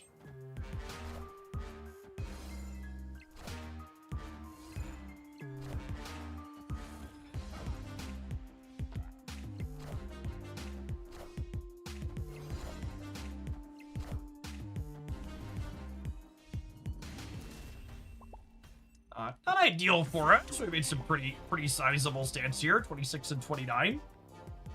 Not bad, .jpg.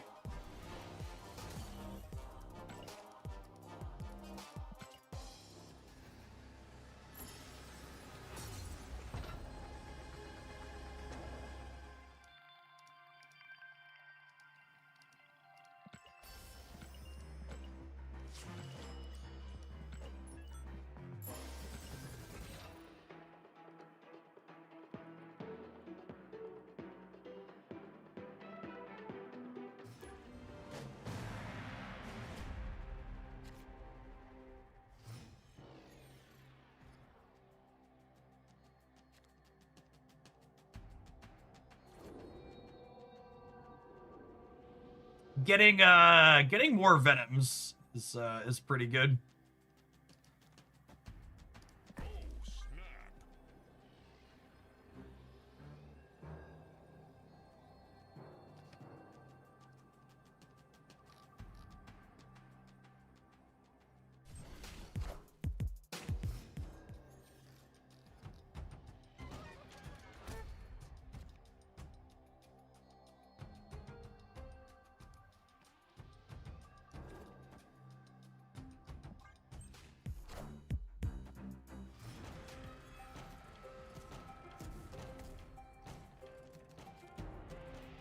If I drew another 1, we would have carnaged here, but I think I just want to be resource efficient this turn.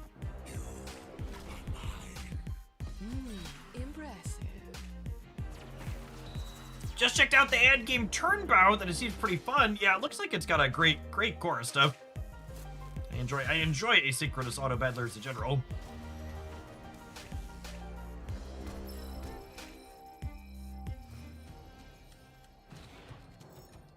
We do enjoy our art here, Pankiki. Good afternoon.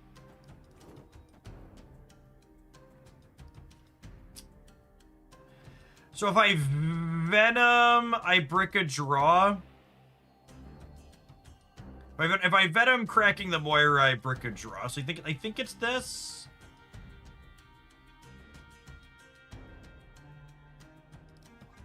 I think it's this, and then I have 2 Venoms next turn to gobble my X-23s up.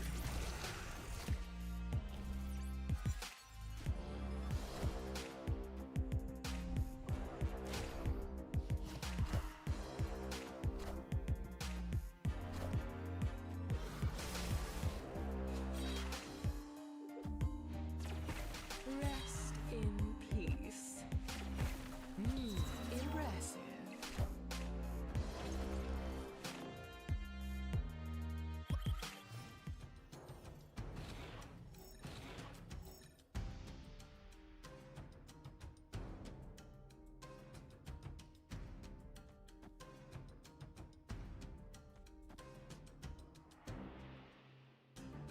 Is it a Nico? Do I want to copy a big Venom or do I want to copy a Death? I could copy a big Venom, I guess.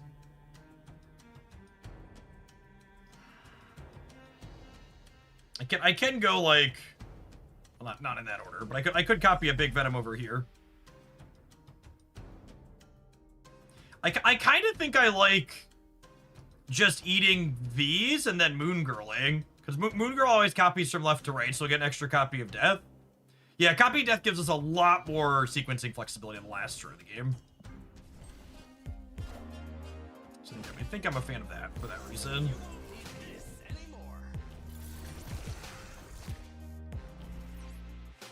Yes, that's true too. Copy Death is technically better cube equity. It conceals the output of our hand. All right, I'm gonna need you to go to the right, Pete. Thank you. Rest in peace. Could fill a lane by accident. Yeah, that's fine though.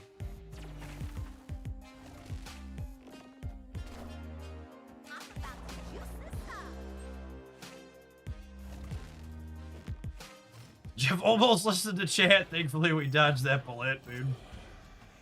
Okay, so I want to play like they could add 2 points on the right because they do have a score. So demon mode on Nico is actually fantastic. So let's do that into that. And then... honestly, what if we just do this? This seems pretty good, yeah?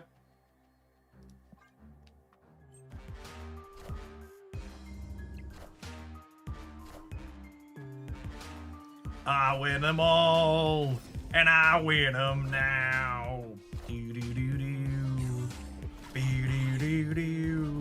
The old triple X23, keeping them all in the center. Really neat play patterns here.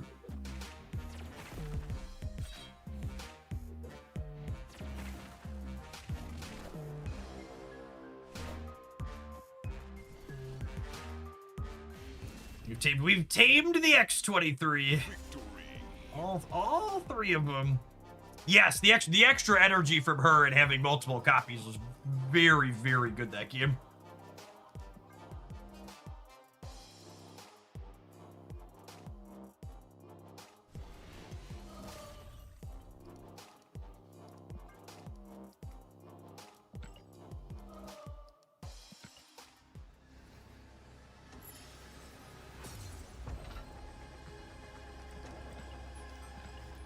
Please, Marvel Stamp Shop, let me buy Moira already. Truly the big sticking point in the Marvel Stamp economy. Hopefully they get rid of the stupid rotating shop at some point.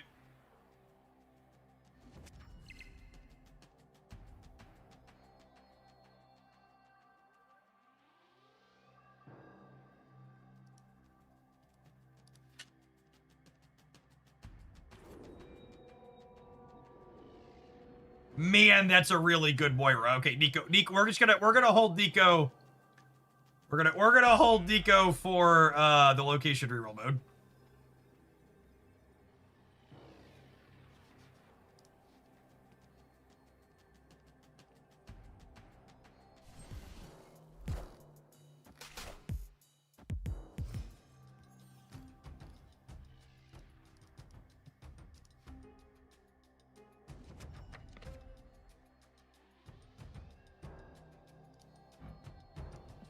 Oh, and she has a Nico inside of her. So I'm going to go ahead and just Carnage here, so we have 2 Nikos to roll towards the Mindscape reroll. Impressive.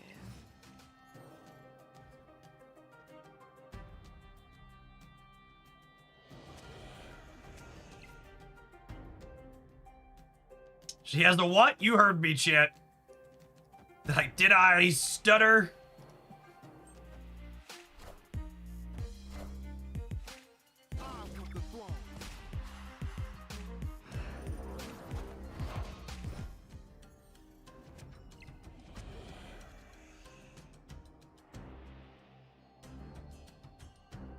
My superpower is bricking on multiple Nico Minars simultaneously.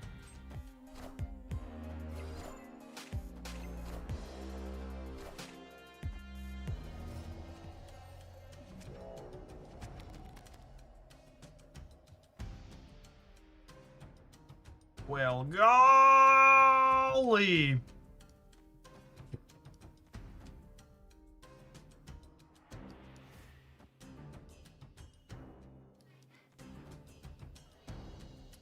Yank one of these out of here, hopefully. Oh, I guess they just get to move it back, though. That's sad. So I guess I take the extra energy. Because this is New York.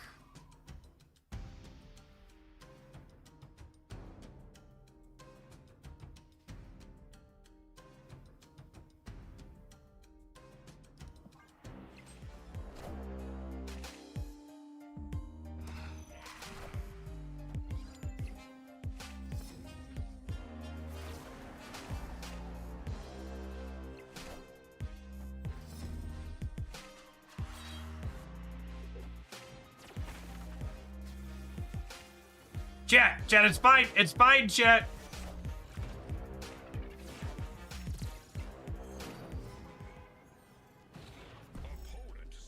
Nobody panic.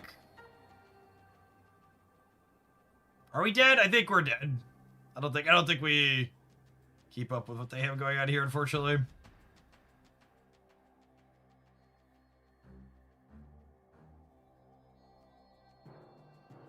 Like 60 into turn procs here. Stepped a little too late. I guess I didn't know the Mindscape was coming, but they had their setup anyways, right?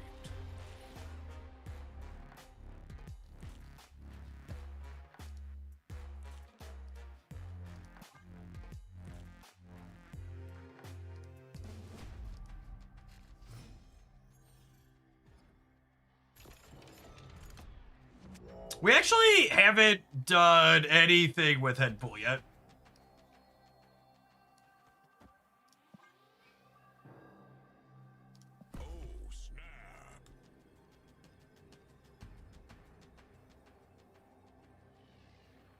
Someone asked about Moira on mobile. So, Moira is supposed to show you the cards that she's creating behind her when you click on her. However, it was bugged on release where it was showing both players those cards. So in the short term, they've simply disabled... In the short term, they've simply disabled her, what's it called? Her effect when you click on her. Hopefully that'll get fixed in the patch tomorrow.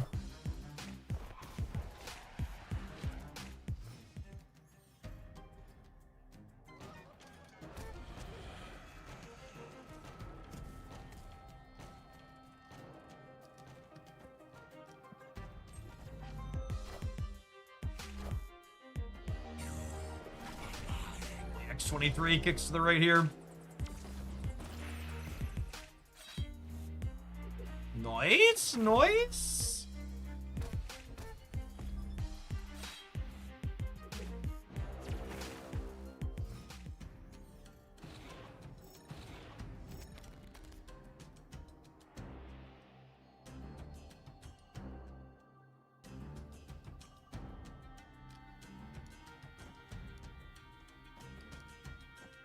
So speaking of noise, this works out well as well, right? I'm gonna draw up to 4 cards, and then Moon Girl's gonna copy this, or whatever this is.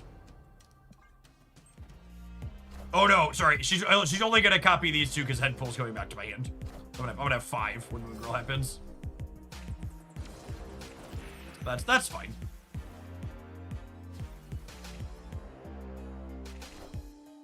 Wish I would have drawn Carnage or Killmonger here.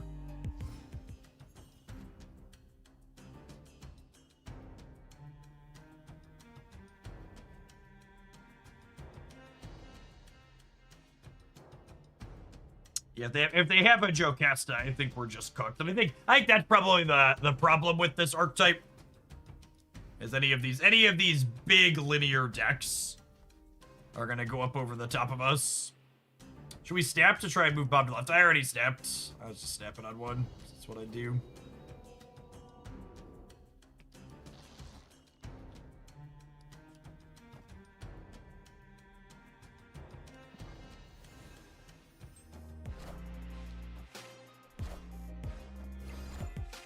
Even Prodigy's pretty bad for us. Havoc. Okay, are they just not competing on the right then?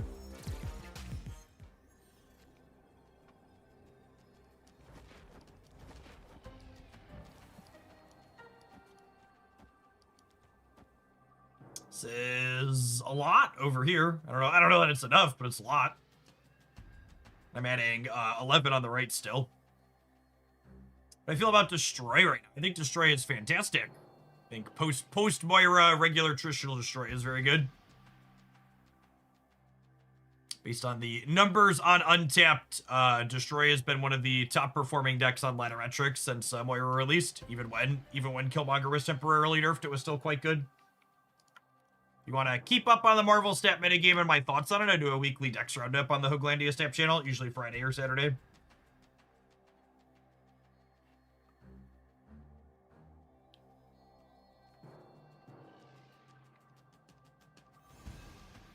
Yeah, that's true. Destroy moving away from Zola makes Stardust a bit less good against it. It's a good call out.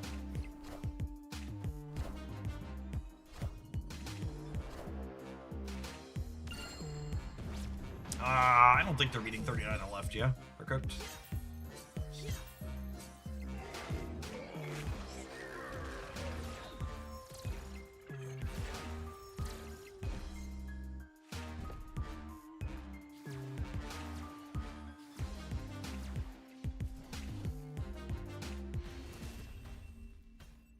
Lovely. My lovely demons.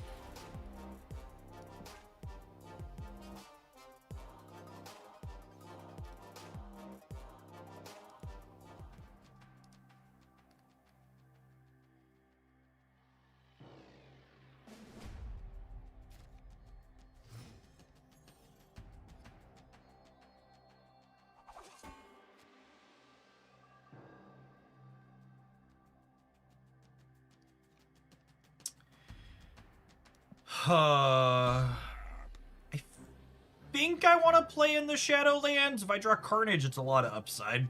It's a little bit more awkward with Venom. You think Loki is well balanced, or should he draw you a card when he's playing? I think Loki's current design is in general a bad design, and I think it's fine that the card is underpowered. It's not a particularly fun design.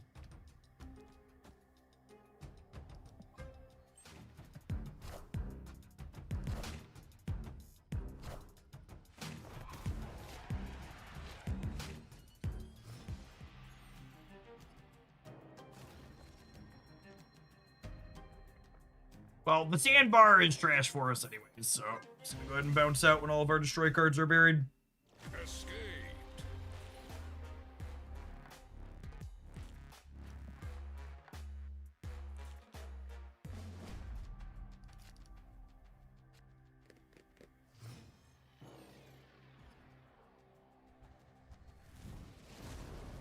This is a pretty good limbo here. Or sorry, pretty good Moira here, I should say.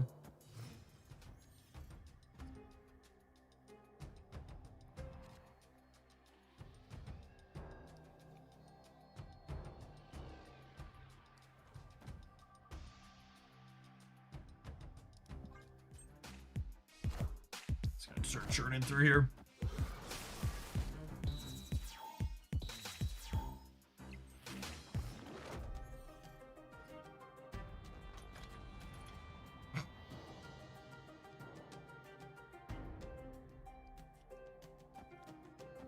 Opponent snapped. Oh, snap.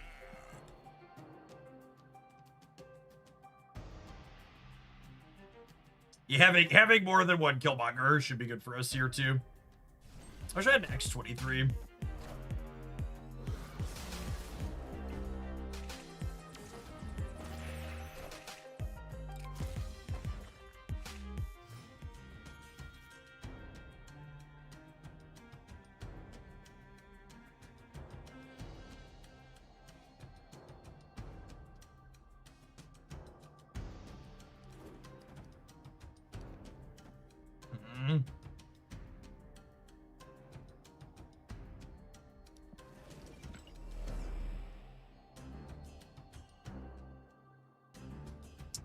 think I'm waiting on this. I think I'm playing just head pull out, and then next turn... You want a head pull plus Killmonger? I guess, and then next turn I could go, like, one drop, a second Killmonger. That's not a terrible idea, just keep pumping the cards in my hand up.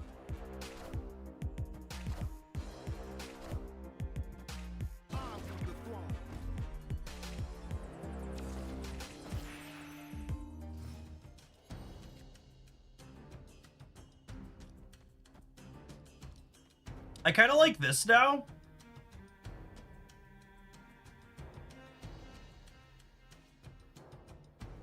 Or do I Uncle Ben this turn? It could be this.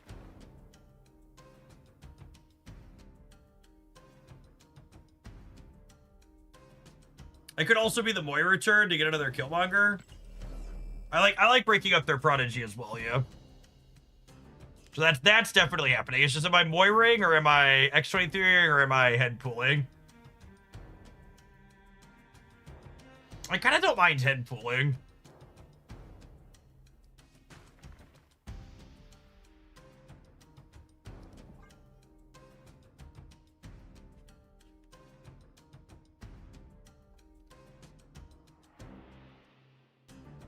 Just keep pumping up what we have in hand.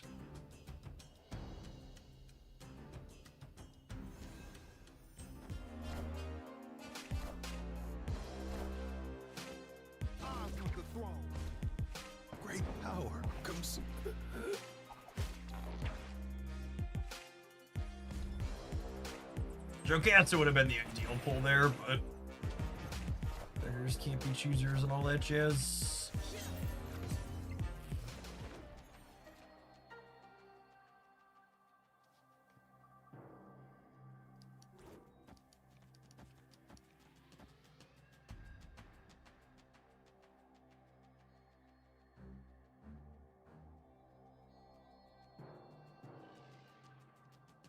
Is this ideal? There's no invisible when first step's getting hit. That's fair. They're a card deck too, so they can hit the card. Was my thought.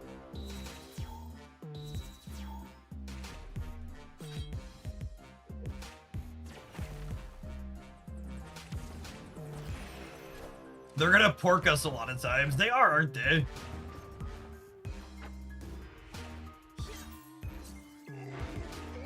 Or not?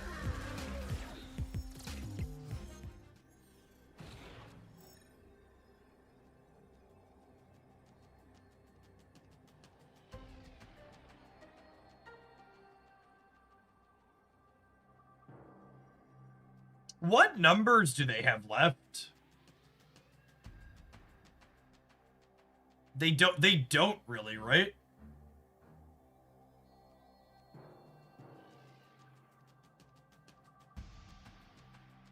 Car is +8 on all of their end of turns. Yeah, that's true. So probably a little bit more minimal points over here.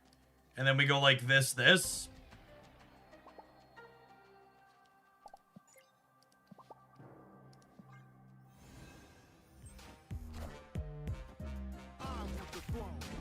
Yeah, maybe a Sunspot could be big.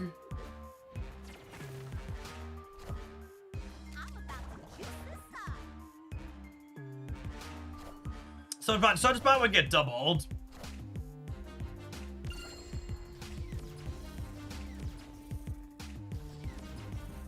Prodigy and Jocasta playing nicely together over on the left.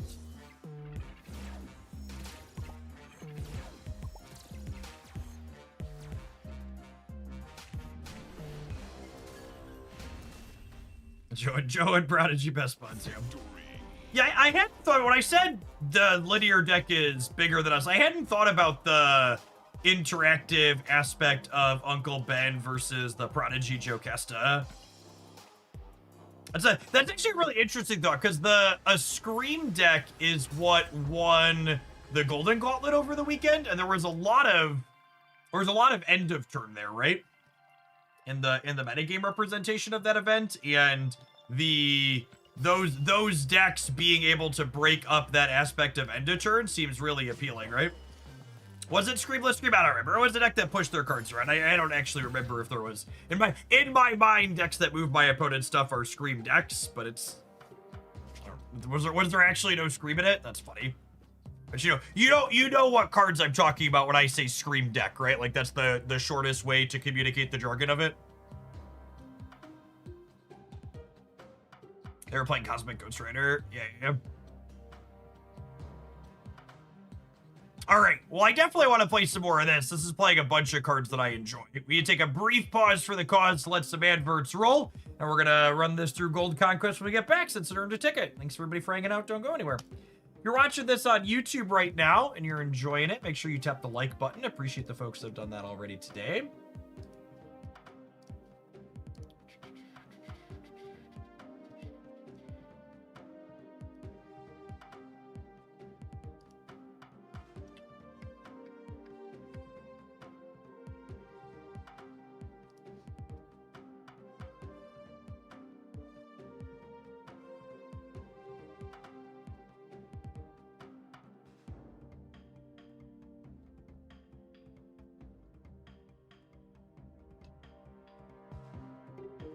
We finally finished this last alliance mission. We did! Look at that. Shout out to Hoaglandia for punching those 120,000 points in the mouth. Got him.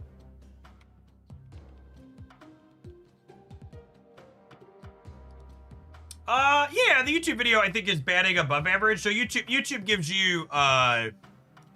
you metrics that are easy to track for this type of stuff. So if I see here, in the first 14 hours a video was uploaded on my channel. Here, I can scroll a little bit. This is the 4th most viewed for that same time frame, so a bit above what the average is. The spread on this channel is pretty wide though. Here, let me change my perspective. So you can see in that same time frame, like one of them had 9,000 views and one was as low as 3,000. So it's pretty wide range for those. Not bad overall. Which is good. I was expecting this one to underperform at least a bit to start. When I posted the starter guide,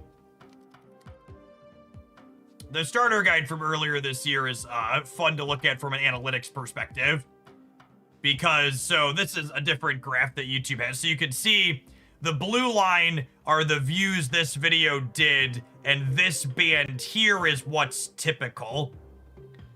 And you can see it took it a while, but at 2 months in, basically, it hit typical. And now that it's 4 months later, this is the type of video that has a longer tail on it. Like, there's still people searching for it, and I reference it occasionally to people on here, so it is beating the typical expectation, because most videos you can see here, they plateau and then they're just done and dead, right? Like they hit somewhere in like the 10 to 15,000 range on the channel and they're done.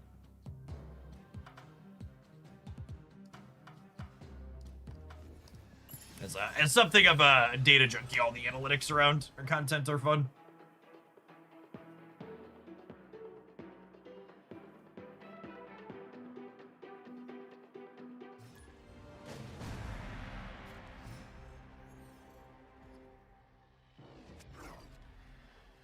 Ooh. That is a Moira copying a Victoria hand. Sure is, gamers.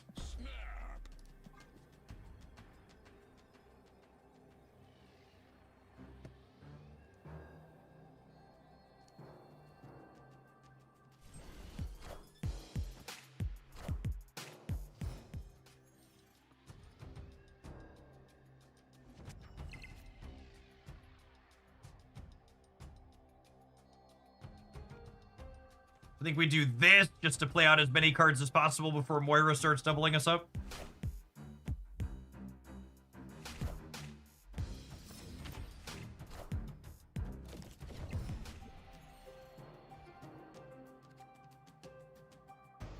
Well, I was about to be really sad that this was Machine World, so I'd have to give them a Venom, but then we top deck Killmonger, so that's lovely.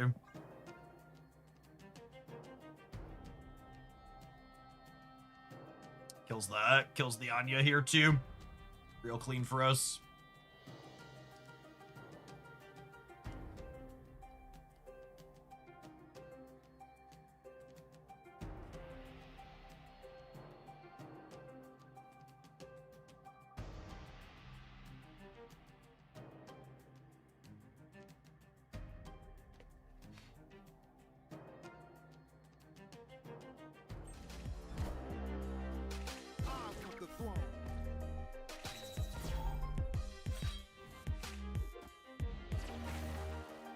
Play Killmonger middle. Why would I want to play Killmonger middle? Can you explain?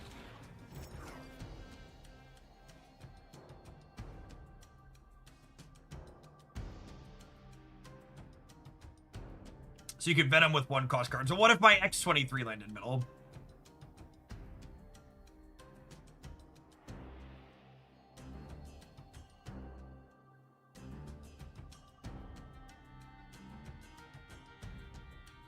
So they're gonna move. So normally I wouldn't want to Venom Necrotia, but they're gonna move the dagger off and they're gonna play a different mover into here. So I think we just pull Madam Web somewhere, yeah? I don't know if this is good, but it's fun, so I'm gonna do it. I guess we could grab, no, we have priority, so we're guaranteed to grab Web. And hopefully we move Web to the right here. But Venom's gonna have a little bit of indigestion from Necrotia, but. All right, Pete, swing to the right, bud. Oh, Peter. Wait, everything's working out better than expected.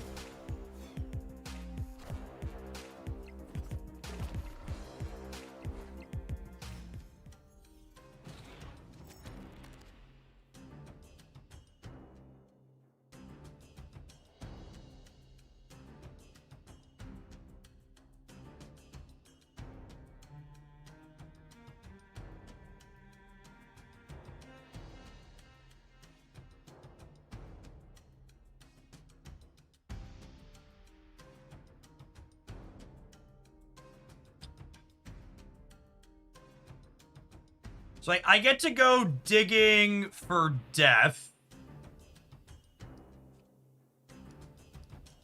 I think it's just this that I keep these in hand to power up with Headpool. I think I need to give them an eco, unfortunately.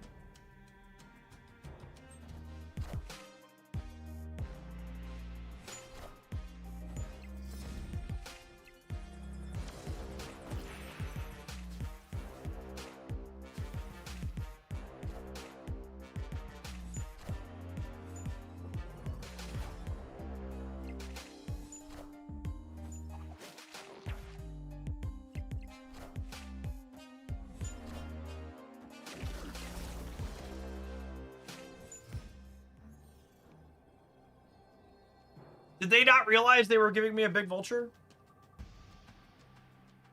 They must not have you. So this Nico is 6, or sorry, this Victoria is 6 or 8. If I play both Victorias, at least 6.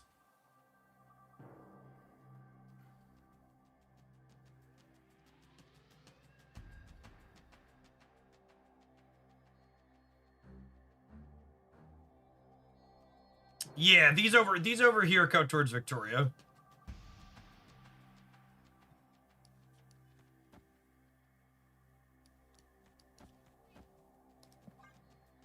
Might be dead.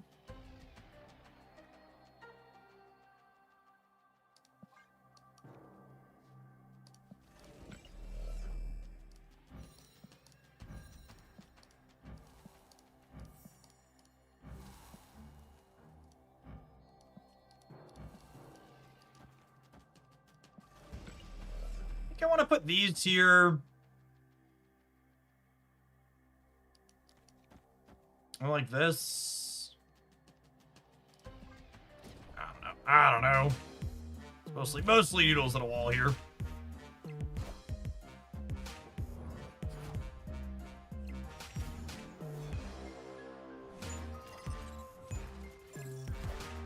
Wait, what? Why would you land both your things in the center? I'm so confused. I accept humbly and graciously, but also confused. But Iron Fist or Vulture. I just don't have enough energy because I want to play both my Victoria hands, I think. That's true. We were winning the center if they didn't. That's fair.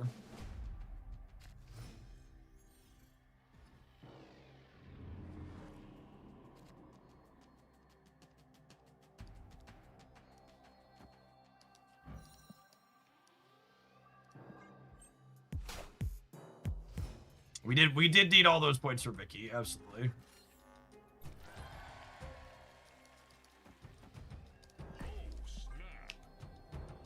Push the button on the Killmonger drop.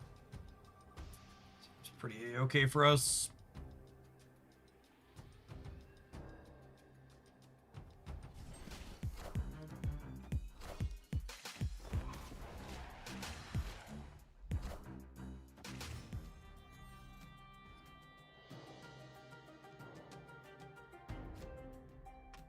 Yowza. Yowza.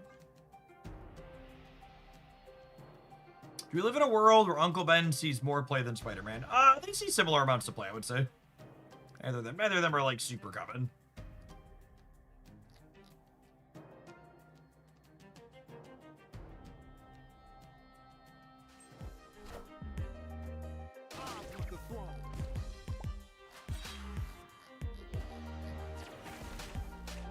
Rest in peace. Impressive.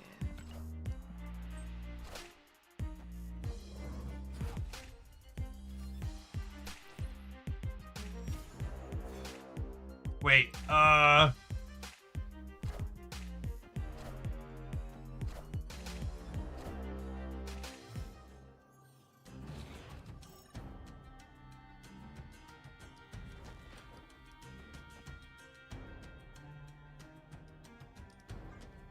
wonder if that did what they thought it was gonna do.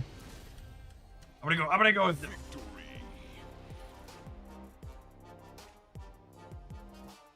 yeah, maybe they thought they'd have an open space there.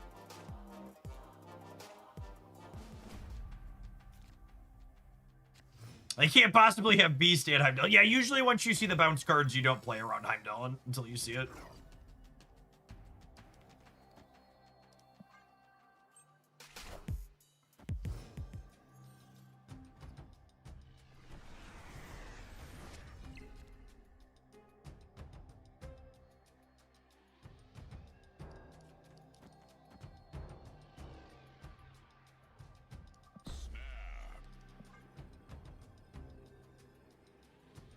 Opponent snapped.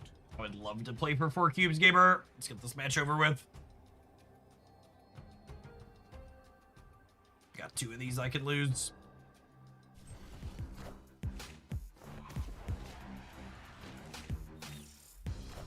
Madam Web in the middle.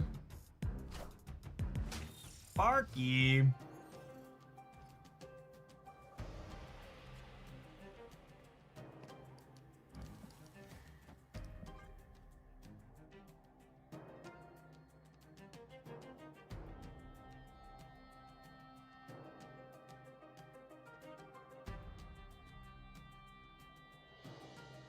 Yeah, X-Ray 3, I'm gonna need you to resist your fascist desires. Don't go into the loving arms of the right. Jotunheim is very cold this time of year.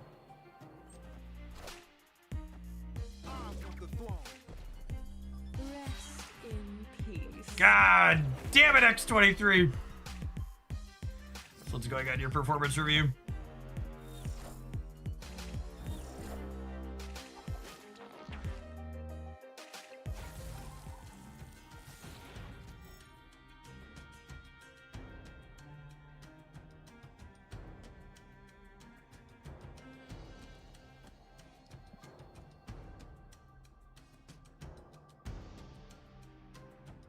I think we're dead. I think we're dead. I forget what Moira is copying. Maybe if Moira is copying Victoria here, we could like top deck Moira and have a game. I don't remember what my opening 3 were.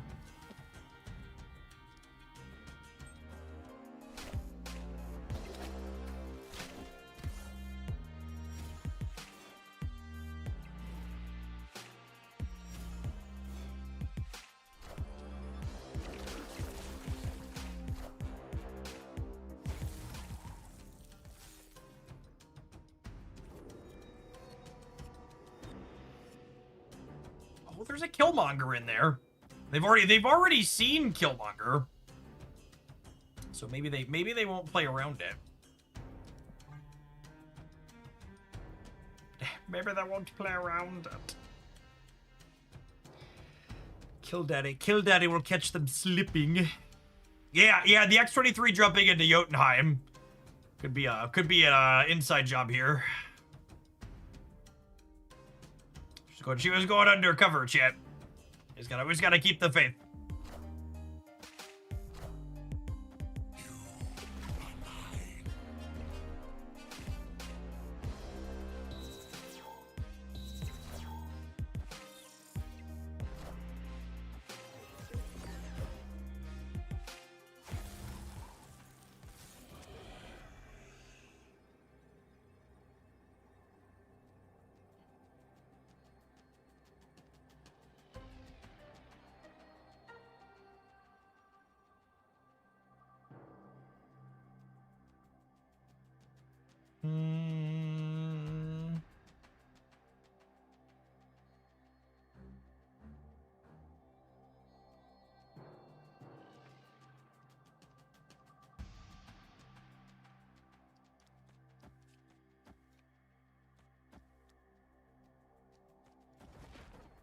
Think we're dead, but they're all in, so let's push a couple buttons here.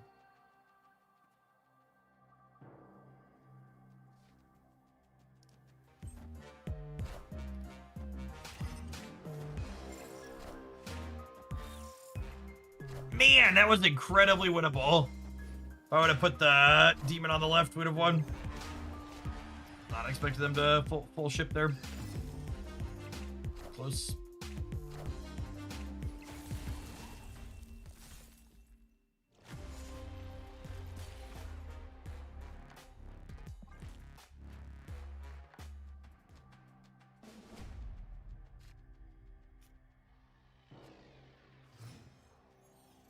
Ooh. That's Moira copy death. Oh, snap.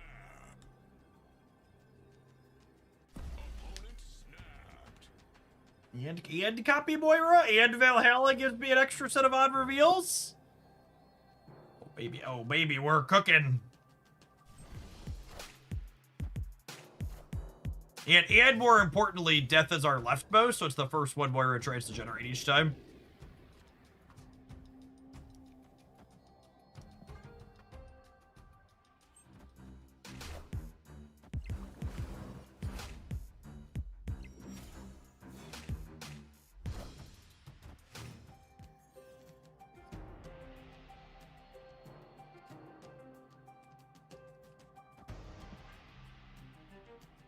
Dimension's a real buzzkill.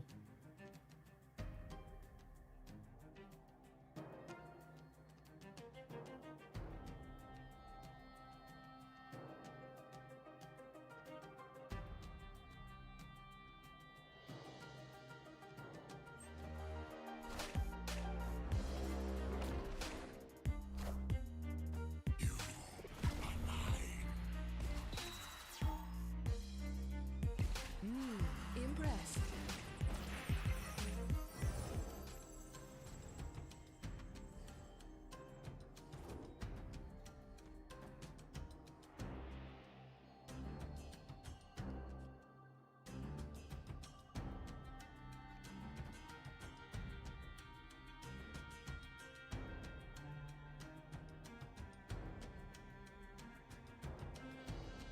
Pseudo Panda, thank you for keeping the peace in Hooglandia for the last 6 years. Welcome back.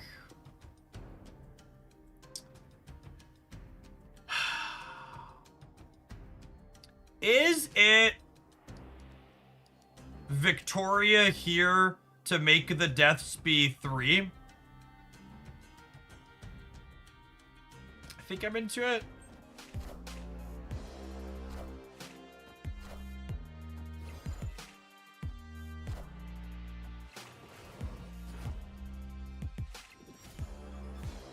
God, their dagger is so fucking huge. Ugh.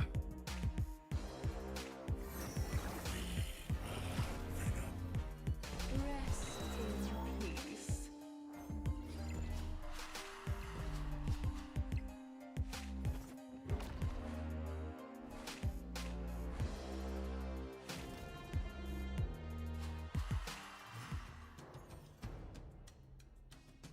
Wait, did Headpool...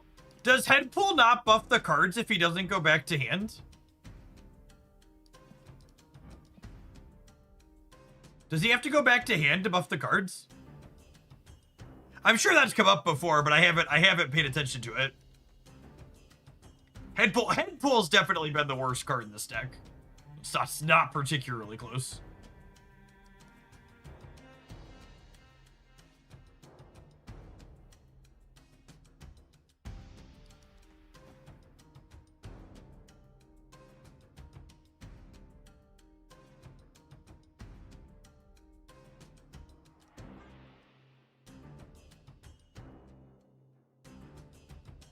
Is it just death, death, death? I mean, have you been watching the news lately? Obviously.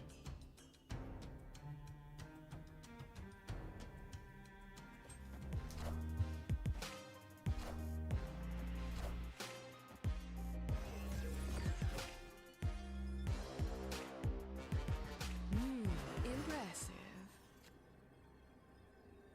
Okay, so they have two 14 power daggers, yeah?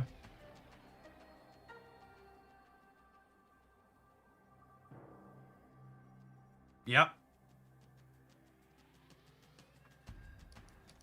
What do I think of this Gambit?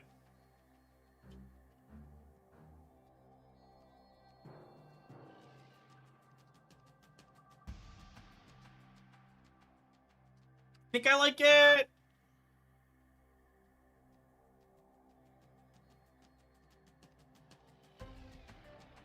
And basically it's betting they play a 14 power dagger here and then play for here.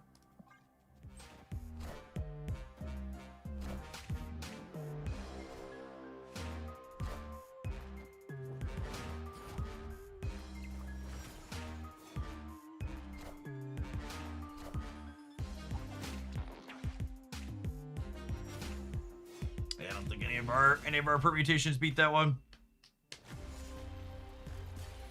Oh, I guess death left, death right beat it. They would have been 13 power death here would have been 42 to 43. And then our 12 power death here, which obviously they could flip their coin different, but we did at least have combinations of that coin that we won. Not really a whole lot to be done there. Other than flip slightly differently.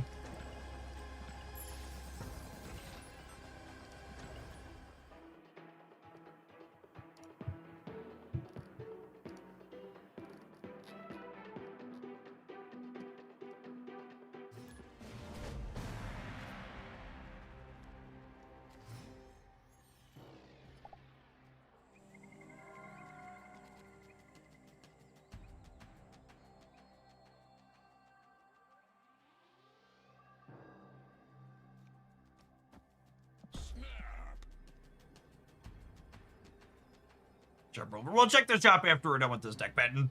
We'll probably play another match or two and then give it a wrap.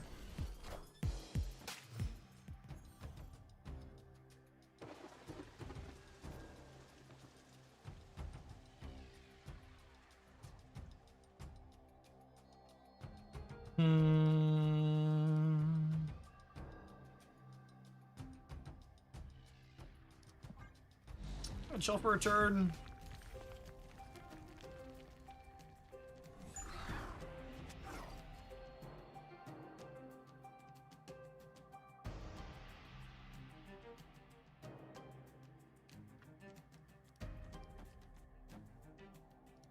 We'll do this.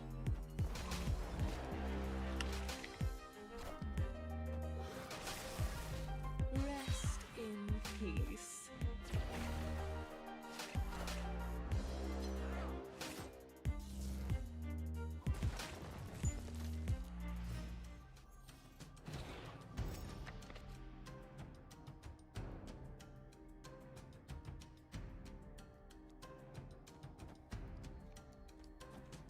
Okay, I think we do this, and this ends on Nico Minaru copy mode, so if we get a good thing from here, we can copy it, otherwise we can copy a free death.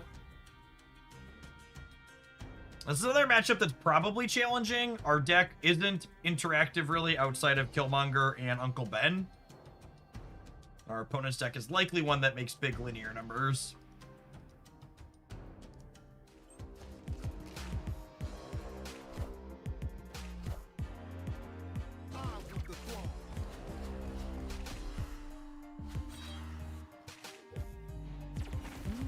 Impressive.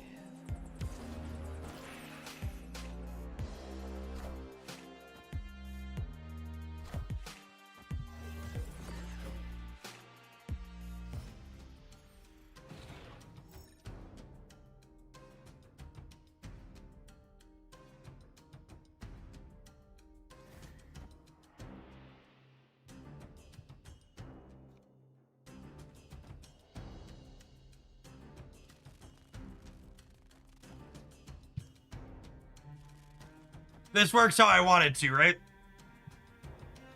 I copy the death, and then I Odin the Nico.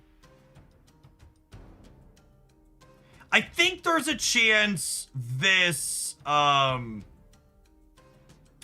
wait, no, it doesn't work because it doesn't work because of Killmonger killing Nico.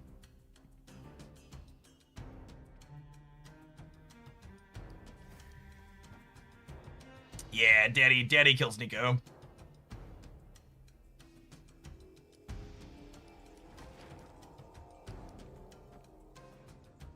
Sedge.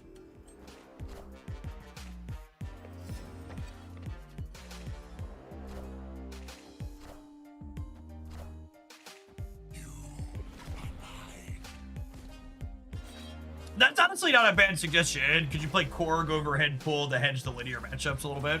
Oh, I hate that at all.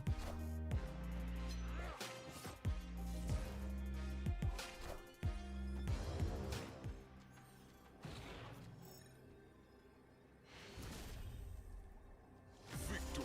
They just didn't have Bullseye or a way to discard here, so their deck is bigger than us when it goes over the top, but we're a little bit more consistent in pumping out numbers than them.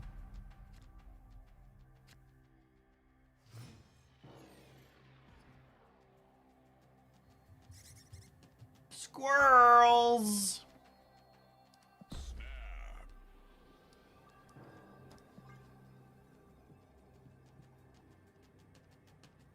Can Iceman work too? I think Korg is better at breaking up combo than Iceman on average.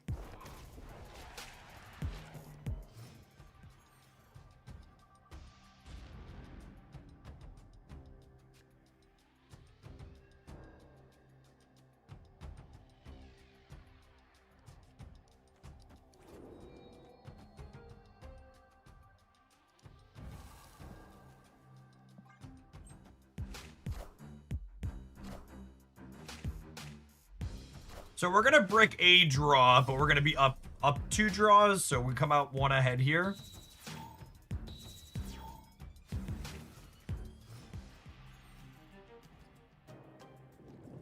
Oh, Moira happens first, actually. I'm wrong. So we're net neutral there.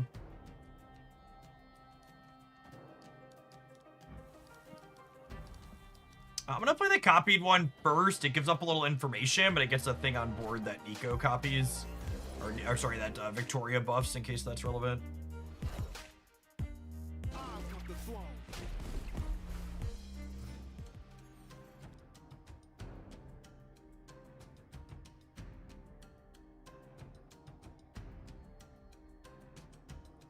Could catch their Meek lacking with the second kill Daddy. Oh, most of these discard decks have pushed Meek out at this point. So I don't think it's worth taking sequences that try and hedge him existing.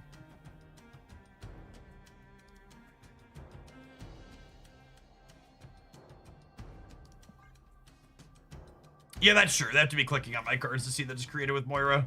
It's a little bit of extra work that most people aren't going to do.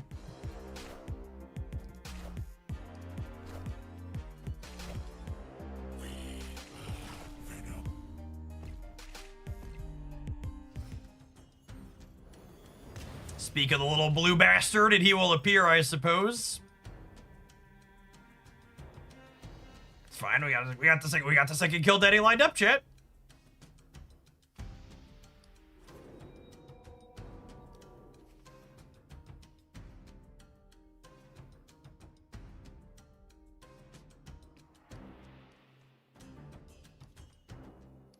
So playing this out means Killmonger is gonna murder her, but at the same time, it means I get to copy Victoria Hand, so I think that's a net positive for me. I'm about to juice this up. Everybody juiced.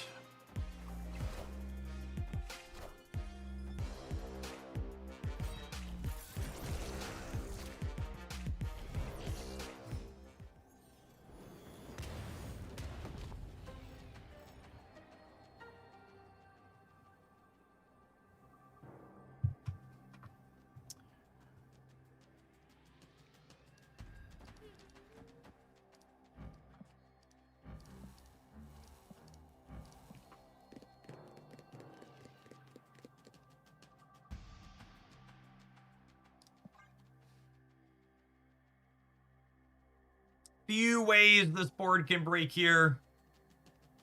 Hopefully some of them are favorable for us. I'll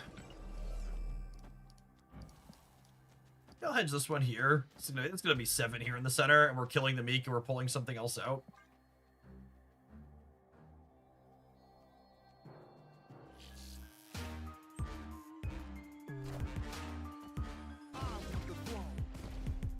Great power comes.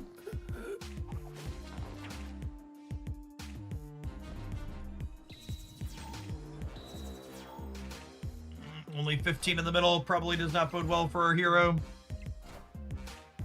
Oh, 19. Is that enough?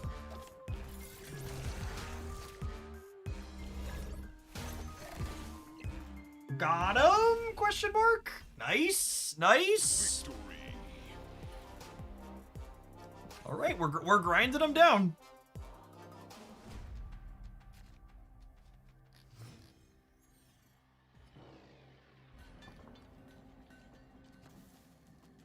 Opponent snap. Toe snap.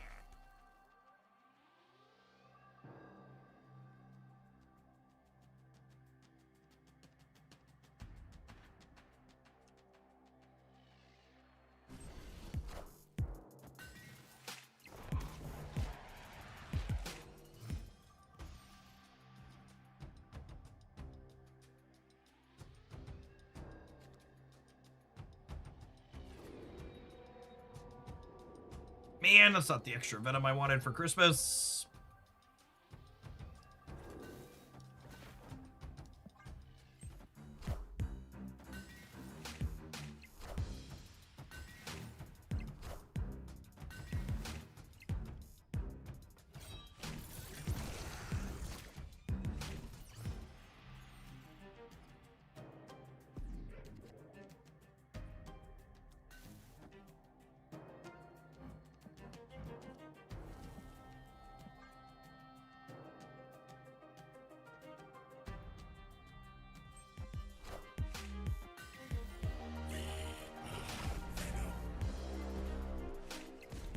Okay, so there's something cooking up here. I'm not quite sure what yet, but there's something.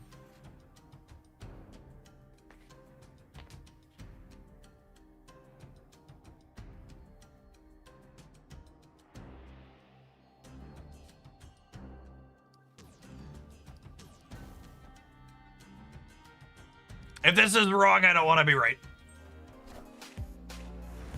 If someone else was like, Jeff, I'm pretty sure this is not correct, I'd be like, yeah, I believe you, but also like, what do you want? What do you want me to not do this? It's fine. Some of them are gonna jump into deep space, and then the other Killmonger is gonna clean them out next turn.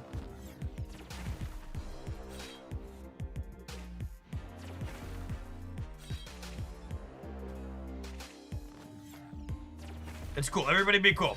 Everybody be cool.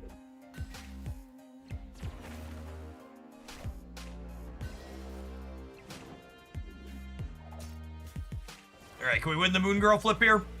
We want to keep the created one ideally. Unlucky.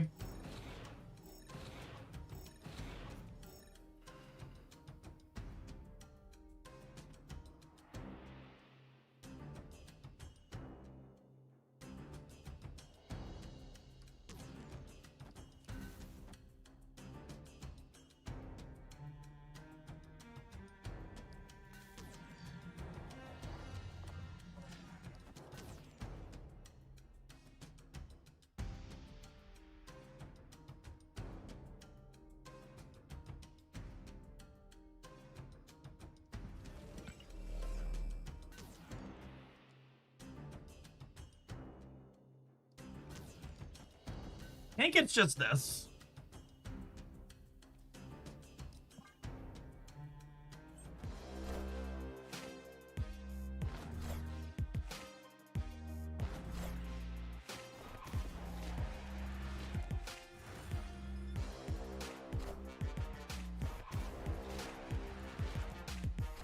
We should have deep space on lock. The question is going to be, can we win the center or the left? I mean, we need this X-23 on the left to go somewhere else.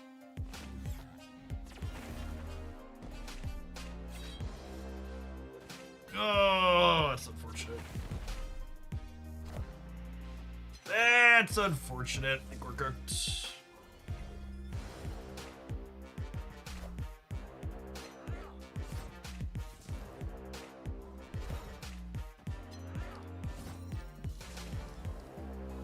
I need a top deck Victoria hand. Victoria hand would give me +8 on the left.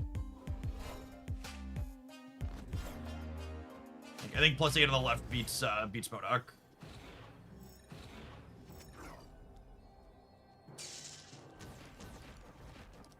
Sedge. They're all in. Maybe they don't have it. Maybe they don't have it. They're pausing, right? They would never be pausing if they have it. Is MODOK enough, actually? MODOK on the left is 12 up to 43. MODOK actually might not be enough to win the left. They have swarms, so they're going to generate like +4. They might only be like 47 on the left. I'm pretty sure 19 wins the right. But yeah, maybe a Scorn gets us. Yeah, because they're 43, and then the swarms get them to 47. No, the swarms they played the swarms. Are they dead? I think they're cooked.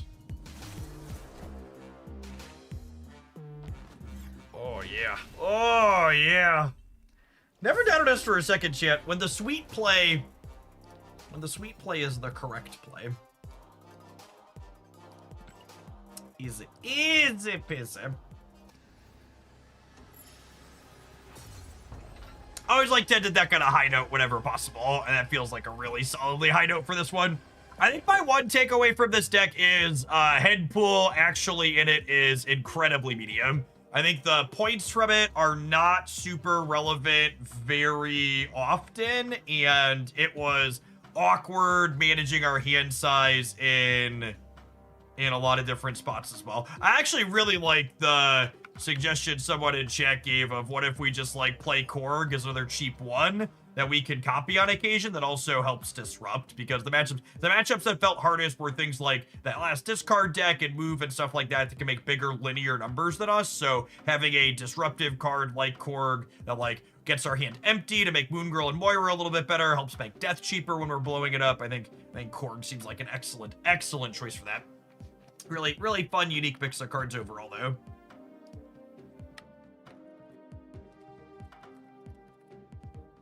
I locked it a lot. All right, what's in our shop? White fire borders hold the phone. Oh no, chat. I only have 11 minutes left. Oh, the fear of missing out is gripping me. What else will I spend this $20 on if not for white fire borders?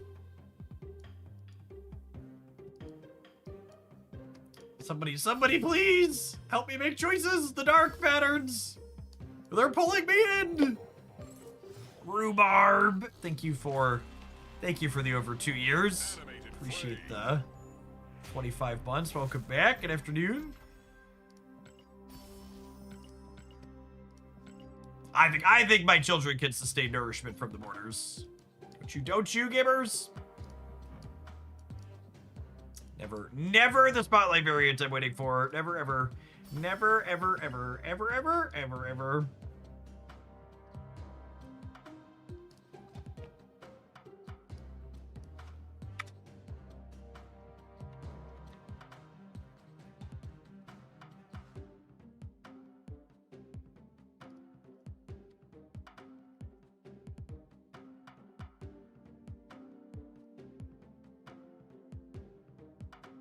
I'm waiting for the Hydro Stomper spotlight. 700,000 tokens, Jesus on a pogo stick. So, the Marvel Stamp economy is a funny beast because the only reason I'm even down to 700,000 tokens, I don't know if you've noticed, Jaden, as you've been here, every one of my cards has a black cosmic border on it. I was actually solidly over 1 million tokens when they implemented the new economy. And, I just like, all right, well, what if we spend 300,000 tokens putting a border on every card? So we did, and now we're still just here. And someone who's like, obviously I know I'm like the 1% in these games or whatever, but as someone who spends money on every single one of these games, it's hard to overstate how good the Marvel Stamp economy is from a spending perspective with the newest one too. Like any other game, like I'm 4 figures into, God, probably more card games than I can count on one hand. I spent well into the 4 digits on Magic Arena, Pokemon Pocket, Hearthstone, a few others. And one of the things that's most interesting about the structure of Marvel Stamp's economy is that once you've spent, you can kind of be set. Like, buying currency and other stuff for cosmetics in this game gets me more resources to get more cards later on, right? I think my Shadowverse ended up being shy of 4 digits. I was probably about 600 or 700 with Shadowverse after 3 sets. You just spent $0 on Runeterra. Riot actually gave Runeterra creators basically stocked accounts. They just like gave you enough wild cards whenever you asked that like you didn't need anything. I spent some on cosmetics in that game because I like the game and I like to spend to support things that I'm enjoying and making content for. When I was playing a lot of that game, but yeah, you didn't have to spend for things.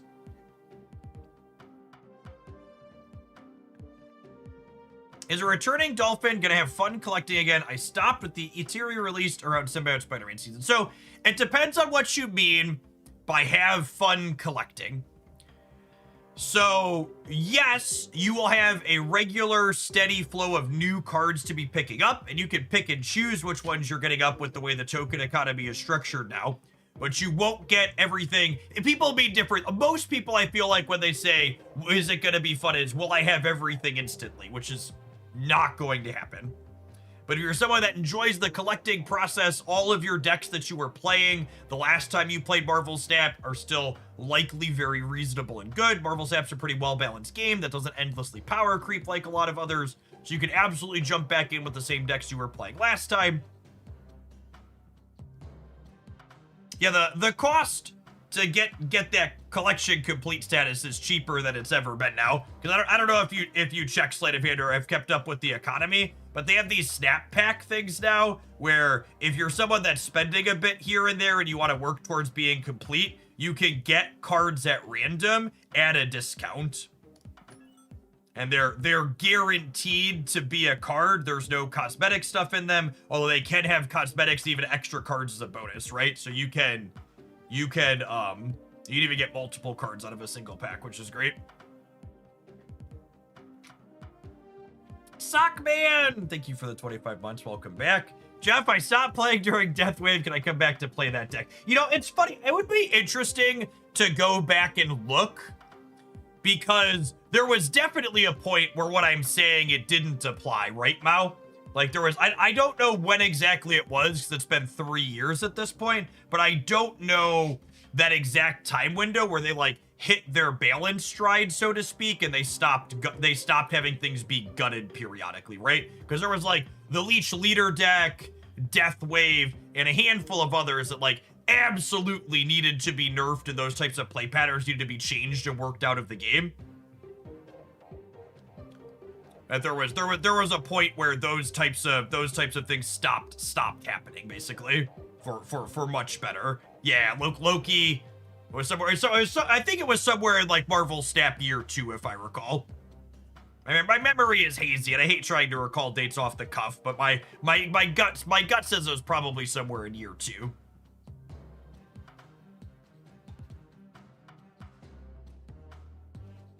All right, gamers. We're going to be doing more Snap tomorrow because we have a new card releasing For the next leg of the stream, however, we are going to be checking out a asynchronous drafting game that has a free demo up on Steam now called Turnbound. You want to play exactly what you see me playing on stream? It's free to check out over on the Steam side. You can use the link pinned above the chat.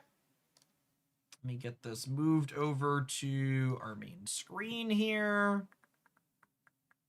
Ooh, perfect. Make sure you have the audio.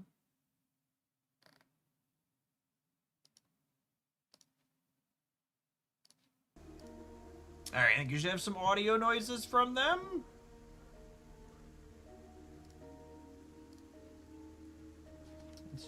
Let's jump into some Turnbound here. This is from the Steam Next Fest. Shout out to them for sponsoring the stream today. I'm gonna pin this over on the YouTube side as well.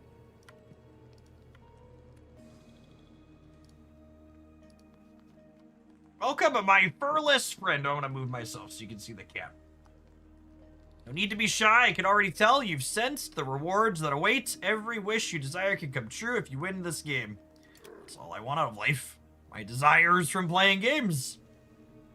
Furless, they obviously haven't met me.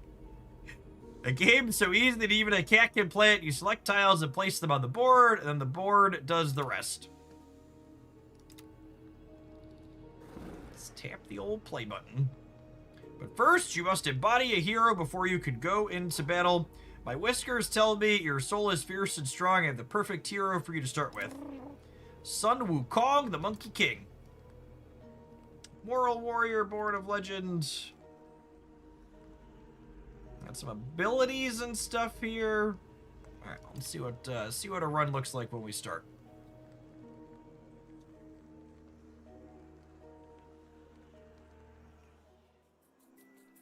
Everything starts with the shop phase where you can buy tiles to have on your board. Purchase a tile by dragging it and dropping it over your board or into the storage area. You can rotate tiles using the arrows or mouse right click.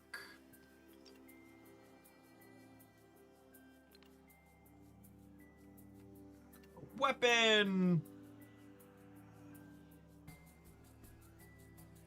Battle start and destroyed. Give adjacent tiles +2 health. Let's put a gun on our board. Got like domino style things here. I have 11 currency, it looks like. This is your hero tile. You lose the match if this is destroyed. Gains health per adjacent accessory. When an adjacent tile is destroyed, give. Alright, let's put these here. See how this goes. Oh, and I can pay to unlock spots on my board. Okay.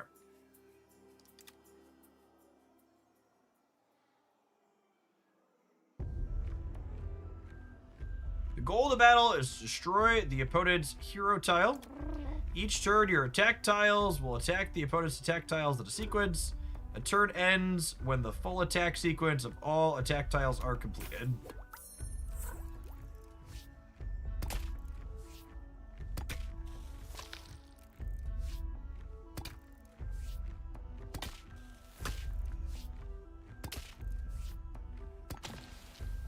Wonder, is it random where they attack? Because she attacked my gun once, then he attacked her face before this happened. So, we killed their leader before they killed ours. Is that a cat butthole coin? It looked like a cat butthole coin, yeah. Achieve 10 victories to win a run.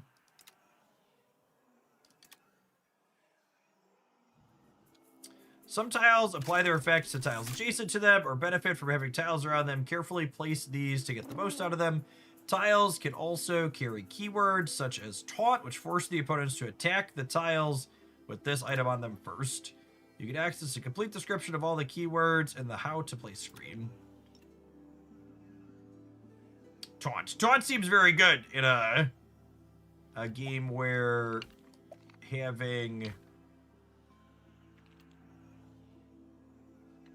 our thing get killed is what we want to avoid. So let's open some of these up. You can expand your board by hovering over and buying grids. Yep, we just did that.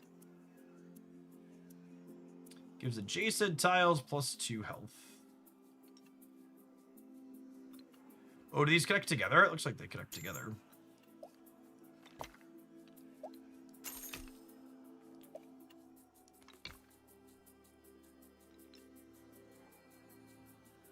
Not enough coins. All right, what if I put these over here?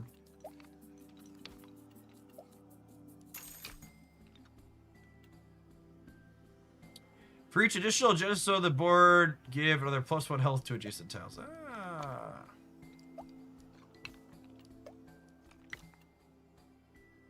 So it says 10 when this is next to it. It has 6 otherwise. I don't think they combine. I think it's just they get a bonus when they're next to each other. So they said it gives extra for everyone around. Oh, I like that the tiles. Okay, you can't see it underneath this. The tiles physics when you drop them on each other over here.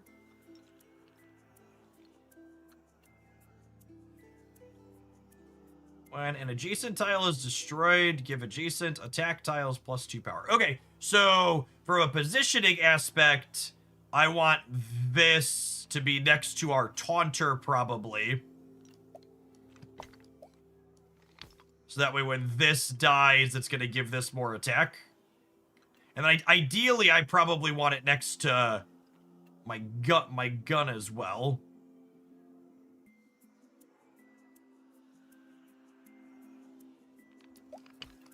Alright, I'm out of money to buy more tiles. We might have to wait a turn. If I do this. This works, yeah? Oh, this means he doesn't have the extra health from these though, yeah?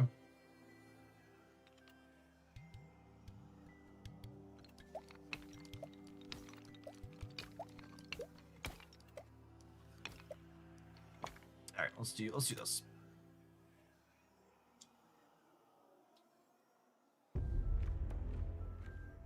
In battle, attack tiles activate from top left to bottom right. Okay, so it's not random.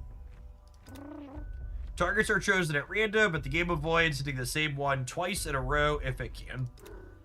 Tiles with taunt are targeted first, making them primary targets.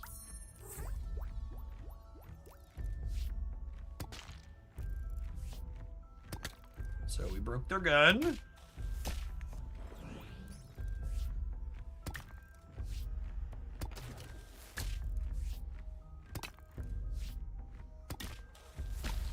And they're not going to break our taunter.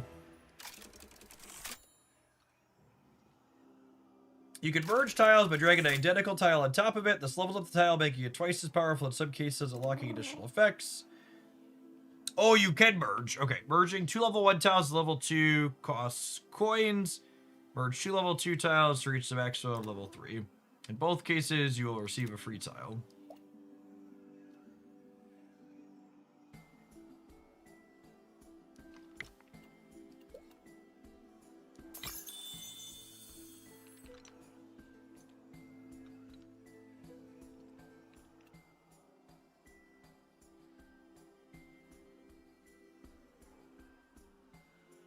+1 health. Enemy. I haven't played or watched a ton of Bazaar. Does the Bazaar have a positional element like this? This is the positional element like this is more backpack battlese, right? Than Bazaar. I didn't think Bazaar had. Oh, does it? It's just left to right. Okay, yeah. So it's a lot less involved than this. 1D positional. 2D? 1D? There's no up or down? Why is that would be one-dimensional?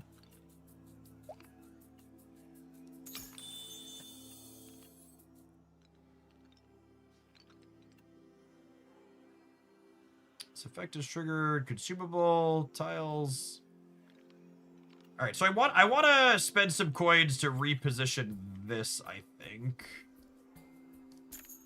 So I'm gonna open these up, and I'm gonna put this here because this says when something next to it is destroyed, it gives attack tiles +2. So when this dies, if this is here, it'll give these 2 +2, which is good.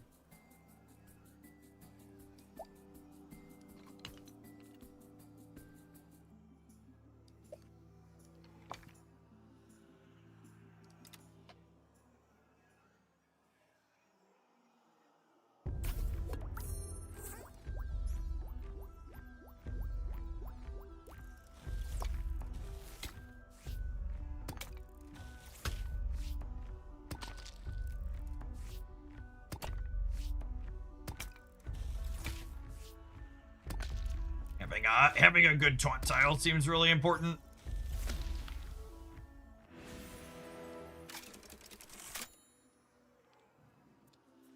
In rounds 4, 6, and 8, you'll be able to choose trinkets, which offer a powerful passive effect that will boost your tiles on the board and provide additional tiles. Select a trinket to equip it. Your weapons gain 25% more power per active identical weapon on the board. Shop start, get an extra coin. Gives your first attacking tile +3 attack and it revives it once with 1 health. Seems pretty good.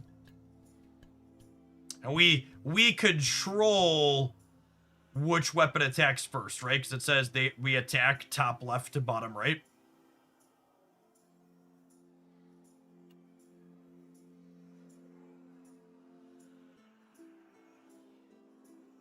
Get a merge joker, could merge with any tile.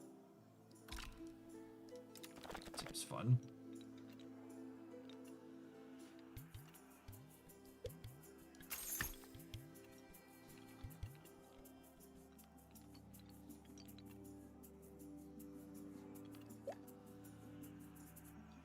Can I not merge this in, or do I need 2 level 1 ones?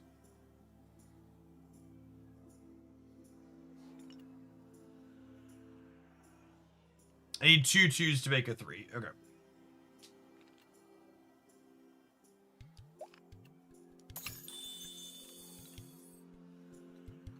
Adjacent tiles get +2 attack.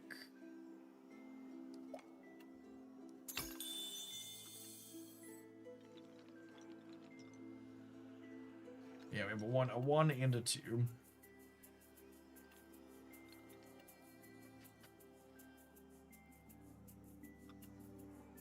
Oh, did I equip the level 1 by mistake? Maybe I did. Yes, the 2 and this is the 1. Yeah, you're correct.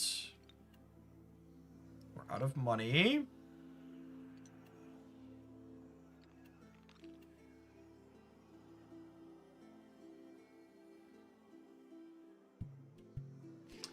I probably want to open this slot up to put the Immortality Peach up there.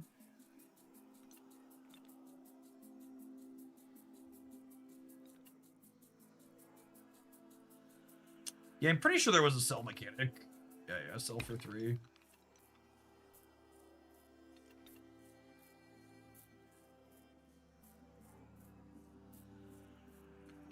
Yeah, we're not going to use these. Consumable. When an adjacent charge tile is damaged, give it 3 health and full charges.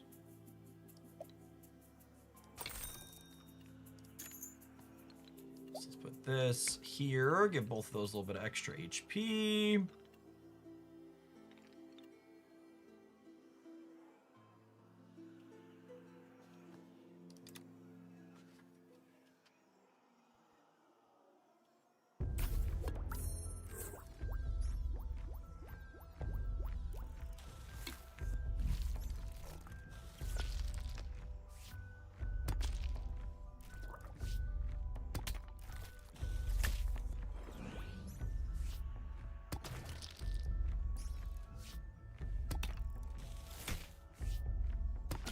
So they finally killed our Taunter and then our big potion. Made both of these very large as we wanted.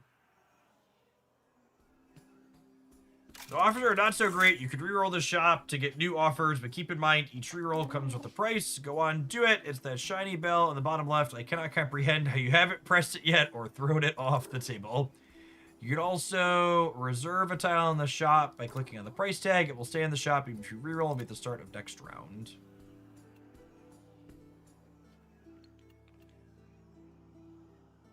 When adjacent to at least 3 tiles, gain taunt and +1 health per adjacent tile. I mean, another taunter seems great.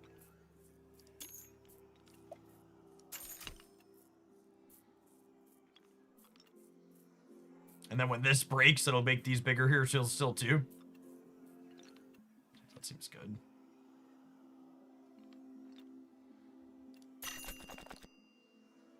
Ooh.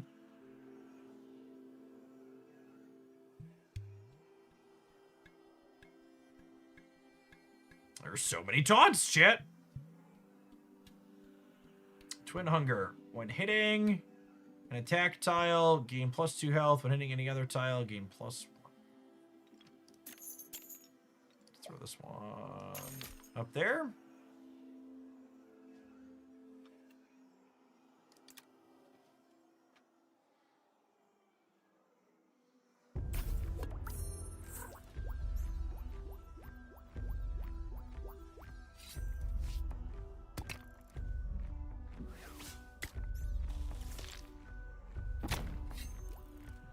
Ooh, that hit everything on the board.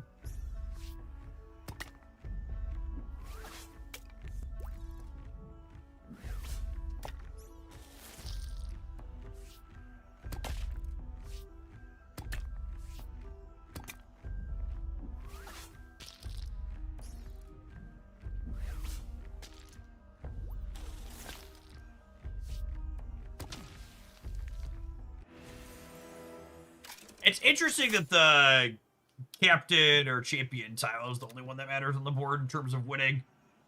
Feels like it makes the taunts real important.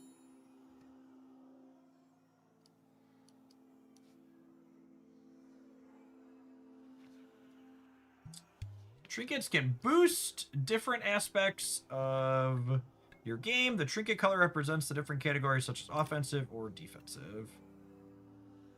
When any of your tiles are destroyed, give adjacent tiles +5 health. I mean, that seems pretty good. Gives taunt to the tile on your board with the highest health. That seems not useful. Your core weapons gain 7 power.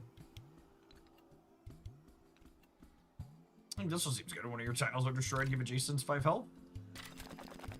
These blow up, they'll kind of work together.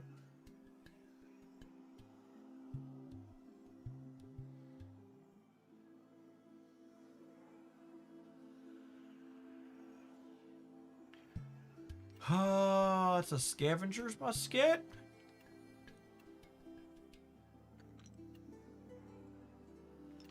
Well, that's 2 rings of power. Okay, now I can put these together. Nice. Some extra in there. Wait, does that not work? Yeah, that's level 3. Okay, I probably don't need another one then. Did I buy too many? I might have bought too many there. I think I want another scavenger's musket so we can work towards level 3 here. I need one more. Okay.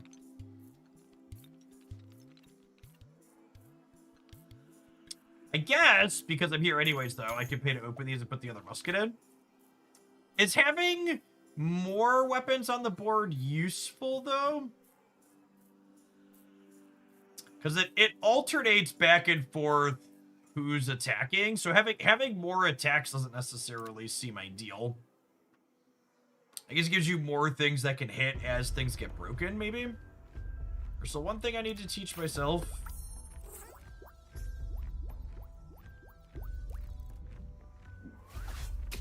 Excuse me? You have lost this battle, and with it, you have lost 1 echo. But no worries, you start with 5 echoes. When all 5 are lost, the run is over. Well, that's one way to have a scripted defeat in there.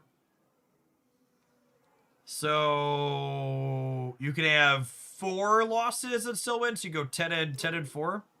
There's over it. You have 10 wins, or when you have no echoes left, hide the pop-up, see the state of the board. When the battle is ended, you can also replay the battle from the log.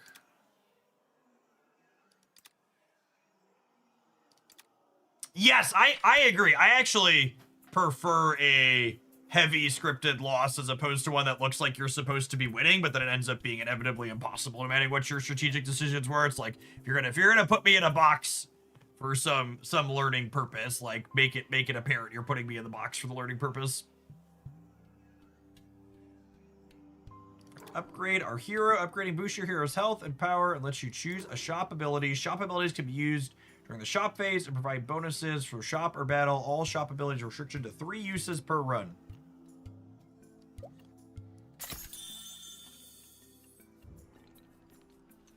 Create a copy of a card that could be...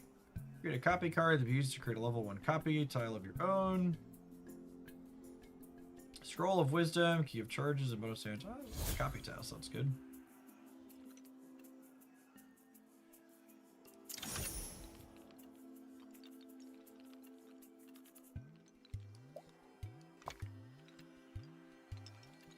So do that. And that's a level 1. I can merge this in here for a level 2. Lovely. Oh, you know what? I had another copy card too, right? Wasn't this a copy card?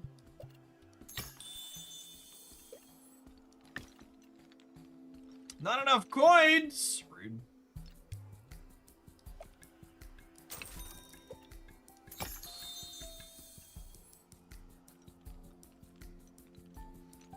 Alright. Good to go? Good to go. Let's blast some nerds.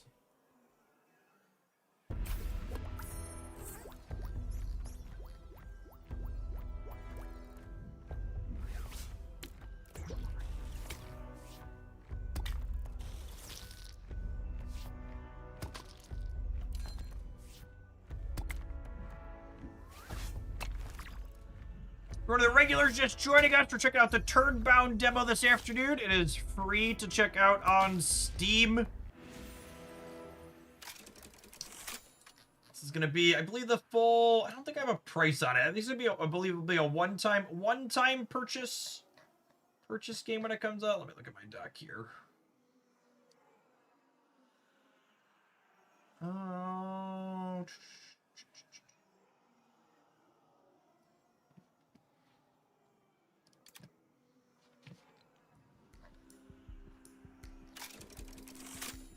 That's about the gameplay. It's items, Steam Deck.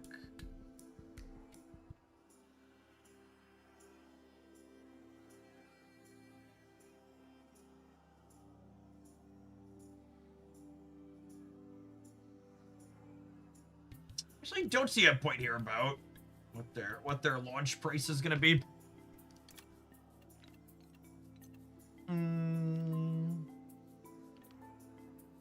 Choose a trinket. Your charge tiles start with 1 energy charge. Oh.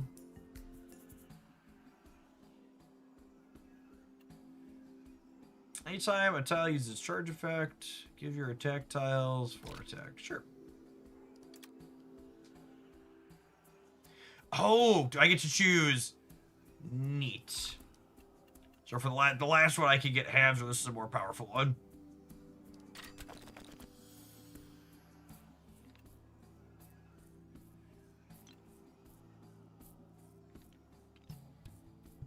So probably, honestly, these things giving health in the back probably aren't that useful.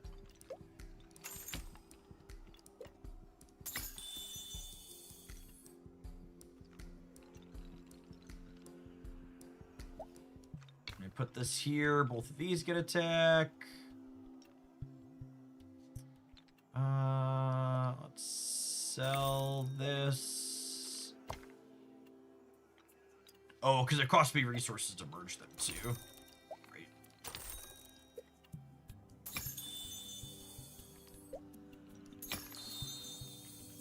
Excellent. 32 is a very, very large number. We get bonus items when damaging a tile, gain a charge, charged, get +4 power.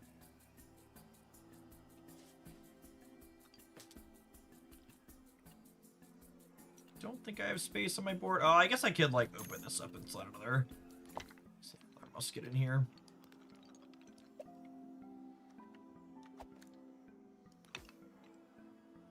Oh, there's a weapon limit.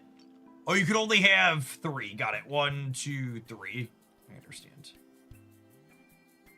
The when adjacent attack tiles attack, apply confusion 2 to the target. Sure.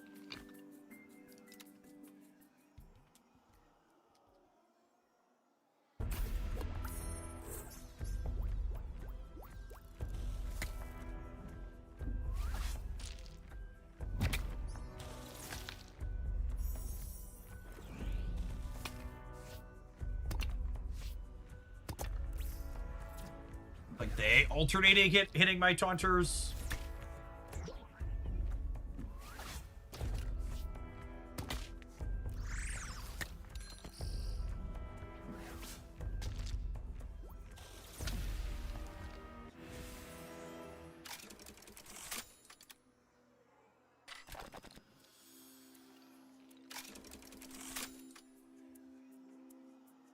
An adjacent tile is half health. Give all tiles on your board +2 health.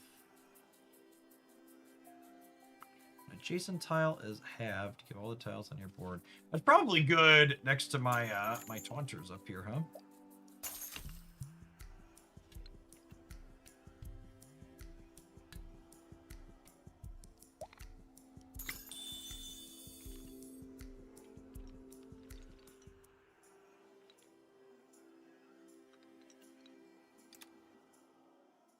Hey, Alcabraz, thanks for the entire year.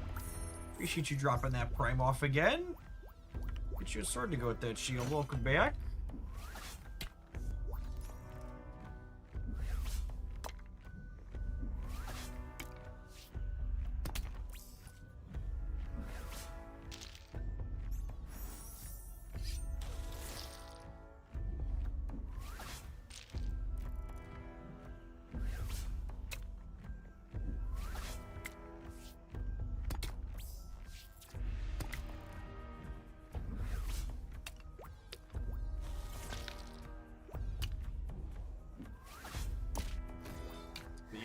Spear in the back, just cracking for the casual 20 plus. I assume these types of games, I assume we're either against other people who are very new and aren't very good at games, or are against some type of bot opponent to start on ladder type systems. When final hero upgrade is available, this time you'll be able to choose one out of your 3 mighty battle abilities for your hero. These abilities need to be charged up during the battle. You could view any hero's ability at the top of the board.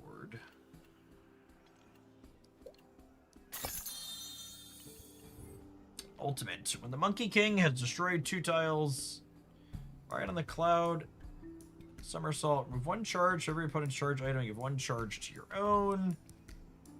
Transforms into a dragon. The dragon deals 10 damage to targets and 5 damage to adjacent tiles. Now I want to be a dragon. Like, I would like to be a dragon, please. That sounds lovely.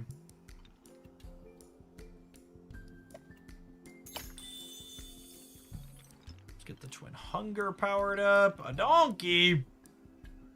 When it's destroyed, deal 1 damage to all tiles. That seems very bad. Few of the bots we're playing against have had that one. It does not seemed particularly good. We can't have more weapons, and these are max. So I think I'm. What does this look like when we power it up? 6 gains 5 power. It's probably better than the musket long term.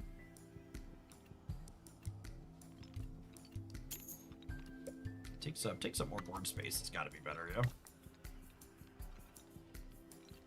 It's got to be better.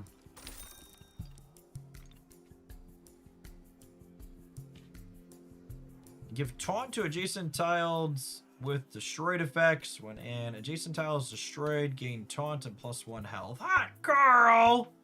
Thanks for watching so much over the last year and more. Welcome to Hogalandia's latest Shillionaire.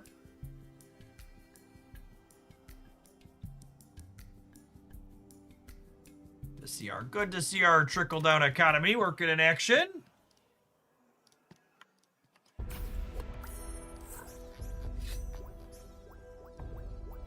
$999,702 shillings for our next Shillionaire redemption.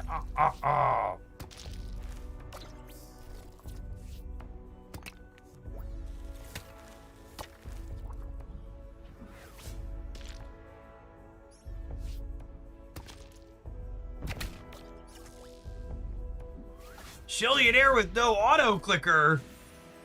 Well, that sounds very difficult. All right, chat. Can we round out our 10 wins on our first run? Wasn't that fast? Now the oldie, 1 battle away from winning the run. Excellent, excellent. Do we have any upgrades we need? Well, that's another taunter, eh? I feel like I kind of just want to like slide my board up 1.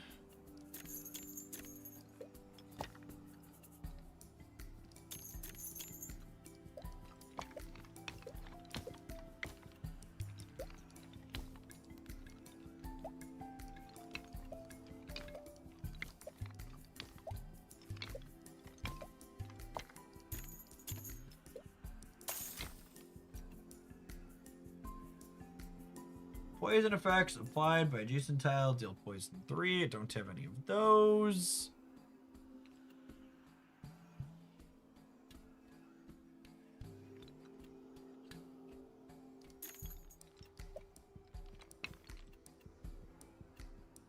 If adjacent attack tiles invincible and adjacent attack tiles survives damage due to invincible, they gain +2 power. Seems pretty good.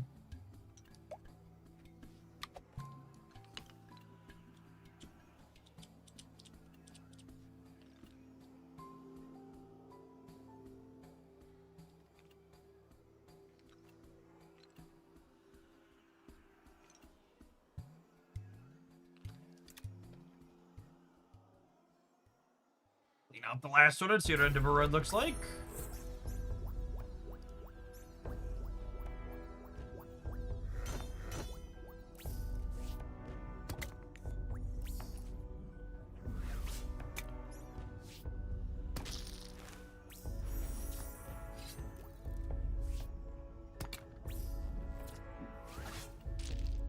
Got some fancier looking gadgets here. Not getting through the taunters seem like the most important thing. We'll see if that changes as we get deeper into runs against people who are more experienced or have better stats than we do.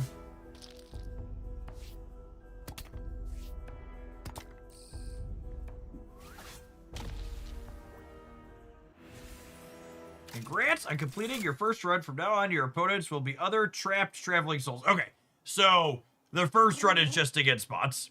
This is not the only good news. You also gathered enough essence to advance to the next chamber. What does advancing to the chamber mean?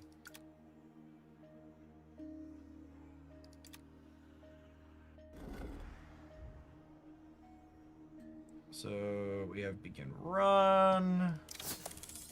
We have Robin Hood coming soon, and we have Alice as well as the Sun Wukong inside of the game now. What are Alice's abilities? Revive a white rabbit. This tile disappears after one round. First 3 shop rerolls are free. Feel like being able to copy seems real good.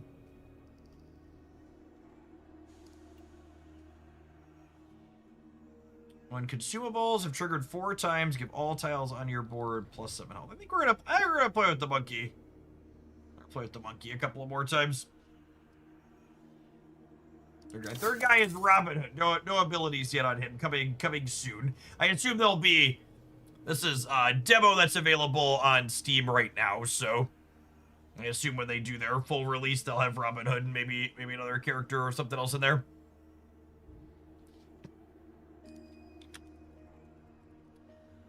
The Dex guide on the YouTube side is on the Hoaglandia Snap channel. I'll give you a link to that one. All right, I need to run to the restroom really quick. We're gonna dive into another run with the monkey here when we get back. Thanks everybody for hanging out. Don't go anywhere. Shout out to Turnbound for sponsoring the stream this afternoon. BRB. Grab a caffeine while I'm up too. Oh.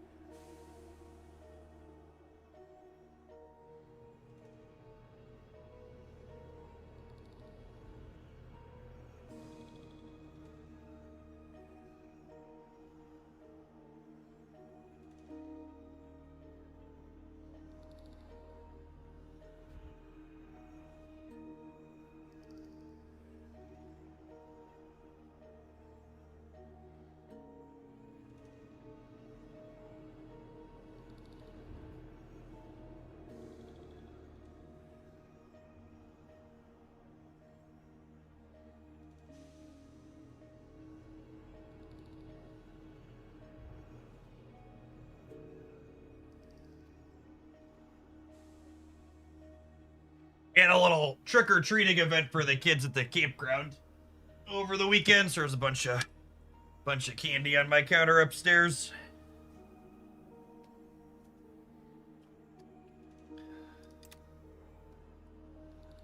Nom nom nom nom. All right, let's see how this feels against human beings, huh?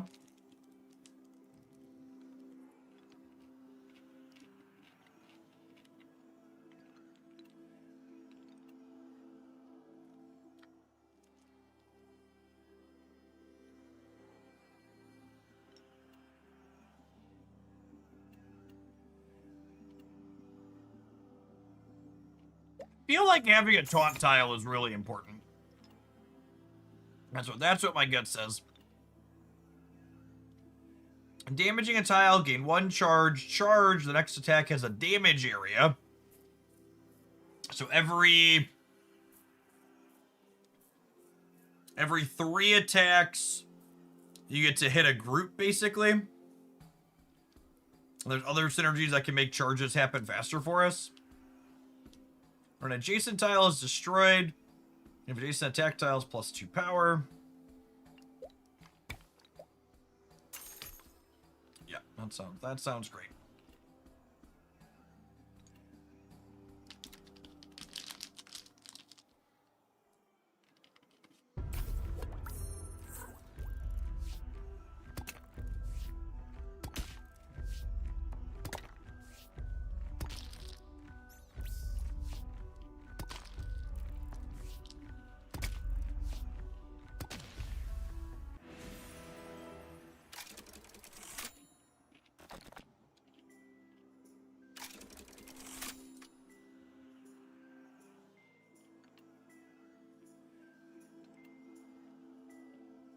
Adjacent attack tiles, some extra power. Let's put that there. Ooh, and then these can merge in. Probably want another way to attack here at some point, but... Adjacent attack tile spends its charge. Give adjacent attack tiles plus 3 power. That seems like a good charge payoff there.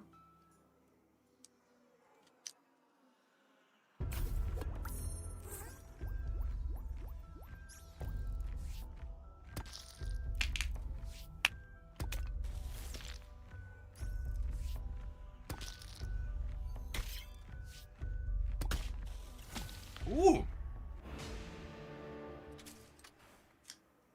Doesn't look like we have nearly enough attackers.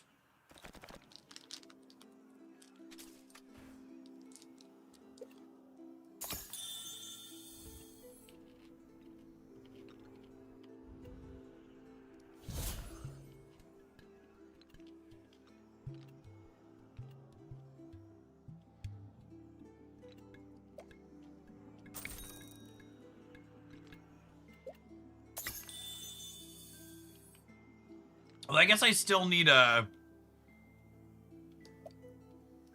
Let's sell this. I can put this up here.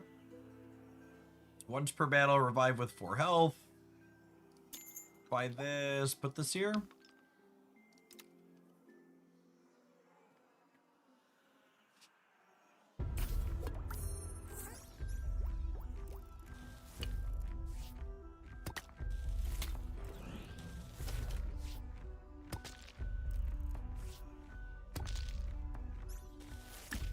That popped. Let me get a bunch of extra attack on our things.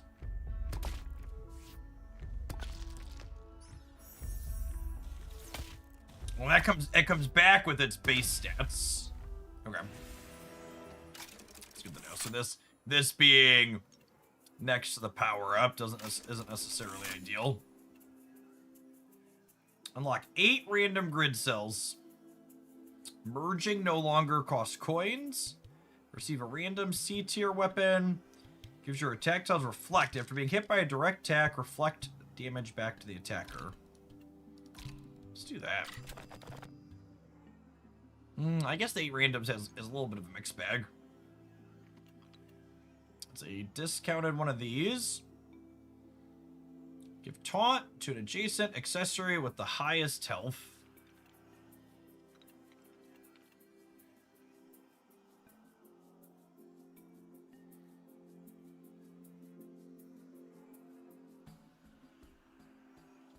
That's interesting. So this, if I can position this next to the harpoon, haunted harpoon, I can give this taunt, and then when this dies, it can give the other things near it extra health. So how do we get that positional wise to line up? So I want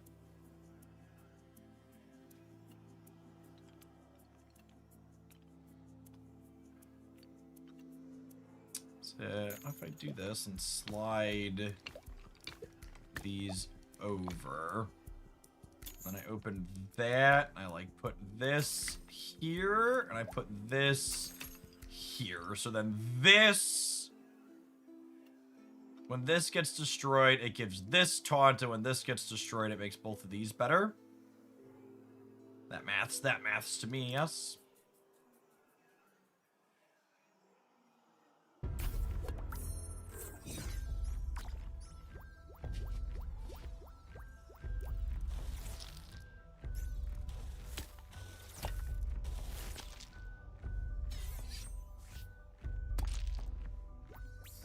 Okay, well that lined up the way we want it to, but their numbers are all markedly better than ours here.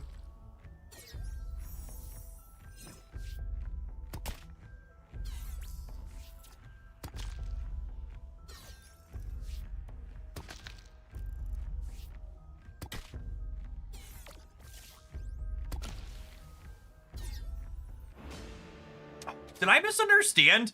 I thought it was alternating each of our attacks, but it must be their things are going twice in a row. It must be that if you each weapon on your side gets to go through, huh?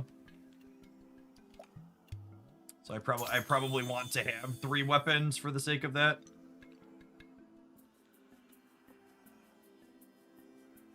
It looks like each weapon gets to go.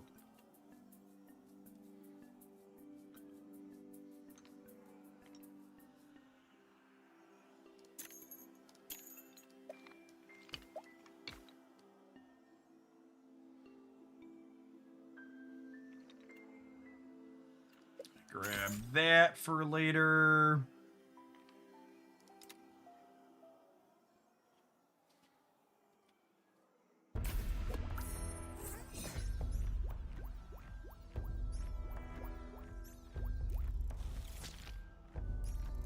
Lot of variance range on the quality of these opponents' drafts. I feel like the last one beat us down and it was not particularly close, and this one was not really competitive. Strong man, thank you for the 22 months. Appreciate that. Good afternoon.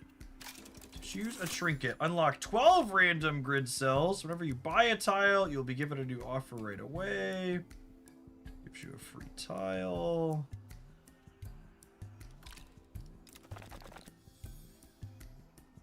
Alright, so that opens our board up a good bit, which is nice. Another weapon. Battle start, gain 1 power and health for each adjacent accessory. When a tile on your board is destroyed, give adjacent attack tiles 3 power. That's a pretty big one in terms of overall size.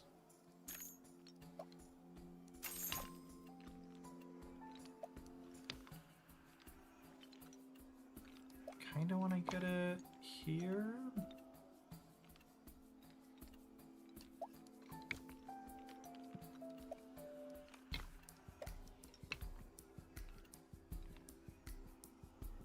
That seems good. Question mark. Do I want this one over here? This is getting the bonus from here though when it cracks. Just gonna clear that for noodling space. I feel like our board is not remotely efficient. I wonder if there's a way. Just like pull it all out. I feel like I want to pull it all out and think about it. When an adjacent tile is destroyed, give adjacent attack tiles 4 power. So I want this next to this one. And then I want this one next to as many of our attackers as possible, and I want this one next to as many of our attackers as possible.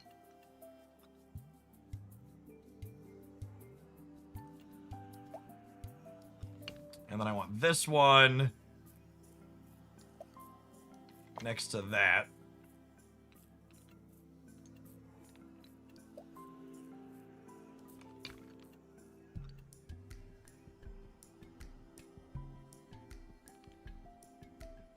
This weapon's also just not very good. Once per battle, revive with 3. This could have a lot of accessories adjacent to it, potentially. I'm gonna get rid of this and buy this one. Oh yeah, that's a real big one.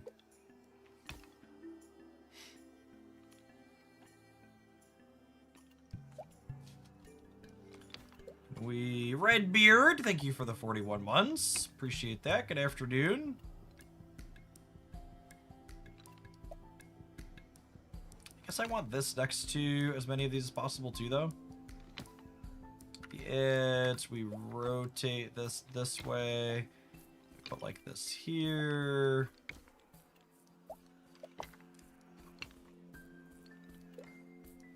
It's like putting another taunter up over here seems fine too. You have the space for it.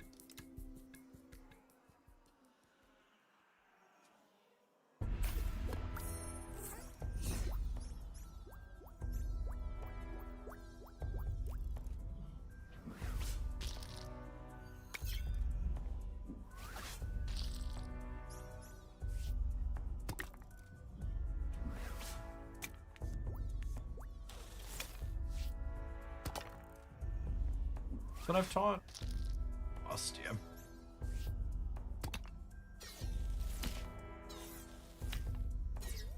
Alright, so both our taunters are dead.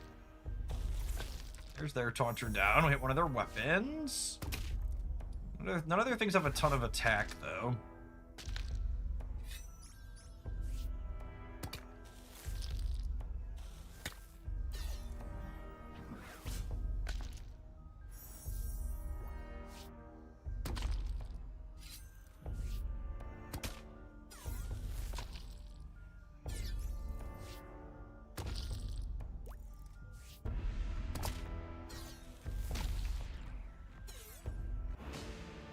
I don't understand why. I guess, do they only choose to attack weapons? Like, I don't get, does this have taunt? Did something else give this taunt? Yeah, I don't. An adjacent attack tile. Game taunt and health one. I don't. This one has exclamation points on it, so it must have had taunt. I don't know that I fully understand why I'm attacking their accessories and they're not attacking mine. Because all these random accessories like have a health on them, and mine have health on them too. But like we watched mine there. We watched mine there like attack into theirs, whereas like their things just like hit my captain a bunch of times.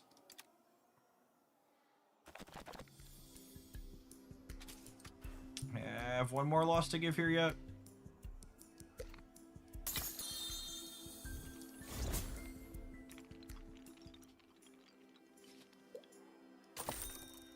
Sell the pinata.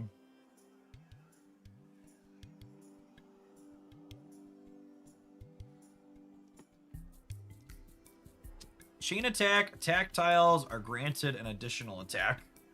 It's not abundantly clear to me what that means mechanically. Attack tiles are granted an additional attack. Like, something else I have on the board also attacks?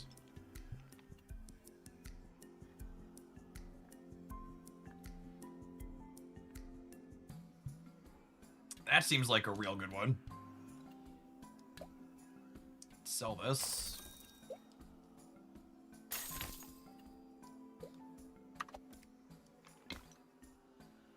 Hey, what's going on, Oni? Yeah, we're checking out the Steam Next Festival demo for Turnbound. Asynchronous drafting game on Steam.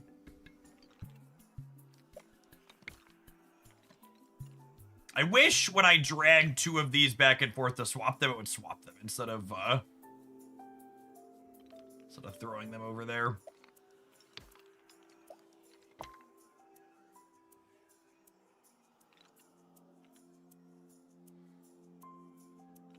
I guess I could make one of these a level 2.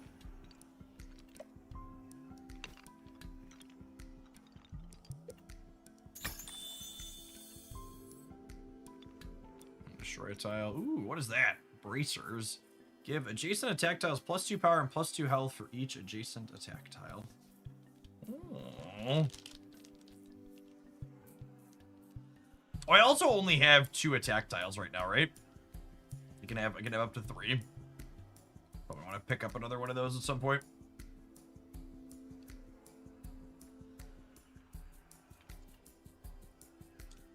So we're definitely putting this somewhere.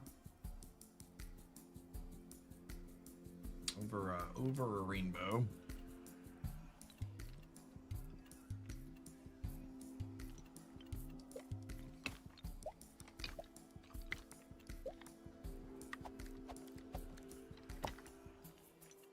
Put that in there for now.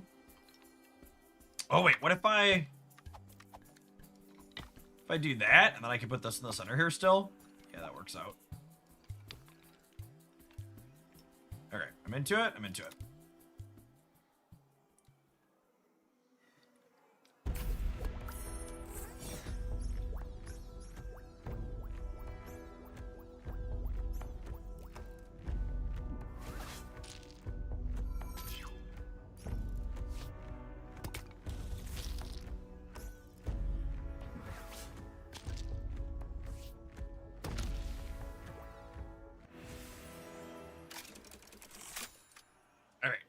We've got 2 more losses till we're done. We're currently 4-3.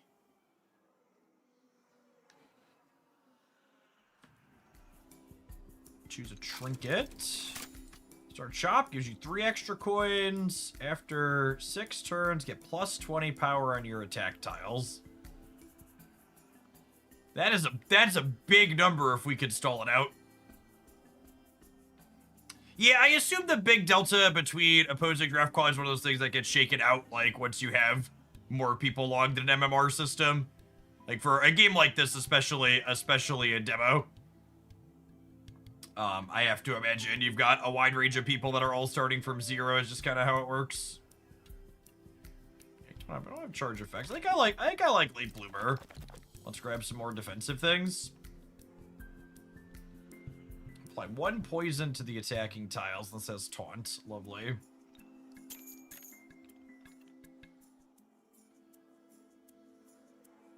Taunt to adjacent tiles with destroy effects. When an adjacent tile is destroyed, gain taunt and +1 health.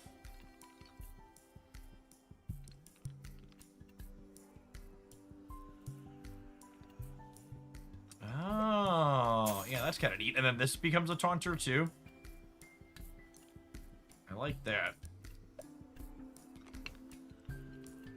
I have enough coins. Got it. Oh, this is the lower level one, actually. Let's swap those back and forth. And then I'm gonna lock that one. We haven't done that yet.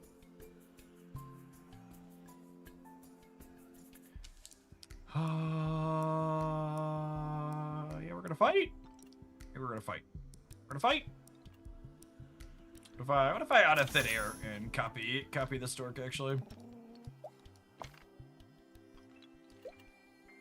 Oh, I don't have enough to merge it, right? Because it cost me to merge.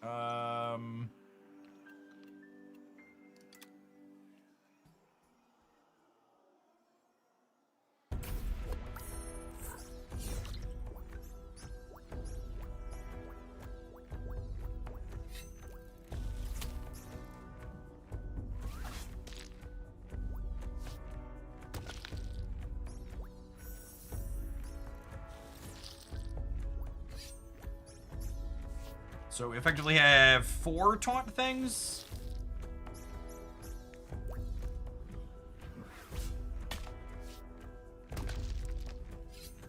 We've broken most of their weapons. All right, all of our taunts are gone.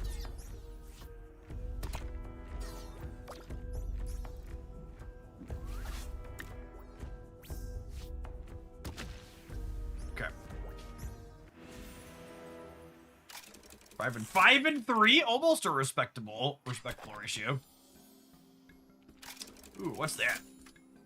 A tile on your board loses shield, gain 2 attack and health. No, we don't have shields.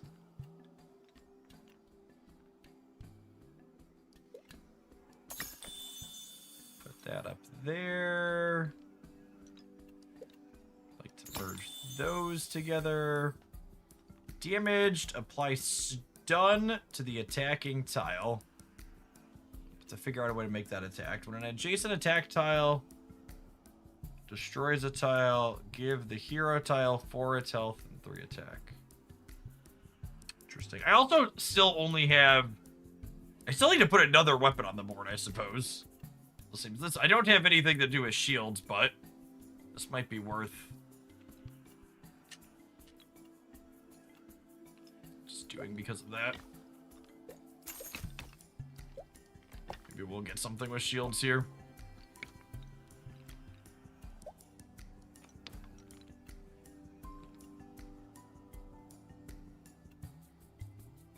Shuffle these better. Not really, because I want this in between both of these. I could pull everything off and reshuffle it again. I'll do that, though. I could probably get this attached to more things, too. My out of thin air, putting these into the same one is probably worthwhile too. Let's do one more fight, and then I'll out of thin air and get another one of these. This is level 2. These are level 1. I'm gonna lock these. Actually, I probably want to out of thin air this one, so I'll lock one of them. When I forgot I was gonna do this at some point too. Okay, so I want to unlock this one so I can reroll. I think. Use tiles, damage of attack tiles. I'm gonna sell. Let's sell this so I can buy this. And then next turn we can merge these, do this into this, and then reshuffle the board a little bit.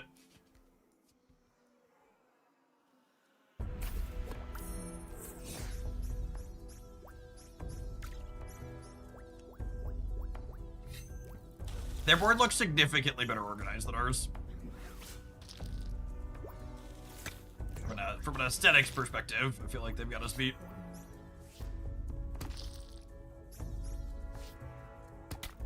Alright, they're about to be through all of our taunters, which is a little scary.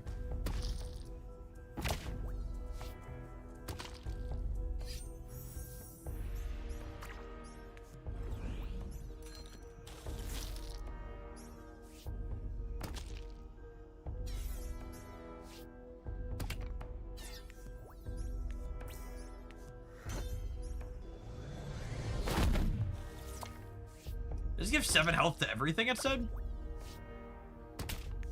I don't know that I fully comprehend why we hit their little things versus not sometimes.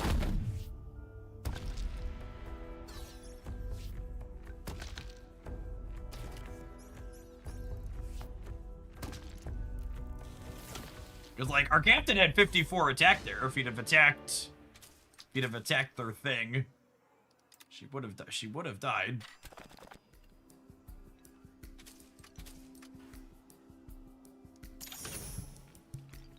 Alright, so I'd like to buy this. I'd like to out of thin air that one. I would like to merge. Not enough coins! Dang it, Bobby. Alright. Merge. Merge. Merge.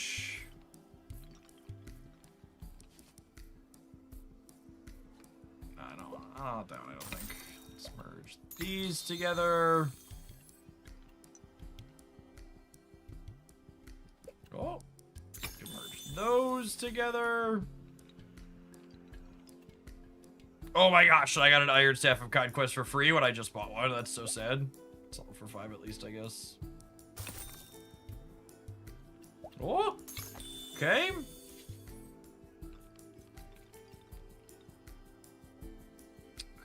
I feel like I need to pull everything off my board button, so I can do that quickly.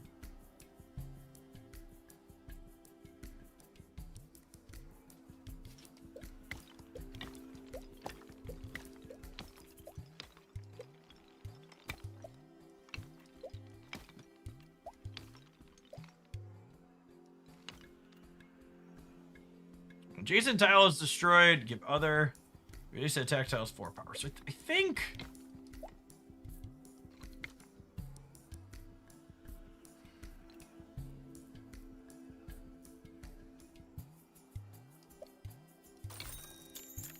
So do this to make my life a little simpler. All right. So I think I want this. Yeah, this. Do I want that? I guess this should only have one attack tile adjacent to it, though. Is this even good? I mean, this isn't even good. An adjacent attack tile. Are these ones? Give adjacent attack tiles +4 attack for each adjacent attack tile. Okay, so I think where I want to start is I want all of my attack tiles touching this one. I think in some way, shape, or form. I want all of them adjacent to this. And this one says, when tile on your board is destroyed, you have adjacent attack tiles +6 power. Can I get all of them touching this, and then also more than one of them touching here? Can I get a third one on both of these? I don't know that that's possible. I'll pull this off and think about it.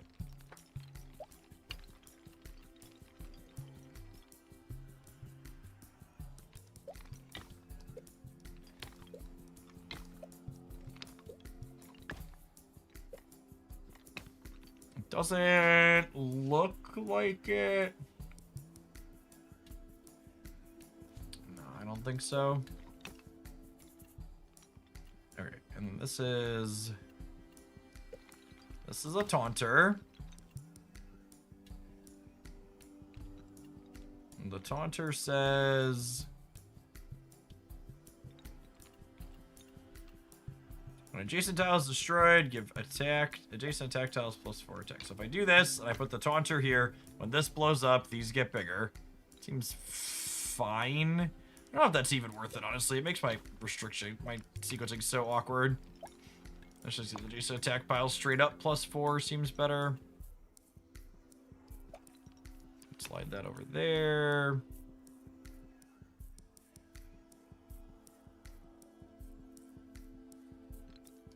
I can put this down.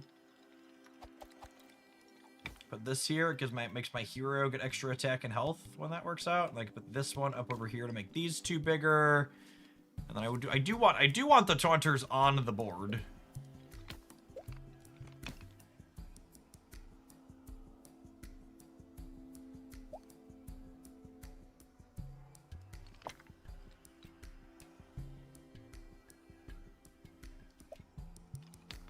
I have a spot, so I might as well use that. All right, let's call that good enough. I feel like we optimized.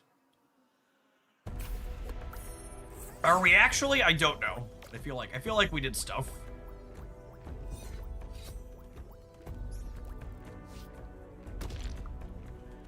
This looks like it's gonna be another romp unless their things scale up to a crazy amount. All of their numbers are very tiny.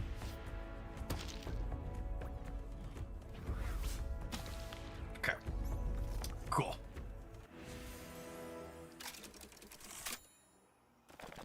All right, 6 and 4.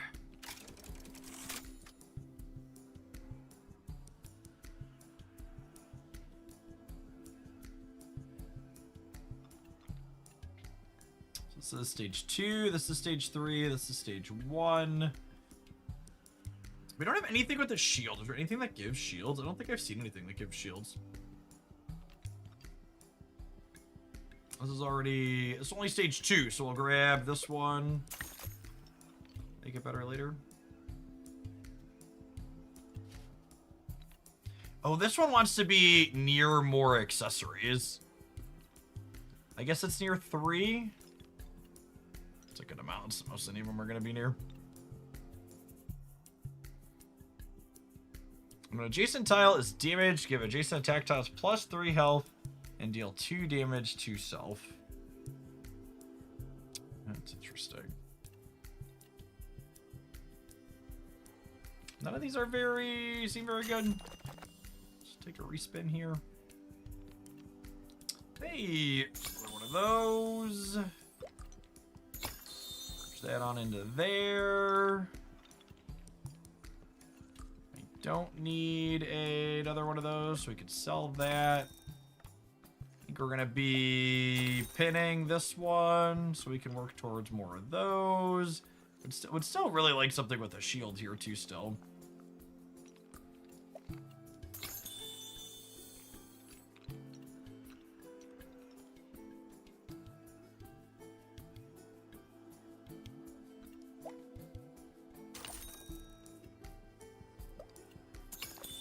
Might as well.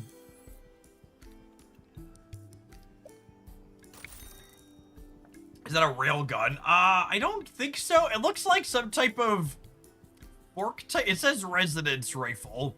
It looks like a tuning fork with a scope and like a hilt mounted on it.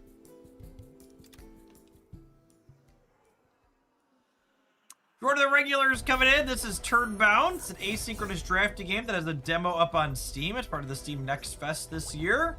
You can check it out using my link pinned above either the Twitch or the YouTube chats for an easy way to support my content. It's completely free to poke at. Play the exact same thing I'm playing here.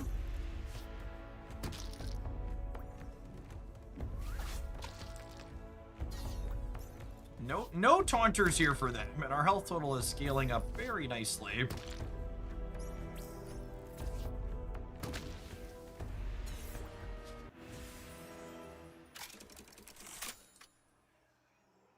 Right, we're 7-4.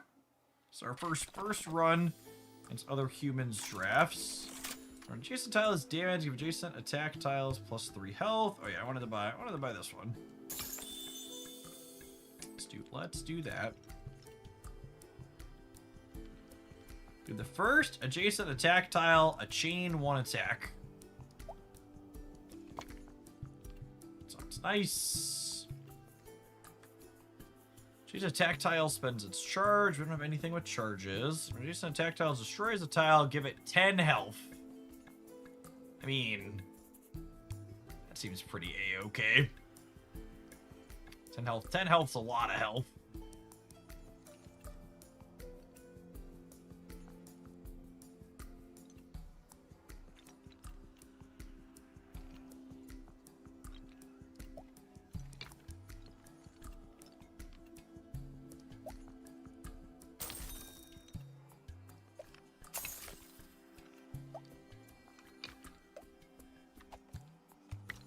What if I sell this one?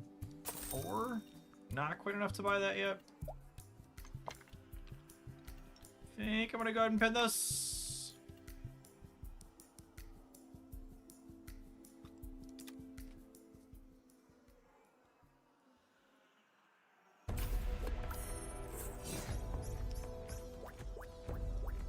All of our numbers are scaling.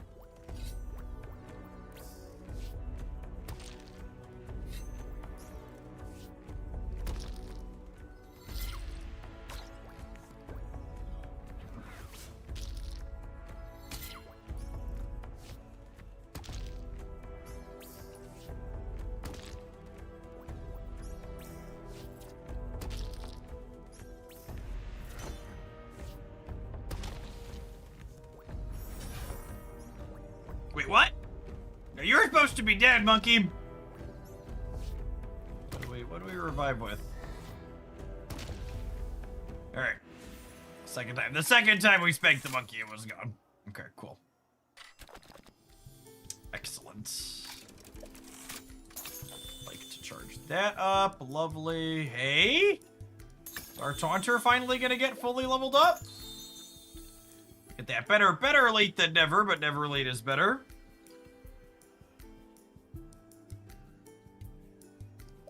Okay, extra. I don't need that one. My iron staff is already max. Let's sell that. Yeah, I think I want these. What does this one do? Adjacent attack tiles. Destroy a tile. Give the hero tile 4 attack and health. Oh yeah, that one's good. Let's get that to level 2 for sure. And I think I'm pinning these two. I could sell something to buy one. When an adjacent tile attacks, it will apply confusion 2 to its target. Yeah, that seems fine.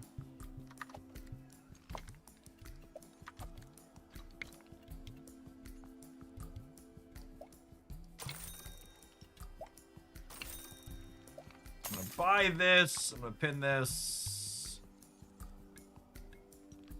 It did clear a lot of board space for us, yeah. I get this one, upgrade it with that one next time.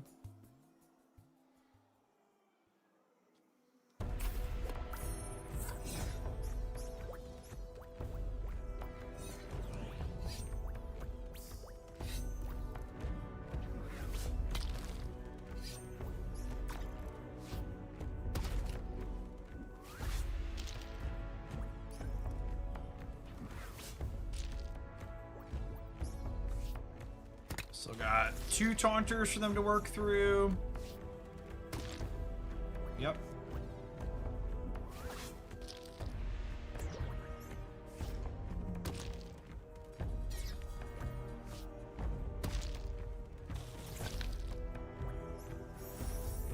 Nice amount of health for our captain to have remaining there.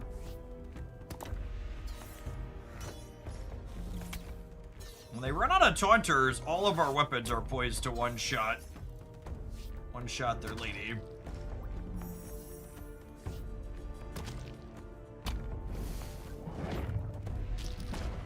Ooh! Unleash the dragon. Oh, she has a shield there. Rude. Looks like they're out of weapons though, huh?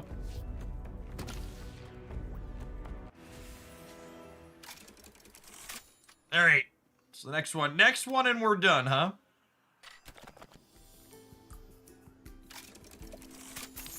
We either win and we win the run, or we lose and we're done either way. Let's combine these up. Don't need another one of those. When an adjacent tile is damaged, give adjacent attack tiles 2 attack. That does not seem very good. I would love to upgrade my Harbinger. Oh, he's already at 2. Sad.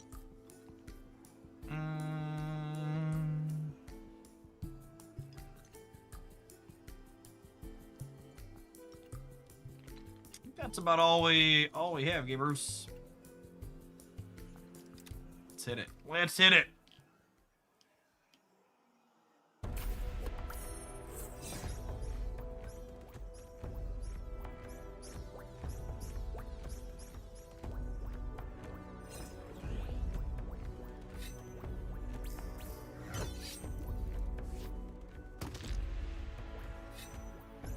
Coming for that. We're coming for the Tiger Cat shit.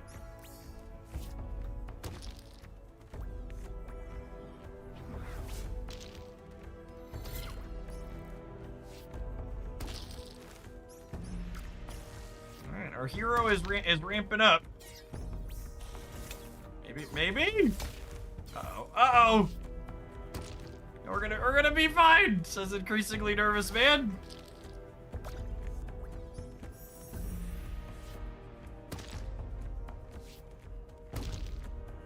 I'm sure it's one of those things that comes with practice once you like know more of the ins and outs of which things do what, but like looking at this board, I genuinely have no idea, like, is this close or are we gonna get rocked or are they about to get rocked? As it's thinning out, it's leaning towards we're gonna get rocked, question mark. Looks like we're dead. Nope. Alright. Maybe. Cool.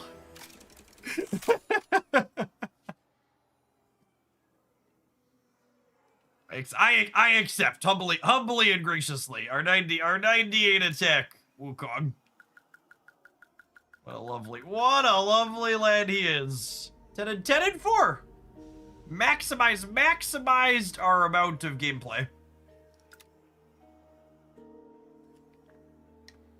What's going on, Hams? Alright, gamers. I need to make sure that ads don't go over the top of it. Twitch is gonna auto do their thing.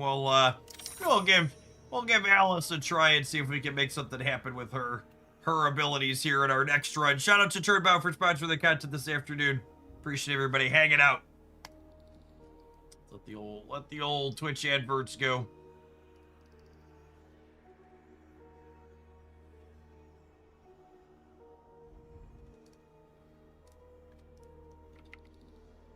Similar to Backpack Battles. Yeah, it's kind of like Backpack Battles meets Hearthstone Battlegrounds type thing is what the devs described it as in their doc. Actually, I actually never played Backpack Battles. It was not one that I ever ended up bouncing into. I always got a little bit of a grid-like feel. What do her things do? It's receive a white rabbit. This tile disappears after 1 round. Leveraging Sun Wukong is very straightforward because he just like copy a thing. The first 3 shop rerolls are free this round.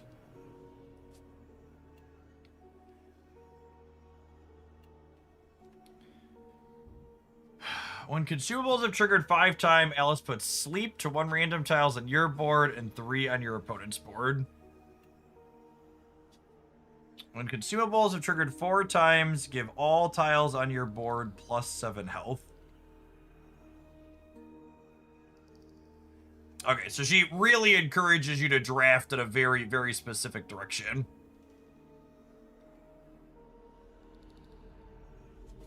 It's consumables dot captain.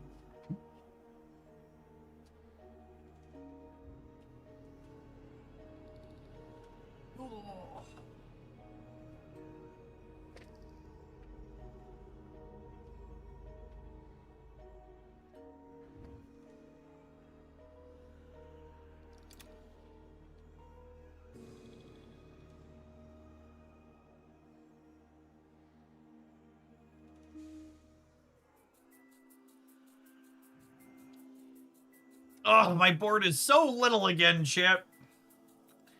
I'm so little.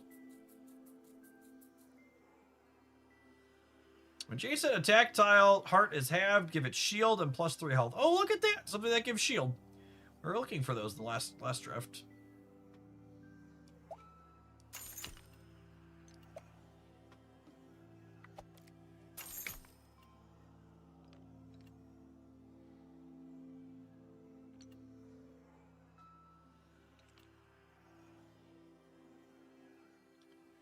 Jason attack tile. If adjacent to an attack tile, gain taunt and plus 1 health. Oh.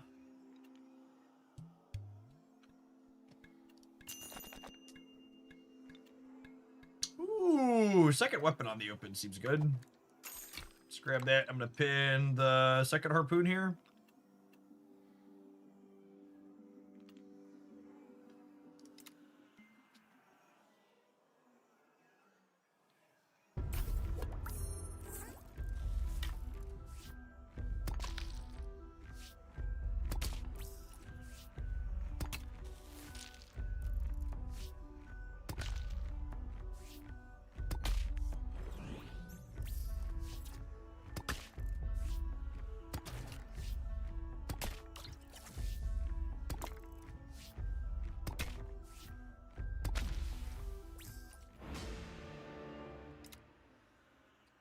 That did not go well.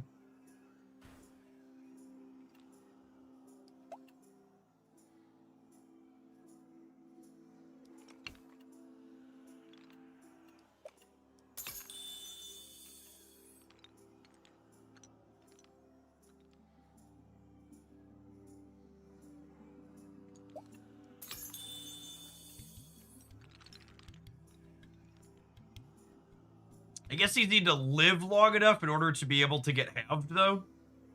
Do I want to pin... Do I want to pin the huddle shield?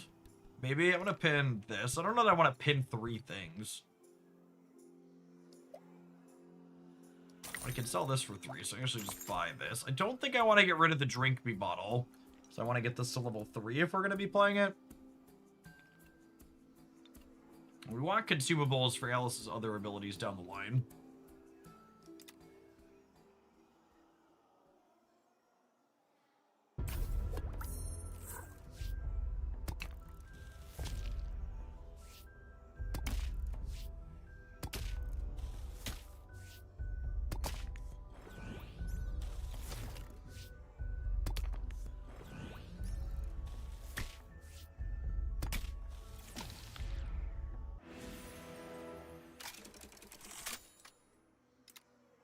Oh, is the consumable once per round?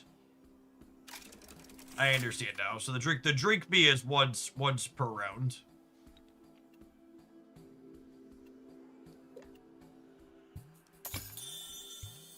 Thus consumable.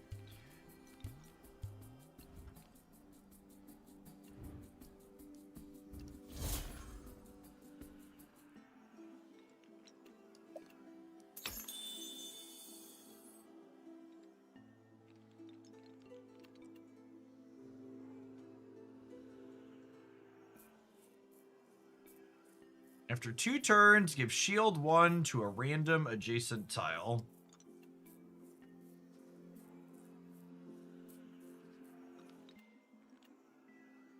Oh!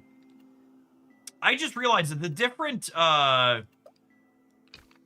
different what's it called are unique to the characters, right? Some of these are for all the characters, but like these are Alice specific, right? And the top right here.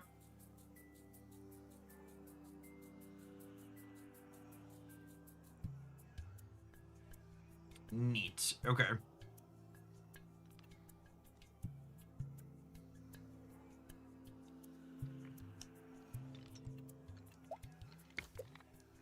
I think I want Drink B next to only Alice, that way. I think I'm pinning this. Honestly, I might pin this too. Do I, something I haven't been paying attention to, do my coins carry over shop to shop? Is it use them or lose them, or do they carry over between?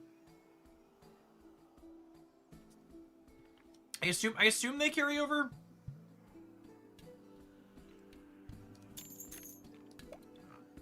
Open this up and put this here.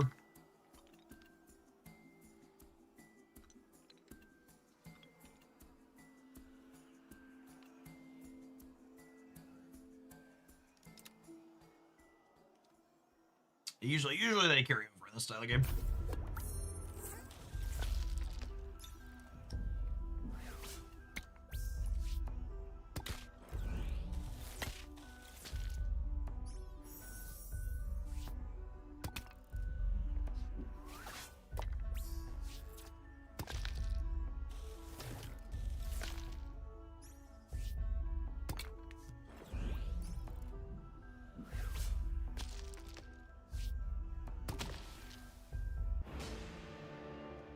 Does the drink bee just straight up not trigger if you don't survive? I guess you have to live while going under half. Yeah, you must have to live while going under half.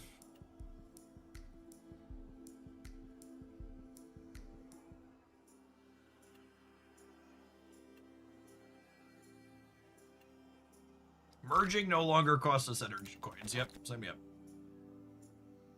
Sign me up for that one. Save, look at all this money I'm saving right away, chat. I can't afford not to. Crazy.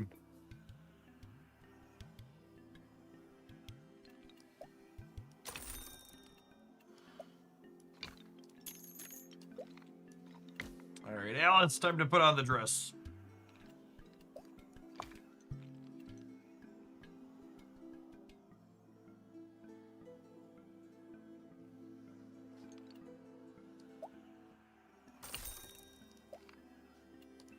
It looks cool. Yeah, the aesthetics on it are really solid. I like the domino on the board feel. Got nice, like the little details, like the physics over here are cute. The art aesthetic is very consistent and feels good.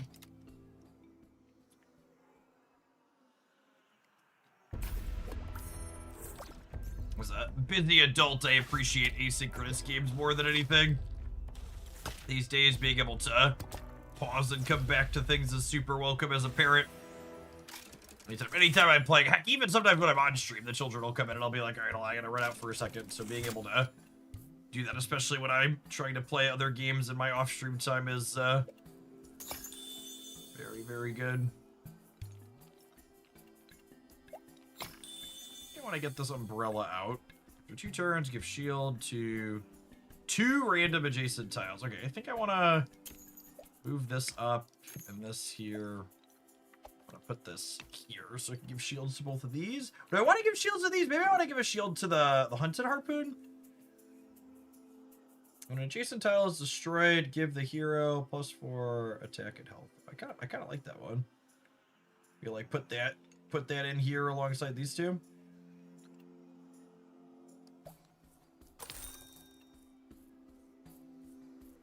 When an adjacent tile takes damage, give the attack tile the Rathros points towards. Well, that's very.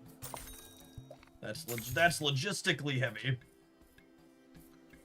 I don't want to give up this drink bee yet.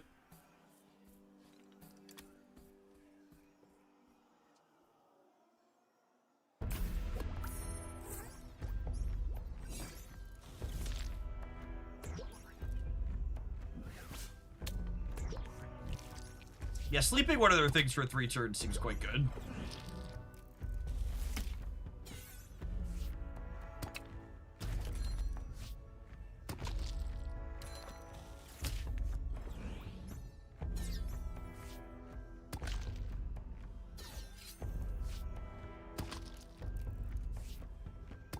I think we're cooked yet.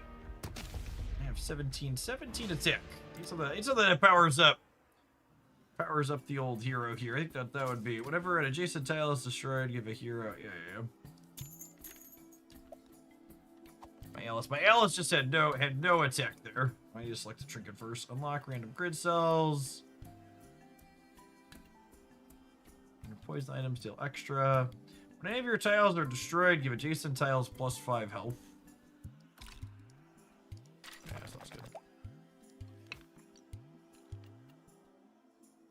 When adjacent tile is halved, give that tile sleep 2 and fully restore its health.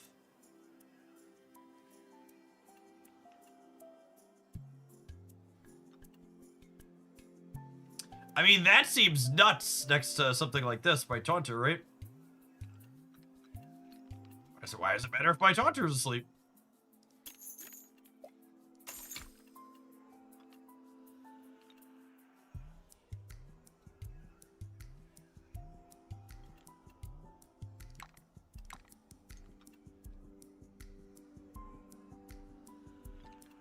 What's this one do? The rabbit's fan. Attacking. Removes taunt from the target. That seems potentially very good. I don't have a third weapon yet.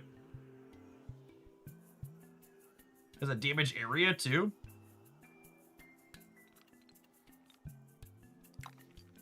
Alright. Feels like a lot of locking for one turn, but those items read is very good.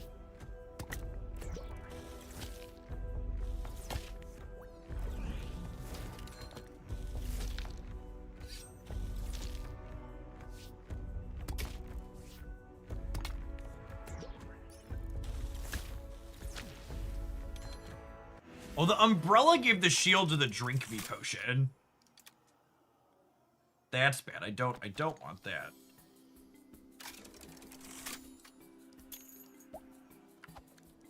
I want the drink me on her and not next to that.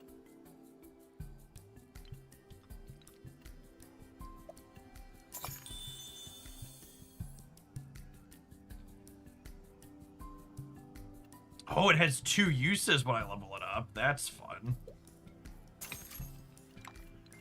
We're gonna pin the hero tile upgrade for now. I'm gonna sell this. I know all my favorite streamers gonna be on at the same time. I mean, I'm always on at this time, so I called it. Well, tell your other streamers they need to take a break. I dibs workday US time. What's going on, 3ven? Afternoon.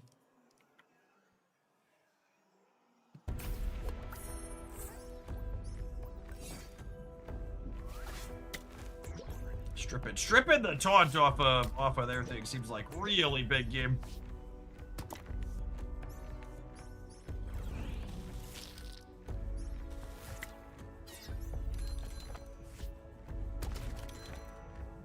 I'm seeing the vision here with these shields, chat.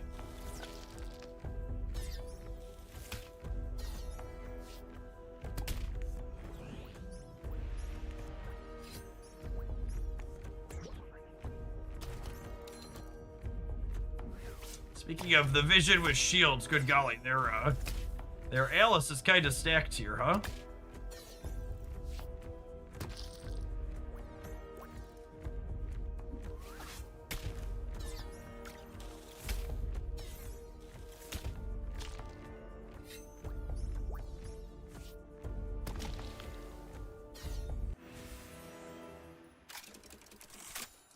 Alice definitely seems to be the modifier captain. Lose 1 echo to gain 3 A tier tiles. I don't have many echoes left to give. I don't think I can afford to do that. Gives your attack tiles 4 attack. I mean, that seems pretty good.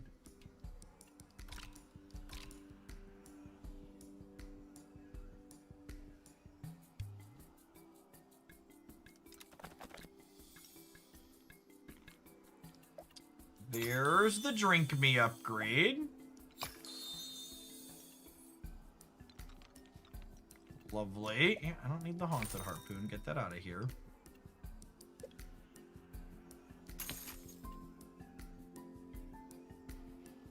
When damaging a tile, gain a charge. Charge next attack deals. I'll sell this. Upgrade my captain here. Consumables have triggered 4 times. Gives all tiles on the board plus 7 health. Yeah, I mean, that sounds great, yeah? The consumables have triggered 5 times. Alice can sleep to 1 of your tiles and 3 of your opponents. 5 consumables is a lot. I don't know that we're going to hit that. Even 4 is a lot, though. This is more powerful.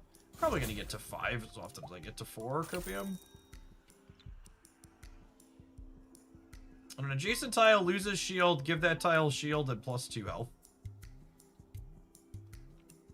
This has 2 consumables built into it.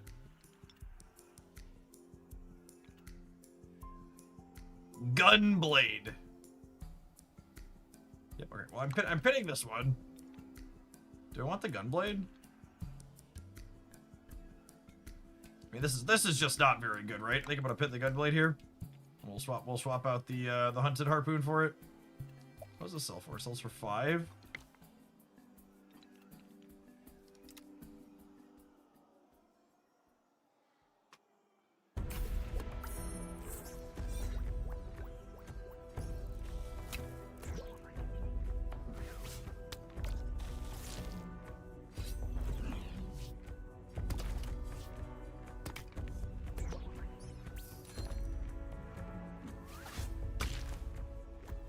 Look at our lovely shields.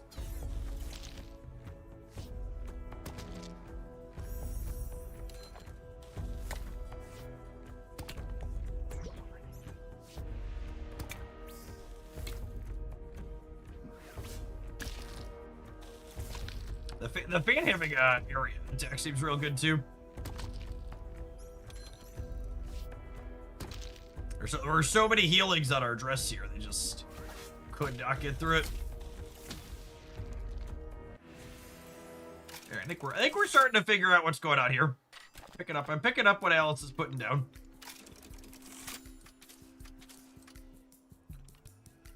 Alright, I have a lot of choices this turn, so let's sell this. I definitely want this. I'm pretty sure I want this.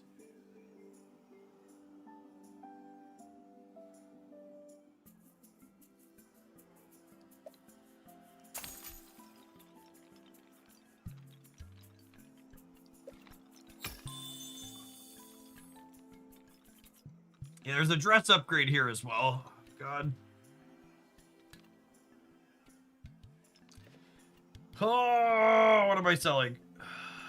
Give adjacent attacks 2 power for each per consumable on your board. I mean, that might be good. Like, I kind of want to sell this to get my dress upgrade. So it's a double upgrade. 28! And it heals to full! Oh my goodness. Oh my goodness. Oh, and that's a Hushberry Jam?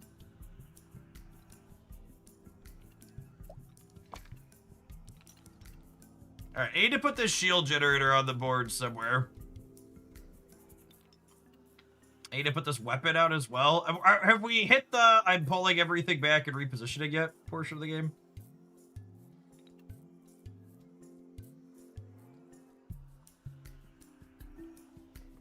Am I using Alistal?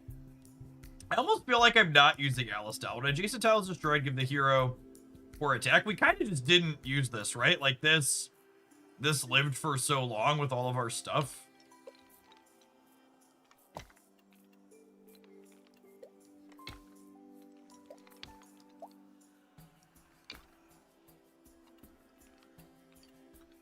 Yeah, like none of our stuff actually got destroyed.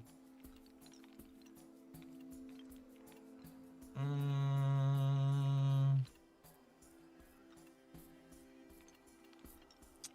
feel like my board is awkward. I want to sell something for space, but I also kind of can't sell anything, because I kind of want all of these long term.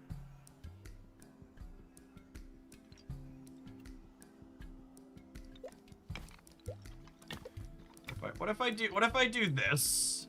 And then I want the drink me next to Alice.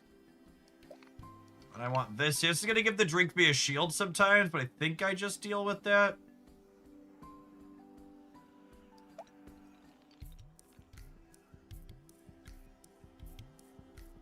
I need more space around Alice. I need Alice like in. I need Alice like here.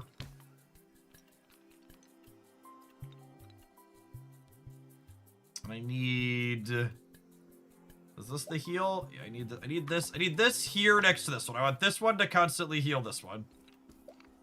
And I want the drink me next to Alice. I want to give this a shield periodically. I want to give these 2 shields periodically.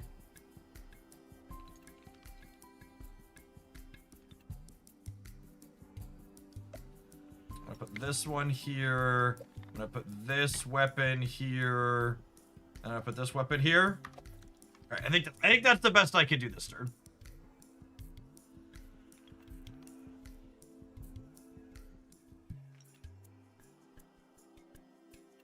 Yeah, so this is gonna give shields to these 2.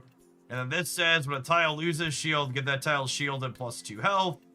And then this gives shield and stuff when its health gets halved. Yeah, I think that's where we're at. I don't want to pin any of these.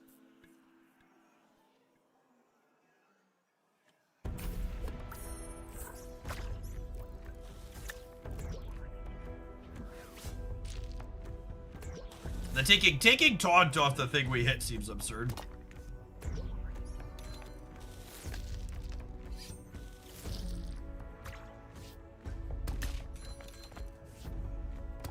We're gonna spend our resources next turn opening up some spaces on the boards. That way we can have a little bit more control over what our consumables go into. I feel like is what we currently need to be doing.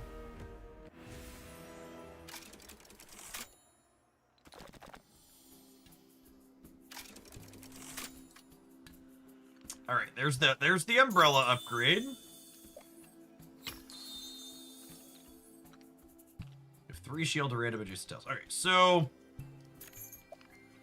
I want this next to only. I want the drink me next to only Alice, and I want this next to only these 2, and I want this next to only this.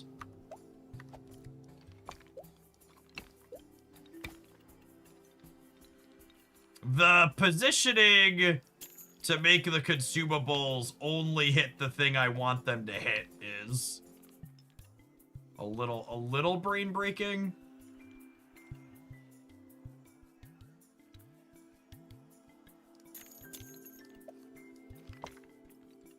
Alright, so this covers here. I'm fine with the shield generator at either of these 2. I don't want this next to here.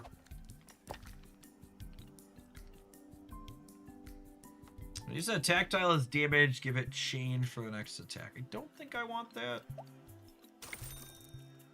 This can copy something. I'm gonna copy the shield generator here, actually.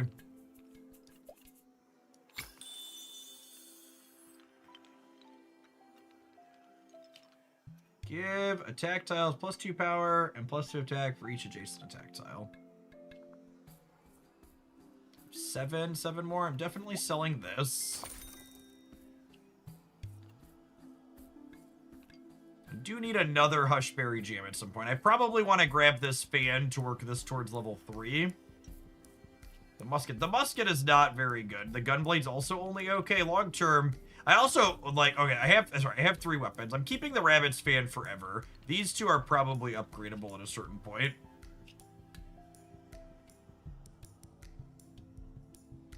Battle start damages all adjacent tiles to half health and restores them to full health again. Why is that useful?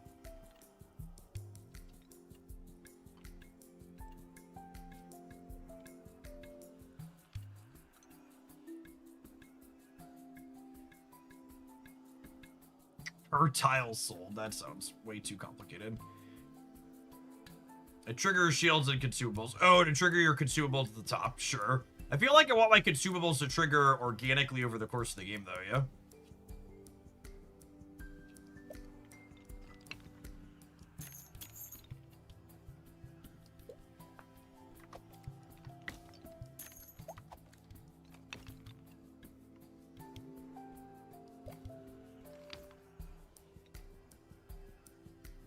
By that, I think we'll click go. Well, I gotta remember I have this, which gives me 3 free shop rerolls in a turn. I probably should have used this turn. Our shop was real bad, and now I spent all my money.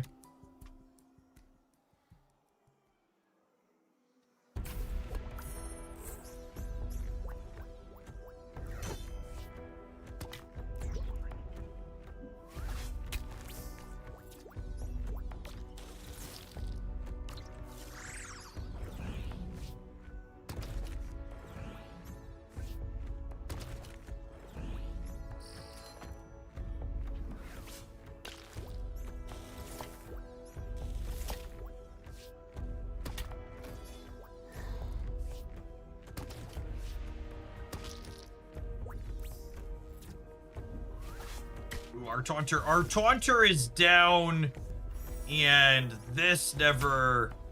Yeah, I guess that's the danger. It never went to half. Is the concern. So if you die before you get to half, you never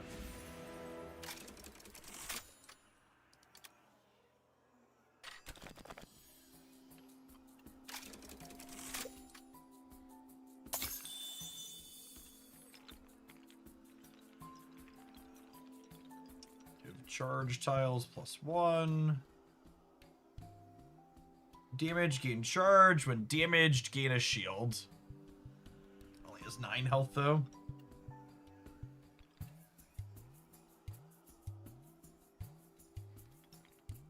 I mean, I kind of used all my resources already, huh? I think we're just hitting it. Do I want to reposition to have healing near her? Probably not. She has this. I think I just count on these working with this one. Okay, I think I'm relatively happy with our loadout. We're getting close to 10 here.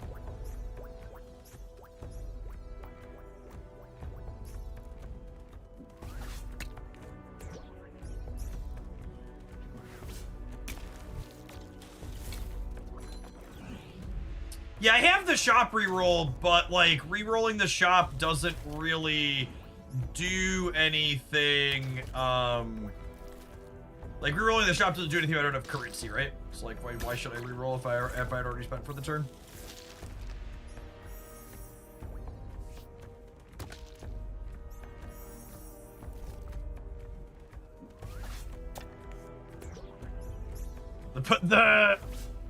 This thing just like constantly being asleep and healing to full is actually incredible.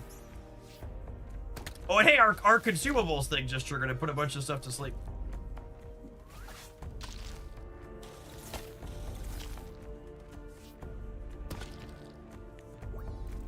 And Alice still has a shield and a drink bee in the bank here too, so.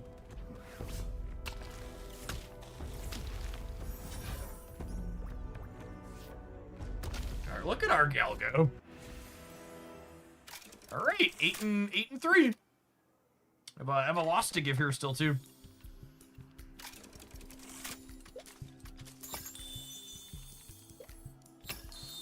The fan being the first attacker removing taunts is just absolutely nuts.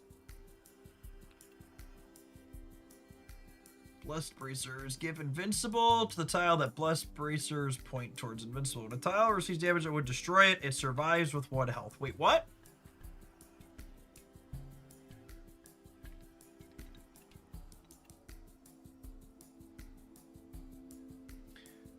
So, we're gonna point that one right at Alice, right? So that way, if she would die, with the drink me not saving it, we, Actually, do I give this one invincible, so that way it never dies and it has these heals? I think that's the play, actually. I think I want to give this one invincible. Okay, so I'm gonna rotate this. I'm gonna move this over. Just point that one that direction.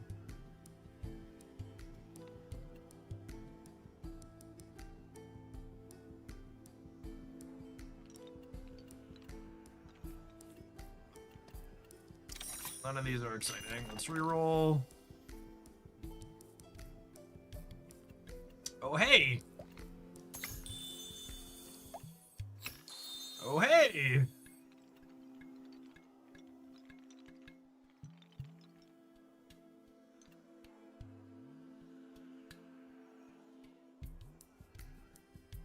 Shop start at this side of your board. Get an E tier Alice in Wonderland tile. Seems fine. Never using the modular sword this run. I don't think.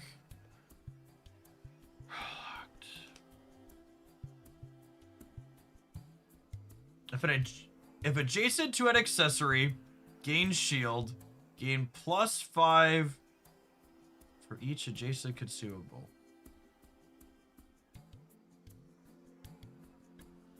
Oh wow. Is that better than this? It's maybe better than that eventually. Adjacent to an accessory, gain shield, gain +5 HP for each consumable. So it would be near 2 consumables here, so it's 20 currently, and it gets a shield to start. I don't think we get rid of this, but I think I put the Aegis of Harmony here. We move this one out.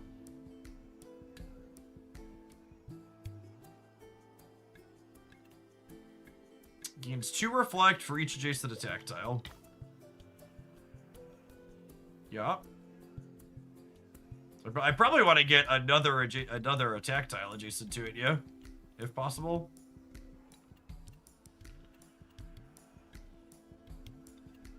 It's 20 HP enough. I mean, this one only has 28. And I have Blessed Bracers pointing at it.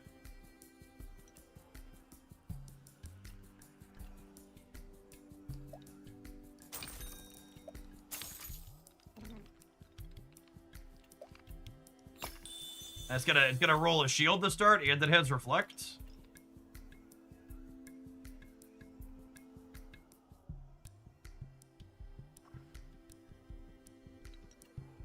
Oh, I can work that index to it too somewhere. Can I? Can I?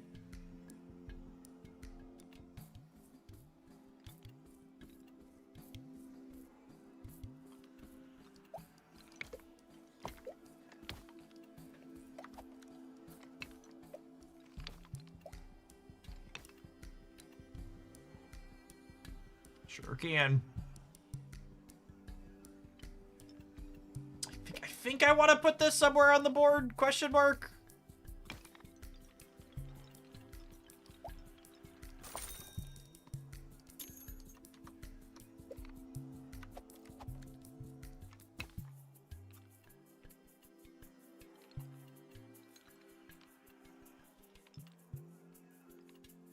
So that has to point that way. I need this here against the shields.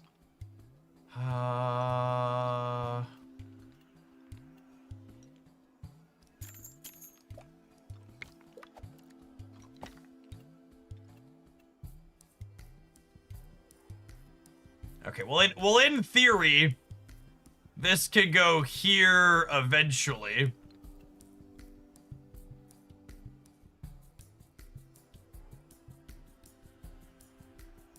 Yeah, I guess the doll's not really accomplishing anything in the short term.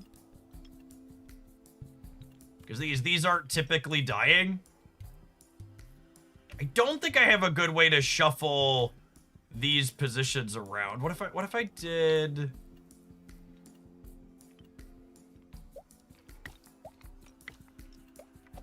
this? No, it doesn't do it. I'm one coin short.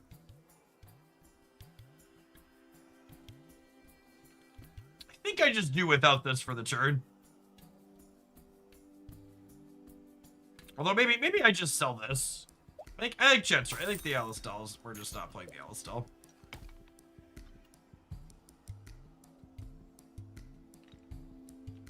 Most dangerous words ever spoken. I think Chet's right.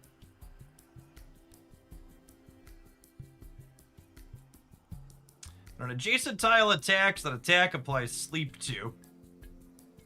Yeah, I think I'm gonna grab this just because it's a cheap consumable. That works towards our what's it called? Applying sleep sounds great as well.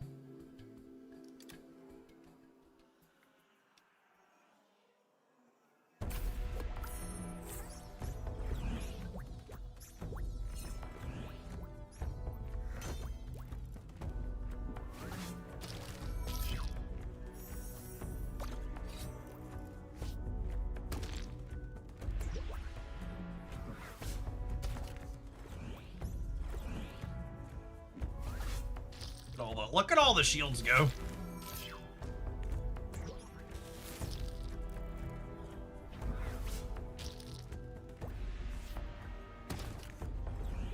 Shield generator right back up. They have a lot of taunters.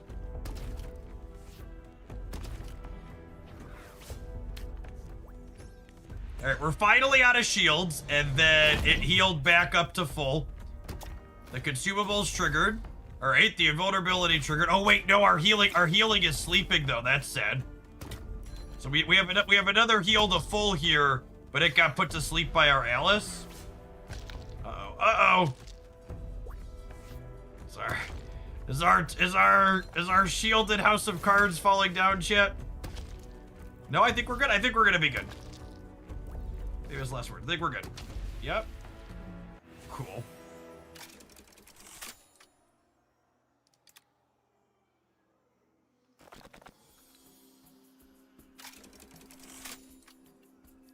All right, that's two great upgrades here.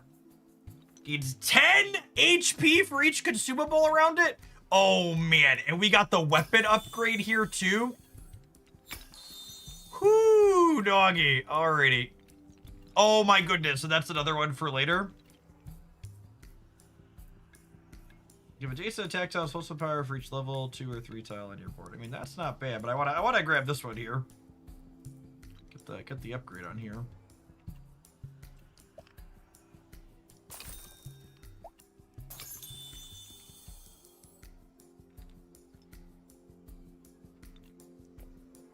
Hog of Holding. For every 2 coins you have in the bank, gives adjacent attack tiles 1 extra attack. Sure. It's a pretty solid free roll.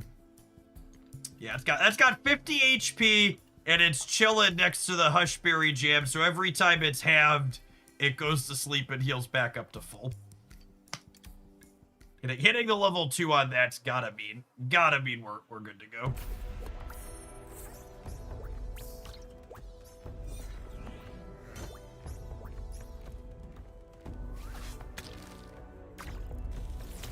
I assume we're gonna be here for a minute fighting, but as long as we don't queue into someone else with a fan, I have to imagine we're gonna be pretty good to go. Well, their Alice is 50 plus attack here.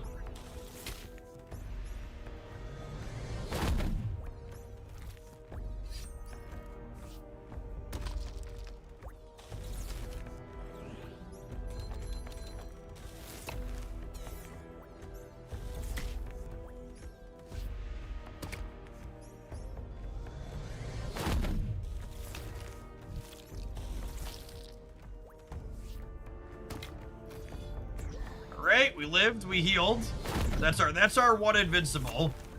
Our thing just triggered and put a bunch of their stuff to sleep. We're cracking some of their weapons down. Their Alice is gonna get through it. We did not get to heal a second time.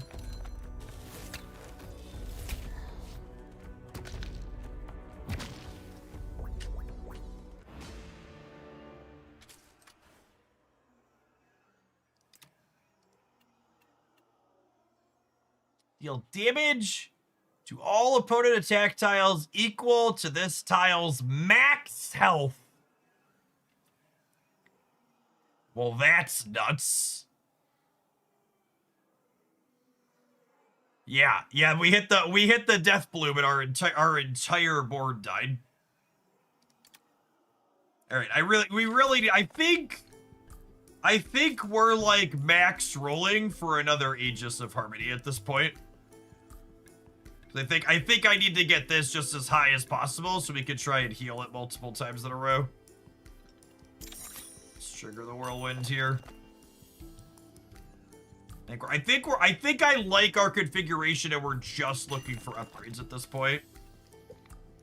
Whoo, and it's discounted.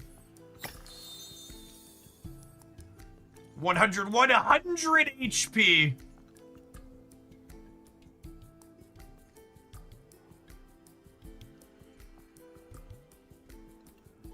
All right, what does this do? Okay,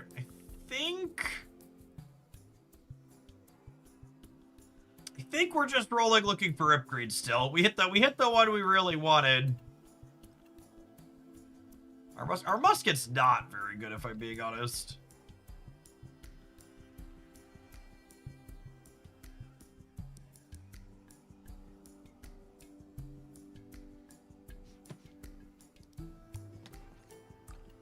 Whenever any tile falls asleep, adjacent tiles get +4. Is the Olympic boot better than your top two things? Yeah, maybe.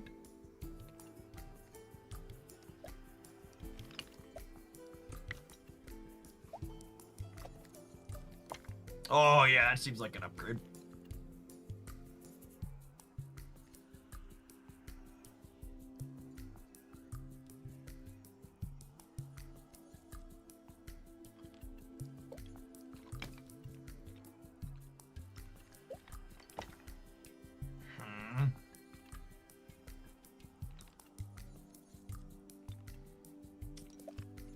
Obviously I need this on here. This is kind of interesting. When an adjacent tile is damaged, give adjacent attack tiles +2 power. So I could open these and buy this. And then whenever either of these get damaged, this will get bigger.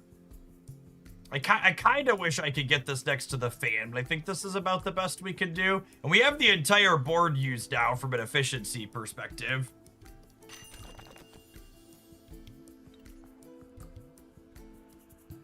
Man, I really wish Resonance Rifle had showed up early. This is like the Alice dream weapon.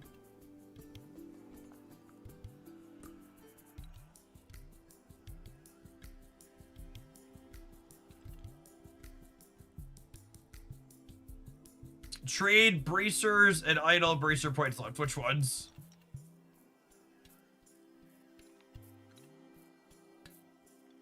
Trade bracer. I want bracers on the Aegis.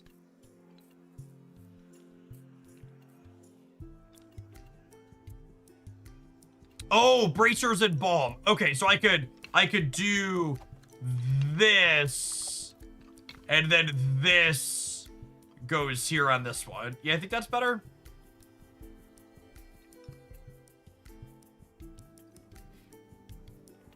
Whenever a tile on your board loses a shield, get +2 power and +0. This would have been nuts if we could have gotten it earlier to rip it up. We're on our last fight here now, though. I think this is about as good as we can do. Can I get this next to something? When adjacent tile attacks, can I get this in next to anything that attacks? I don't think so. Without really jacking something up.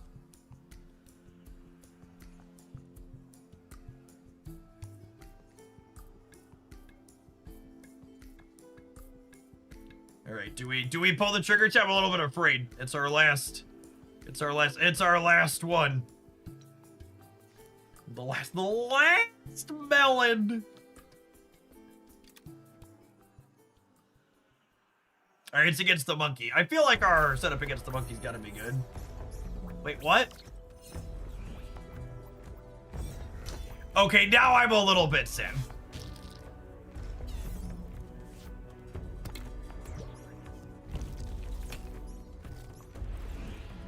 Well, that is very anticlimactic.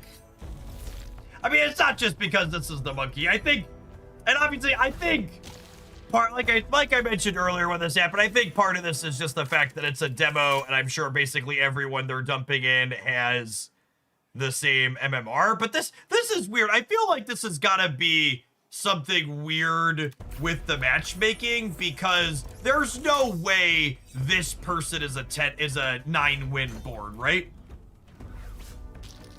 There's gotta be something funky going on the back end that's bugged for me to hit.